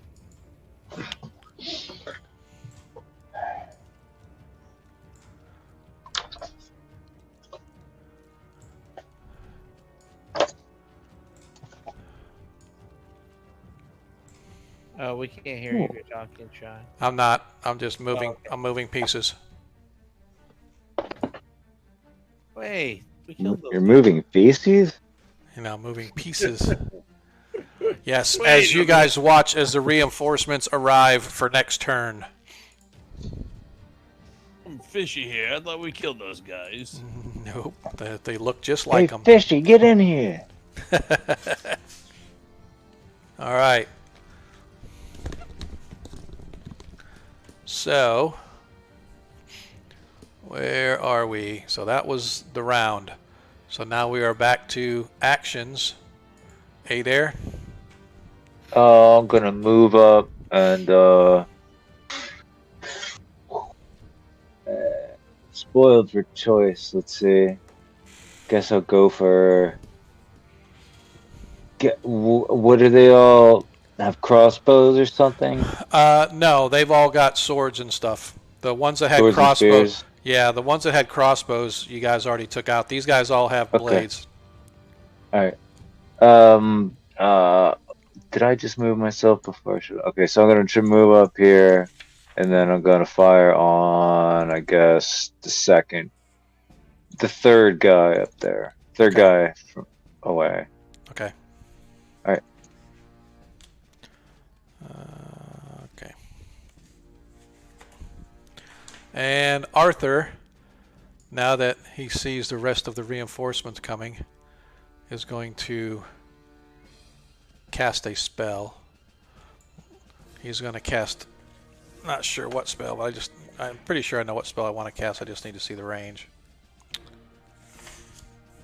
He's going to cast. Let's get the hell out of here. Right? Probably 30 feet. 50 feet. All right, so Oh, that's yeah. perfect. Oops, I forgot this too. Forgot him. So we're gonna move that here. Okay. All right. So Arthur's gonna cast a spell, and then the rest of his guys are going to do blade attacks. Lathor can't really do much. He's just gonna stay ducked behind here, sort of bringing up the rear. Not really a lot that he can do. Well, I take it back. No, he's not even going to try to throw a dagger because there's too much stuff in the way. Valorius, assuming you're just going to be swiping away. Yes, sir. Okay. And then Zadkiel. Can you Yeah, move past? Can you move past to like protect that guy? I'm gonna move right there to and attack the boss. Okay. The sergeant or whatever Gotcha. his name- Okay. All right. So you guys won initiative last time. So Valorius, re-roll for initiative, please. You guys get the attack again. So since Arthur's casting a spell, his spell goes off first as he moves up a few feet, and he casts right smack dab in the middle of this whole crowd. He is going to cast Sleep. And let me double check.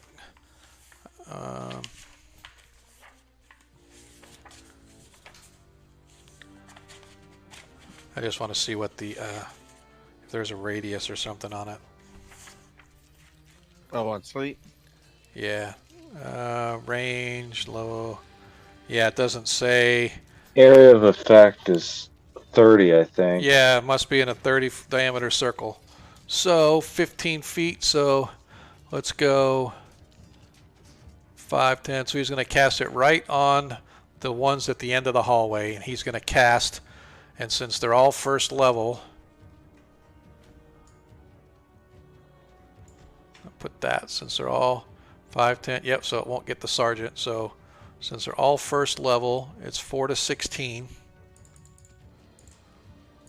4d4. As 7 of them fall.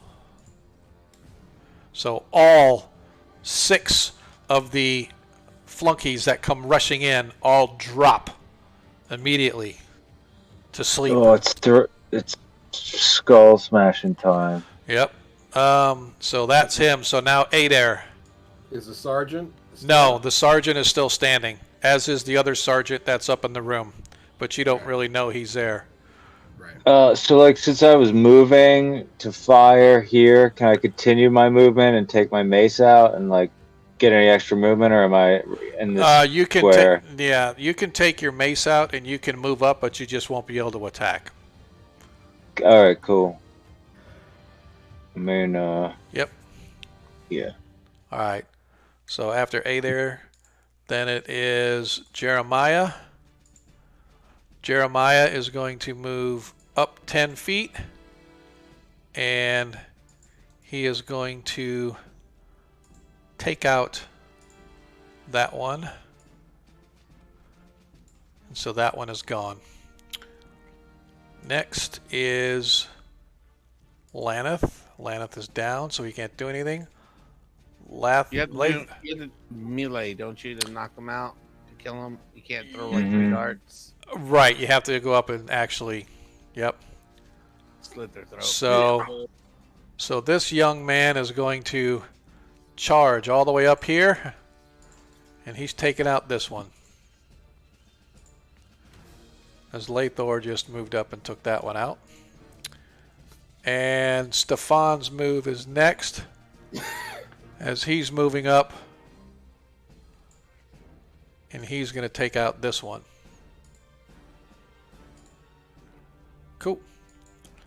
That way it gives everybody room to move up whatever they need to do. Valorius. Bastard sword on the sergeant.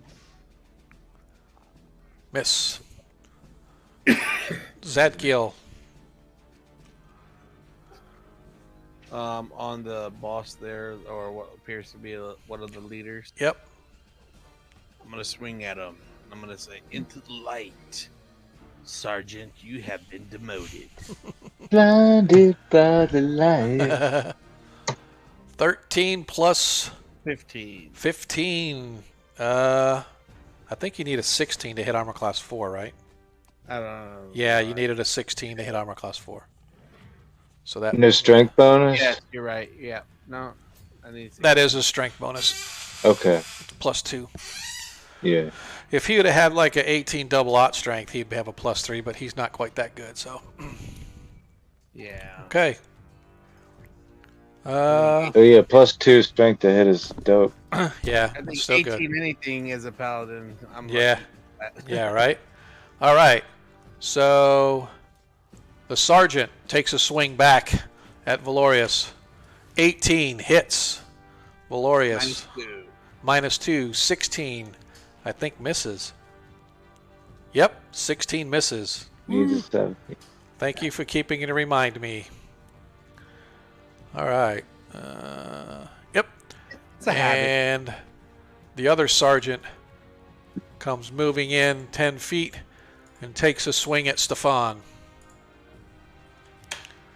13.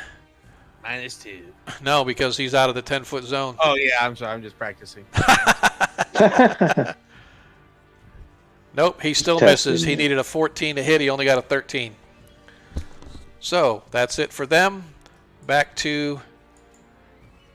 I think sleep. Sleep is it? I forgot to roll how long. It's Hmm? 4 to. It says 4 to. Wait, The length, how long they stay out. 5 rounds per level of the caster. You sure So, it's? I don't think it's an actually set 5 rounds, is it? Yeah. It says Oh, 5 duration rounds. 5 rounds per level. You're right. Yep. So it's 10 rounds. 10 Cool. rounds. Yeah, we're good. Okay. 10 minutes. Yeah. No. A Oh, I mean, round's yeah. only 10 seconds. Yeah, it's like a minute. All right. Cool. Hmm. So that being said, let's go back to what are we doing? 8 air. Yeah, I'm gonna, get my sling back off my wrist, put my ace back, and just advance with the party. I mean, I reckon these guys will be dispatched by the time I move up, so I'm just gonna move my full movement, I guess. Well, I mean, like I said, you can charge, and then you can move There's up. this guy right here. Yeah, I mean, I'll run around this guy's back and try to. Then this guy, all these red guys are asleep, right? Yes. Okay, great. There's 2 sergeants, one up here in the corner, and one right here fighting Valorius. I'll fire my sling at this close guy. Okay. Okay, that'll work. All right. Arthur is still tending to his companion until the party moves up, and then he's needed elsewhere. But in the meantime, he's just going to stay there. The rest of them are just going to attack with their swords. What about you, Valorius and Zadkiel? Anything different other than attacking with your blades? No, I'm tagging the same guy. I'll move up one, but I'll attack the same guy. Yeah. Like I'm gonna move up to here. Let me show you where. Yeah, I'm gonna try to move to this space. As a matter of oh, and this space. I forgot how close I got. Yeah. What did you say again, Zadkiel? I'm sorry. I was gonna move up to where I'm at right now. Gotcha. But I'll go there right now. Okay. All right. Cool. So once again, you won initiative. So Valorius, see if you can beat me 3 times in a row. I don't think you can. Ah, shit. Maybe. Oh my god. Hey. Yeah, I would say so. All right. So 8 air. Go ahead and take your shot.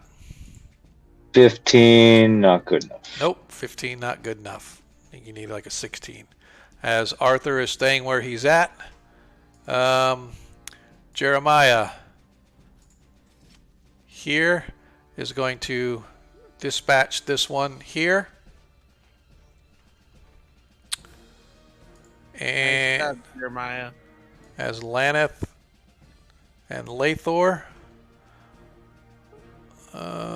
What happened to Lathor? Lathor is going to come after the sergeant instead. 13. Dang, so close. As he misses the sergeant. He figures he's got time. You know, Docs, it's not really, I mean, I'm not really playing segments or rounds or whatever you want to call it. We just go through their actions at a turn. I know the stuff about, this action happens on this segment and that action happens on that segment. No, I don't get that detailed. I just try to keep it at least a little bit flow because combat can definitely take a really long time, especially when you're rolling 1s and 2s and you got to get a 16 or 17 to hit. So, yeah, it's just basic stuff. So I'm not overly thinking a lot of that stuff. Yeah, a little more 5e type style. Yeah. All right. Let's see. Where were we? Oh, that was Arthur, Jeremiah. Lathor went. Now Stefan with his sword. Stefan is going to come up and take care of this one. Because he wants to make sure that nothing is left to chance, that anybody is left. Valorius.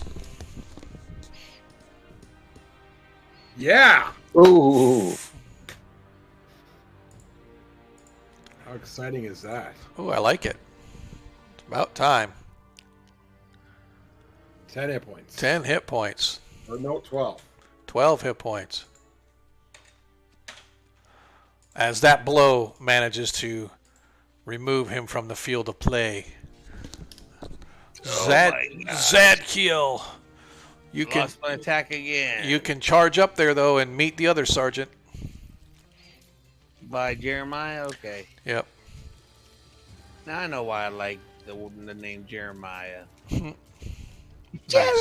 was a Oh, stop it! Stop it. All right. Go ahead and Valorius, see if you can beat me 4 times in a row.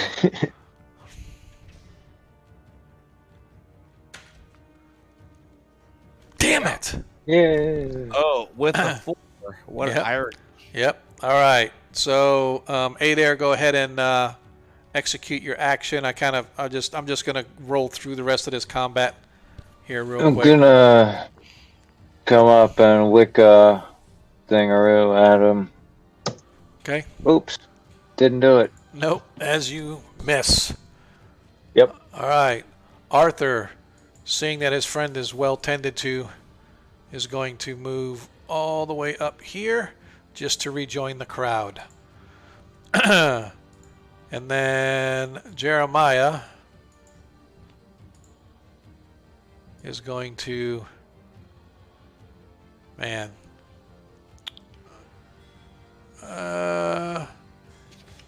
He needs inspiration. yeah, I'm trying to see if was a bullfrog. I wanted to try to get through, but he's completely blocked from getting through. 9 as he misses trying to attack the sergeant from the corner. And Laneth is down. Lathor is going to actually, he's going to move over here and he's going to attack the sergeant from behind because I can do that because I'm the DM. Still misses with a 10.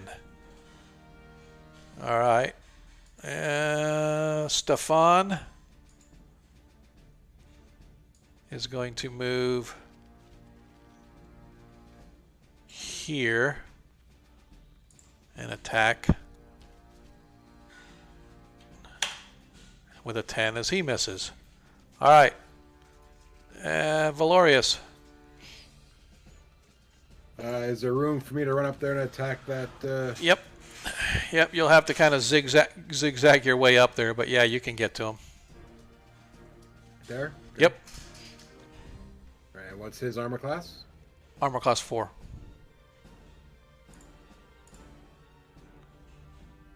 There we go. 18 hits.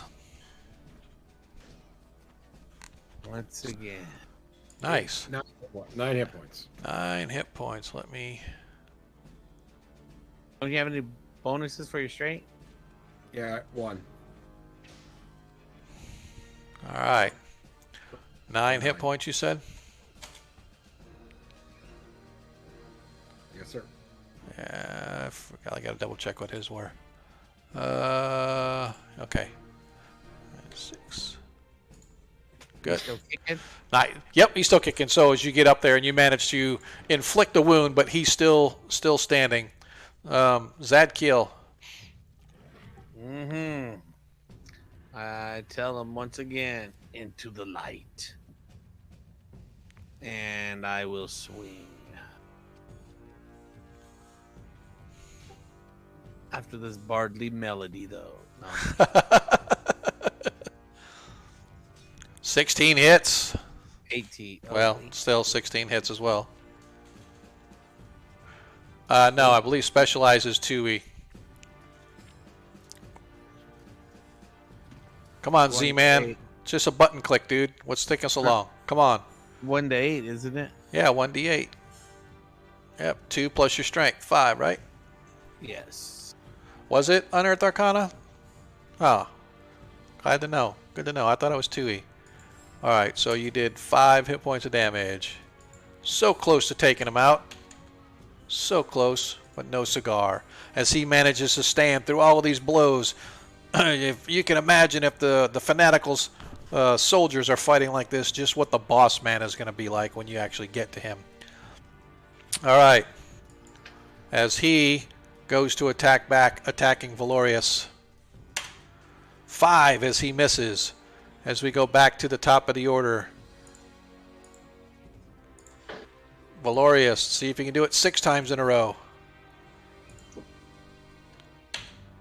Oops, wrong dice. I'm not going to win that one. Wrong dice. Oh, finally, I get an attack first. If you roll a 6, I'm going to kick your butt. Oh, you damn it. And the 5th time, he'll roll a 6. Oh! If I get a 3, I'll laugh. 2, son of a bitch. You beat him. Damn it! All right. 8 air. 8 air, go ahead. 10, misses.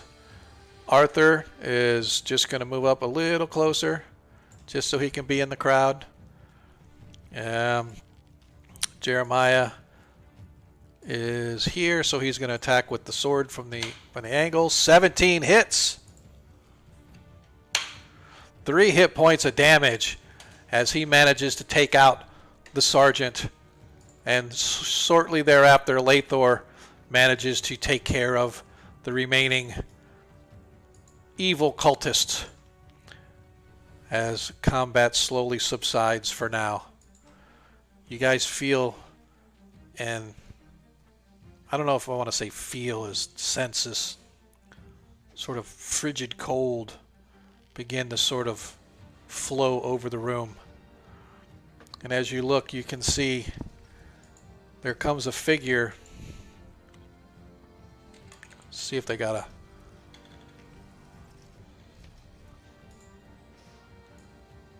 There comes a figure wearing what appears to be plate or similar type armor, imbued with the same symbology that you've seen. It has his armor is sort of blackish purple. It has various incrustations on it, little things and whatnot popping off on it, little sharp, all the way down his gauntlets that have looked to be razor sharp blades on those. You can see that he has a helmet pulled over his face, and he sort of looks over you, and he through it it's sort of a deep baritone kind of a voice. Is, you can defeat those of the flesh, but my master and I are more than you will ever be able to deal with. And he sort of laughs. And then walking up behind him, you can see another figure. This one, excuse me, this one wearing these heavy robes over the top of what looks to be black plate armor. Again, with the same symbologies and the same kind of markings. As he sort of steps up, he pulls a helm over. In one hand, he has this wicked-looking rod or a staff of some kind. It looks to be made of a heavy black wood or maybe even metal. You can't tell exactly from where you're standing. But the one thing you notice is his eyes. His eyes are this deep violet, and flowing out from underneath his helm is his snow-white hair, cascading down over his soldiers. His frame is very lithe and very supple, as you instantly recognize he is an elf of some kind, but unlike any elf you've ever seen before, because his flesh is as black as the armor that he wears. And that's where we're going to leave it off till next session.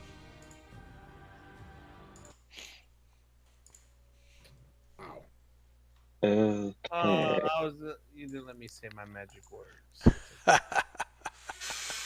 Wow. The darkness of your skin shall be released by the light. Thank you, Chris.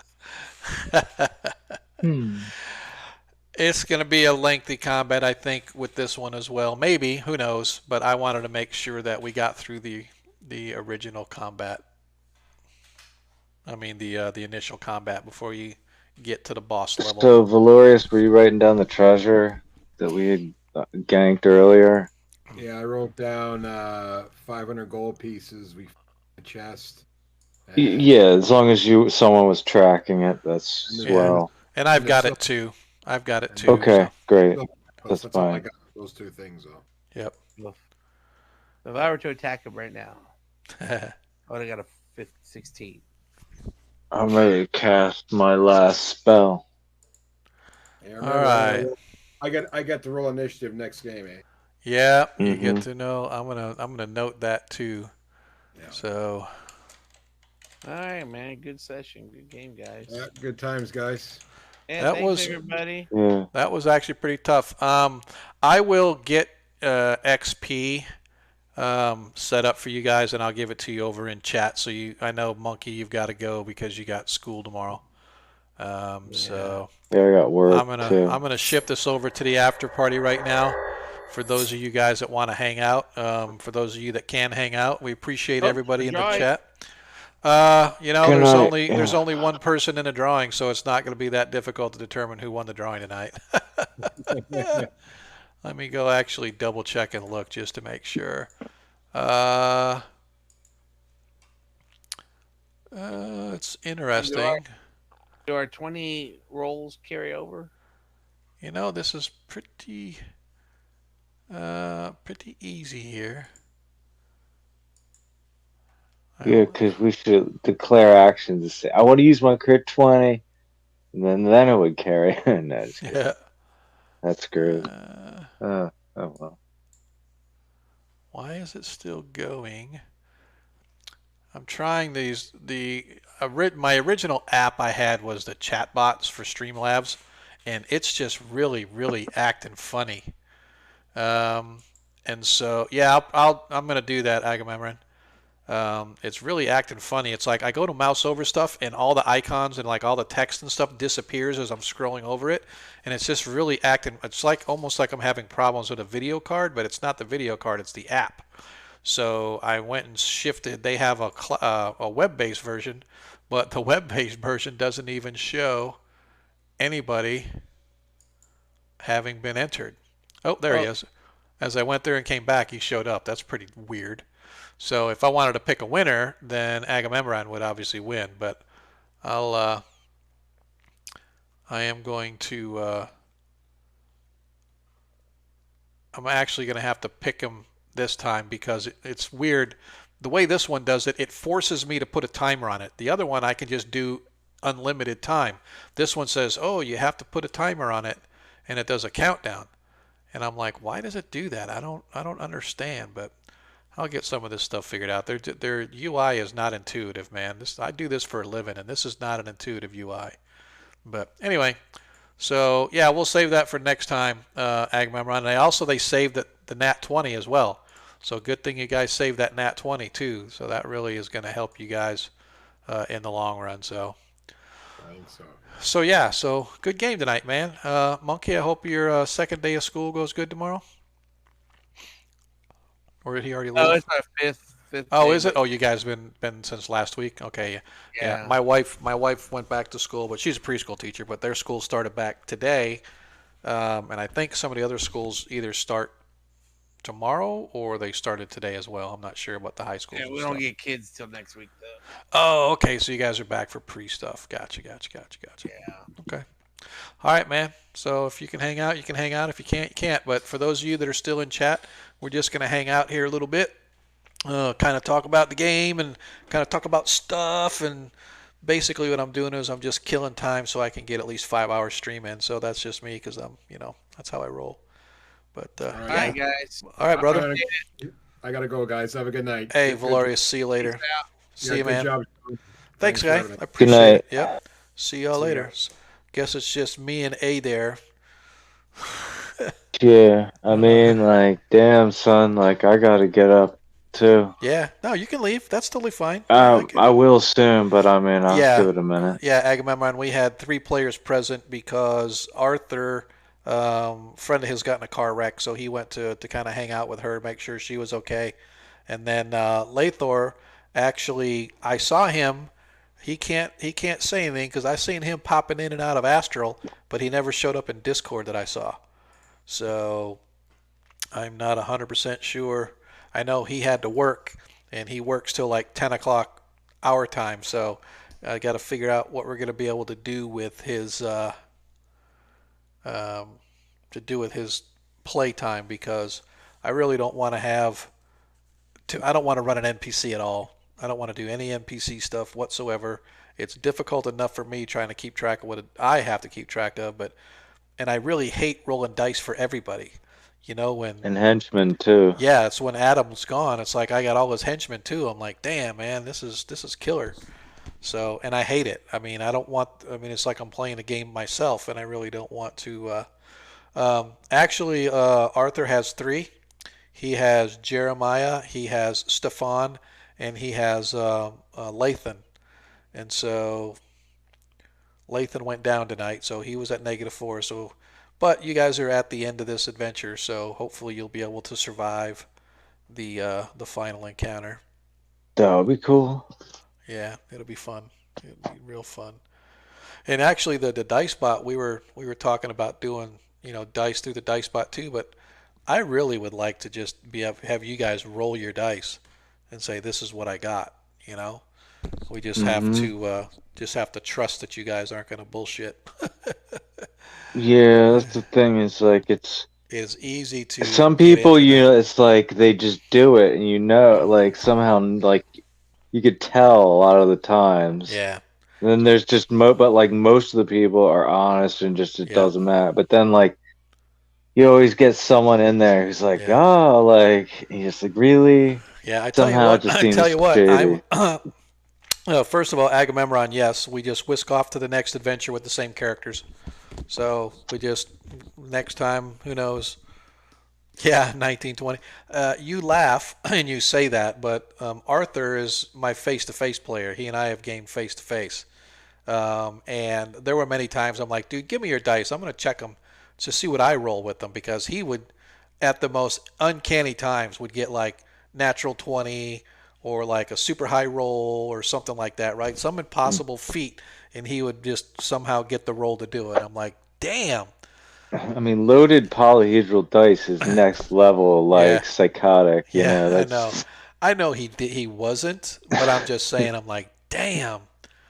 How the hell do you keep rolling that shit, man? So yeah, so it was good, but yeah, man. So I already know where you guys are going next. So hopefully you'll enjoy it. So I was really hoping we'd be able to get through it tonight, but boy, that combat was really dragging out with this last one.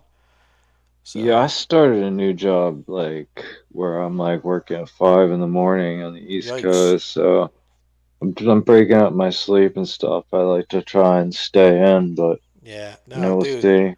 Dude, man, you do not have to stay. If you need to leave, there's one thing about having to jet out a little early. I got to leave half an hour early or an hour early sometimes, whatever. But like I said, with Crimson, he has a job that he says he thinks it's going to be about 9 o'clock Central by the time he gets off of work. So that means at the earliest he's going to be in the game is 10 o'clock. And you figure if he has to drive, if he's working remote, there's one thing. But if he has to get from work to the house, what time it's not even going to be worth having him play, right? And I don't want to lose him as a player because he's I love his characterization of Lathor. So yeah. How much of the session could he get to? Yeah, exactly. I mean, if we start at 7 o'clock and he doesn't show up till 10:30, he gets an hour of game time, and I told you I don't really want to run player characters or non-player characters if I don't have to. So, yep. So yeah, so we'll see what happens, right? So again, I'm not going to drop anybody from the campaign. I want them to run as, if that means that, hey, can I bring him back and play once in a while and come back, hey, I'm able to come this week. Can I play this week and just let their character sort of come in with them? I think that would probably be okay. But as a continuing, standard stock player, I want the guys that are going to be able to at least game. So yeah, man. But tonight was rough, but it was fun. It really was. I was surprised at how fast you went through the bugbears. That was really surprising to me. So yeah, that was the best we did. Yeah. Everything else was like a uphill grind. Man, I could not hit anything. It's like, damn. And then when we did hit, 1 point. Remember that? That's what happened against the. Yep. That's what happened against the ghouls the first time you met ghouls on the top side, up in the courtyard. You guys would It's get like a critical hit and do 1 hit point of damage. I was dying. 15 rounds, like just chipping Yeah. away at them. Exactly. So, man, I can't believe there's still people out there hanging out there with us, man. I wonder if they just sort of put us on autopilot and then go off and do other things. I know Agamemnon doesn't, Fall but asleep. yeah, Agamemnon, he's hanging out there with us because yes, Adair is a cleric.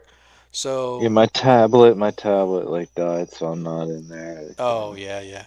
So Adair is our cleric. Valorius is our ranger.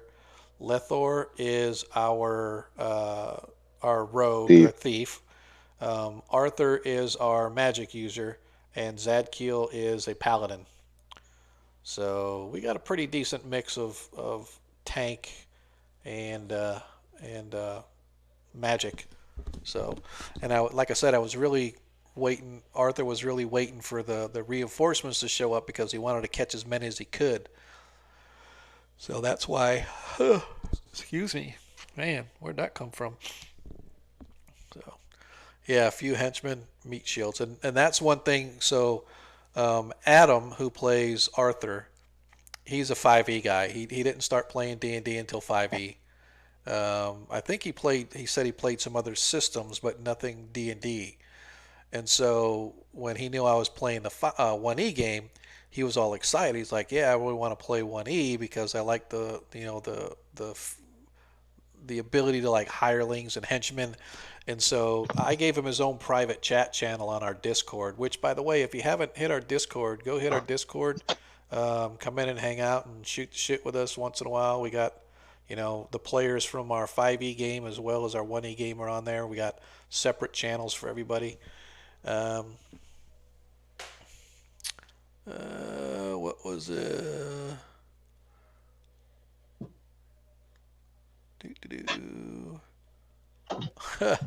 Where did that happen?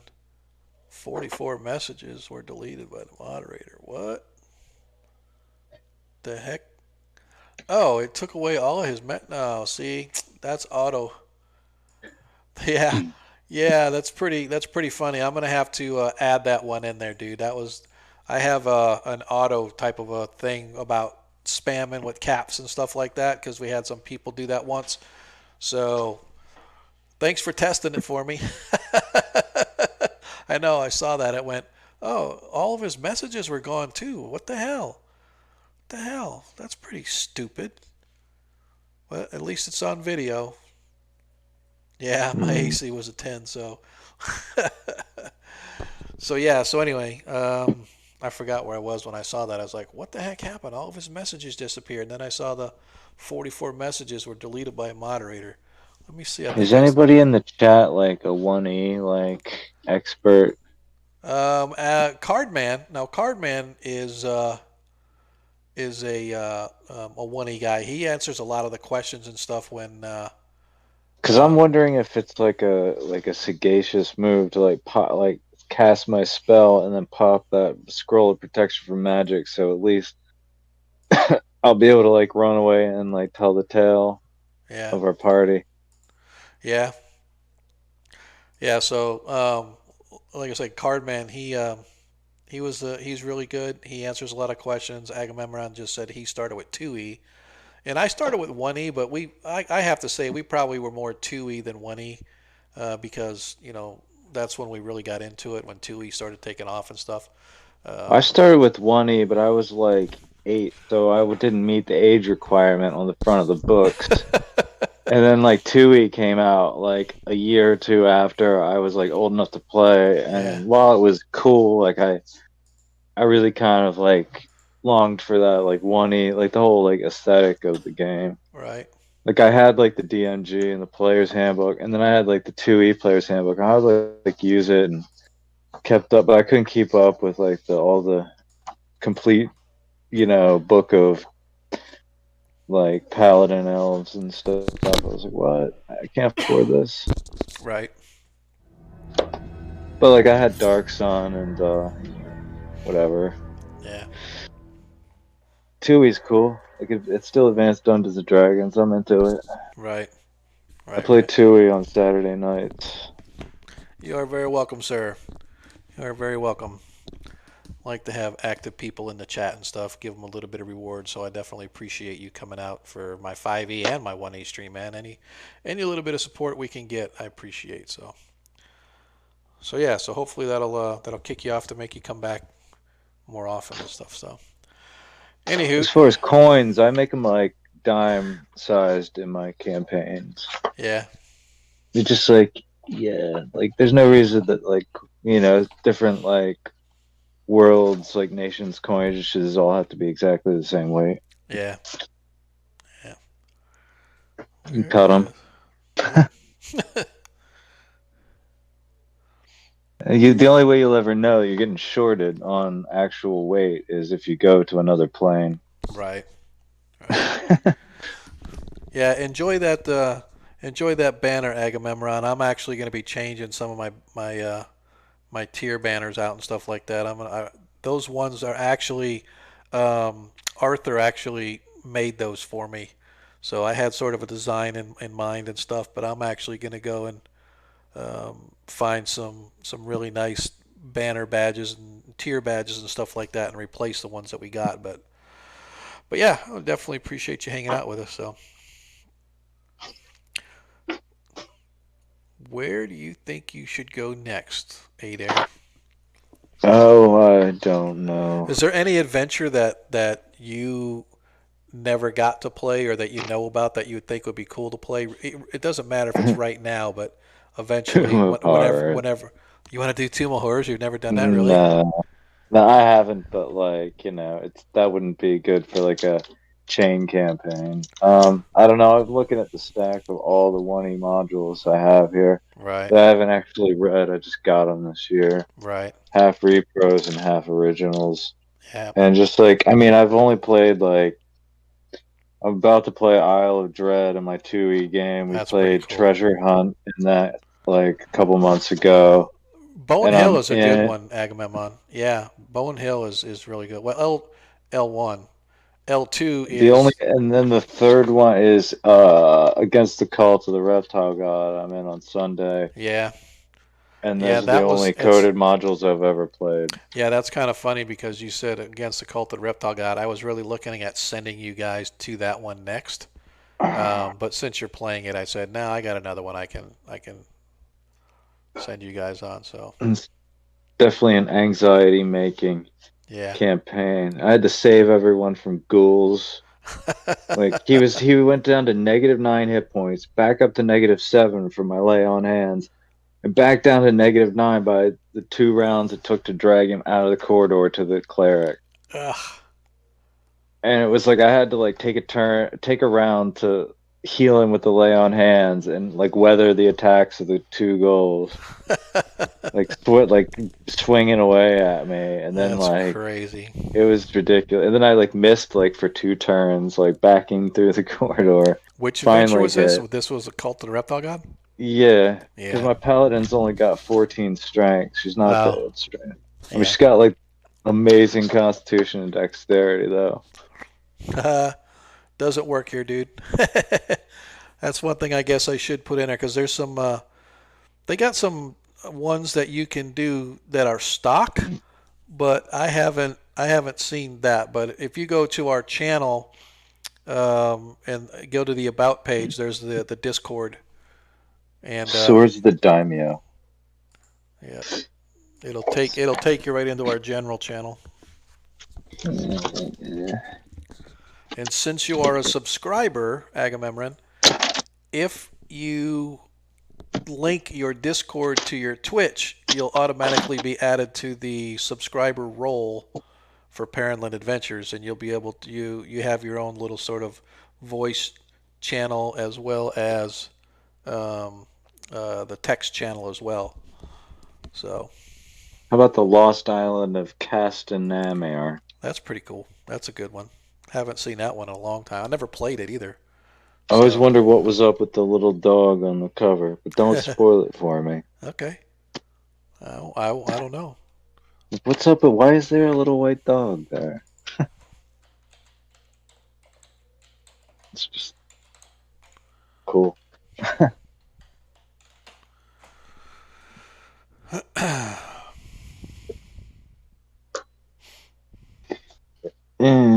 What else did you have in mind? Because like I don't know anything about the insides, but I know all the titles. Oh no, I didn't. I mean, there's. I'm just saying. I don't. One thing that I I was love just to do. curious if you Yeah. had any ideas. Um. Well, like Agamemnon said, Bone Hill is a really good one of mine. Hmm. L1, that's a favorite one. You guys are getting up to the point now. What you're at close to third level. You guys start getting up in third level. You get those, second level spells and stuff like Hmm. that is a little bit better. So there's some other good adventures, but most of the adventures that are really cool and fun really start hitting about fourth level. Sure. So what I plan on doing is I have some published modules there that I want to do, as well as some old Dungeon Magazine ones that look kind of Awesome. cool. So, hey man, anytime. What Thanks for about Bone Hill sounds good. I'm a Lakofka fan. yeah, Rest in peace. yeah. Oh, Forbidden City, but yeah, again, you're talking fourth and fifth level though. So until they Oh. get no, Oh. I'm talking Agamemnon out in Yeah. chat. So um, until we get up to that level, then we have because Could stuff be like Hidden bad. Shrine of Tomoa Khan. You've got what some of the other ones that are fun. Well, actually, some of the ones that Lord Kazumba and them say that suck, running things like puppets and some of the other ones that are like notoriously bad, just to have fun with them. I like bad adventures. I'm Yeah, down. yeah, exactly. So, I like bad TV. I like good TV. I like bad movies. I like good movies. exactly, exactly. So, I'm saying. Oh. How about Barrier Peaks? What level is that, Rock? Barrier Peaks is 8 to 12. That's one of Okay. my that is one of my most favorite. And if you want to see something that's I don't know if I can let me because I'm going to be running till 12.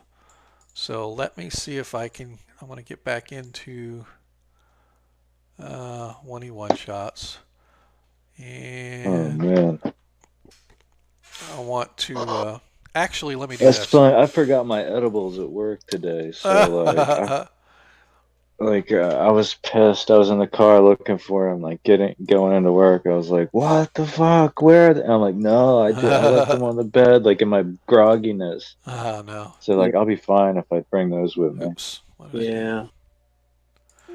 All right, give me a second. Sucks. I gotta get up, but I wanted to show you. I got something that I want to do. I already slept today, so it'll just be my second sleep. And if I can go here, I think it's adventures. I'm trying to figure. I can't off the top of my head. S series. Oops. You still partying? Yep, we are in the. I want to take a look and see if these are the ones that. Yeah, these are. So I am going to put this as the map. Done. Oh, it's not going to let me do it. It's not going to let me do it. I actually have to do it as a map, so I'm going to have to go to. So I'm going to go into Astral here real quick, and I'm going to upload a quick map that I want to show you. It's like it's just freaking badass. So here, add a map, create a blank map. I like your character, Monkey. I don't know, is Monkey here? Or was that the? Yeah. Oh, is it? Okay. Maybe he doesn't even mean to be here. Yeah. What? Huh? I'm on my iPad. I'm in bed. I'm just on my iPad. That's Trying to find awesome. a watch as I fall asleep, but I figure I'll just hang out if you're still gonna. Yeah, I'm just going to be here for a few more minutes. I was going to. Yeah. And if I start snoring, just to... Got it. Yeah. I'm yawning, so it's all good. Yeah, Hey, so kitty. I got about Sleepy kitty. couple minutes left. But what were you asking there? All right, so hang on. Now I I have was just this. saying, like, are you here? Maybe I was asking something. I don't know. Kind of tired. So I'm gonna go back to the in-game stream, just so you guys can. I want to see if it's yeah, it's there. Cool. So let me zoom out here. Is that as far as I can zoom? Wow, that's crazy. All right, so here we go back to. So this is the map I have. One of the maps that I have of Barrier Peaks. If you go on to the, if you go on to like Astral, well, if you're on the stream, you have to see. You can see it on the stream. So, oops. Oh, I have to go back and watch it. My tablet's dead. Yeah. Yeah. So if drop a link in the Discord or something. Yeah, I mean, I'm not gonna Or worry show me about next that now. week. Yeah, we can do it next week. But for those Okay. that are out in I stream, mean, I'm just like, I'd like to see it. if I can go in, I can look it up, edit it in the video. this is what's that?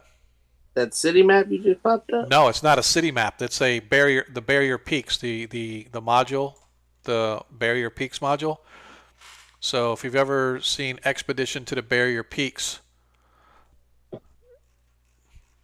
this is how far you can zoom in on this thing.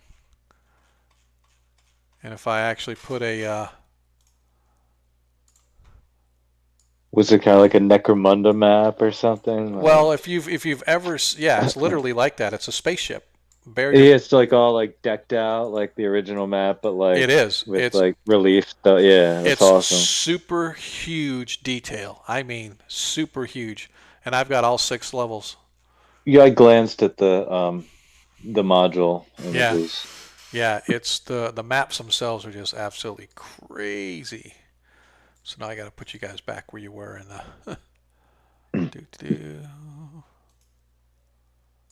move part here. Are you saying we're on a spaceship? No, no, I'm saying. Yeah, I'm into all that Fourth Doctor stuff. Yeah, if you ever saw Expedition to the Barrier Peaks, the adventure,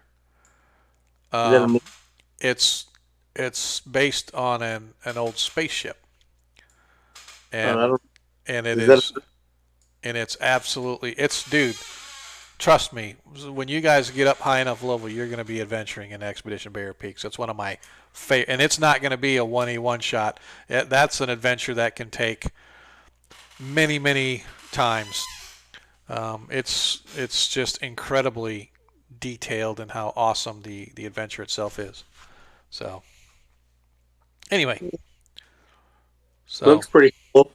Yeah, it is. It's a really Eric's. What's that? Well, yeah, it's literally a spaceship, right? So you have all these places where living quarters for people. You've got the robots. You've got a mix of high tech and low tech Aliens and shit. Yeah, alien shit. Yeah, so it's. But you know the one thing they always forget, and they always make a mistake. What's that? They forget the toilets. I know. I don't understand. I guess they just. We always used to draw those in, like when we were designing like floor plans as kids. Yeah. Like back then, you always put like the toilet, you know. Yep. I mean, back in the medieval days, they used to have like the toilet seat and hang out the window, and people would poop and then fall in the moat. Yep. And if you were poor, you just pooped in a hole and then used hay and just wiped your butt. Ew. It's awkward. And they use corn on the cob too, but after the cord is peeled off. Yeah, I did a whole study on toilets and the whole plumbing, and I thought it was interesting. Even the design of the toilet was pretty cool because toilets used to blow up. Yeah. So that's why they had that little curve in the bottom so that the methane gas don't come through. It's pretty funny. Really, I did not know Yeah. that. Yeah. I used to watch all those weird shows on History Channel when they used to have good shows. Yeah. Of all the inventions and all that stuff. It was pretty cool stuff. Oh, that's way too big. Yeah, I'm sitting here trying to figure out. I think what how I to... said, Monkey, was I like your character when you asked what I was asking. Oh yeah, I'm trying to play him like he's really like He really is dedicated to his religion, but he's not the brightest tool because he's kind of like, what? That can't And be. you got to carry a club as part of your religious accoutrement. Yeah, and he's naive. That's what I was gonna say. He's a naive guy. Believes they're Yeah, good in them. He's chaste. He doesn't like to be with women. Tempists. well, maybe he'll meet like a cool paladin who like it doesn't have like a vow of chastity to show him like the error I of his will say, ways. I will say one thing that I was surprised at was that Monkey's character didn't say anything about the senseless slaughter of the sleeping victims. Would he? It was a lawful good. It'd Well, he be. was busy in combat. That's true. I'm not saying that. I'm just saying I it. was just trying to offer an argument. Yeah. So yeah, Would I have said anything like that if I they don't were trying? know. There's your character. I don't think he would have said that because you said he sensed evil in this whole place, Right. and he was there to. However, as a paladin, and maybe this is more, yeah, evil cultist cleansing, but maybe this could also be more as along the lines of a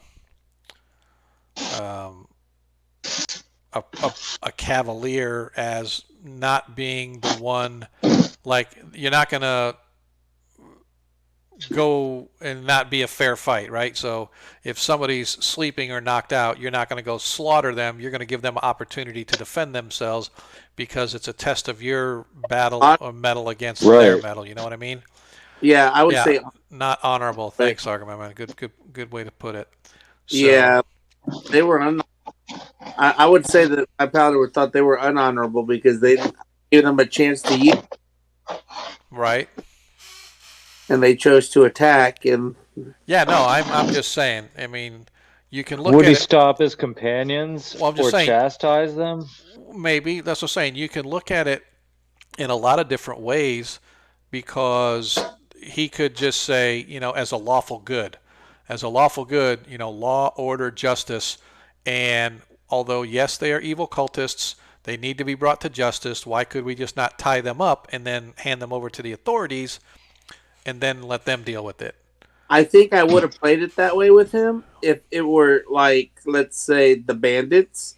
Right. But because this whole place was of evil, and then everything he discovered was pure evil kind of stuff to raise an evil. Right. That nothing could be repented, and he feels he's the kind of, like, I gave him the name Righteousness because he would give a person a chance to rebuke and turn and change their ways, but I think in this situation he knows that the evil is so great that there is the only way to cleanse them is to release the soul to the light.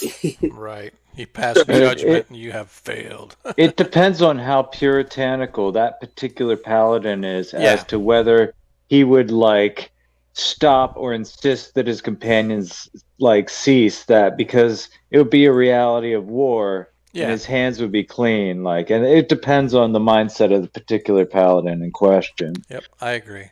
But they would never, of course, actually do it. They'd wake the person up and try to kill him in combat. Yeah. Well, like if they were or apprehend them or whatever.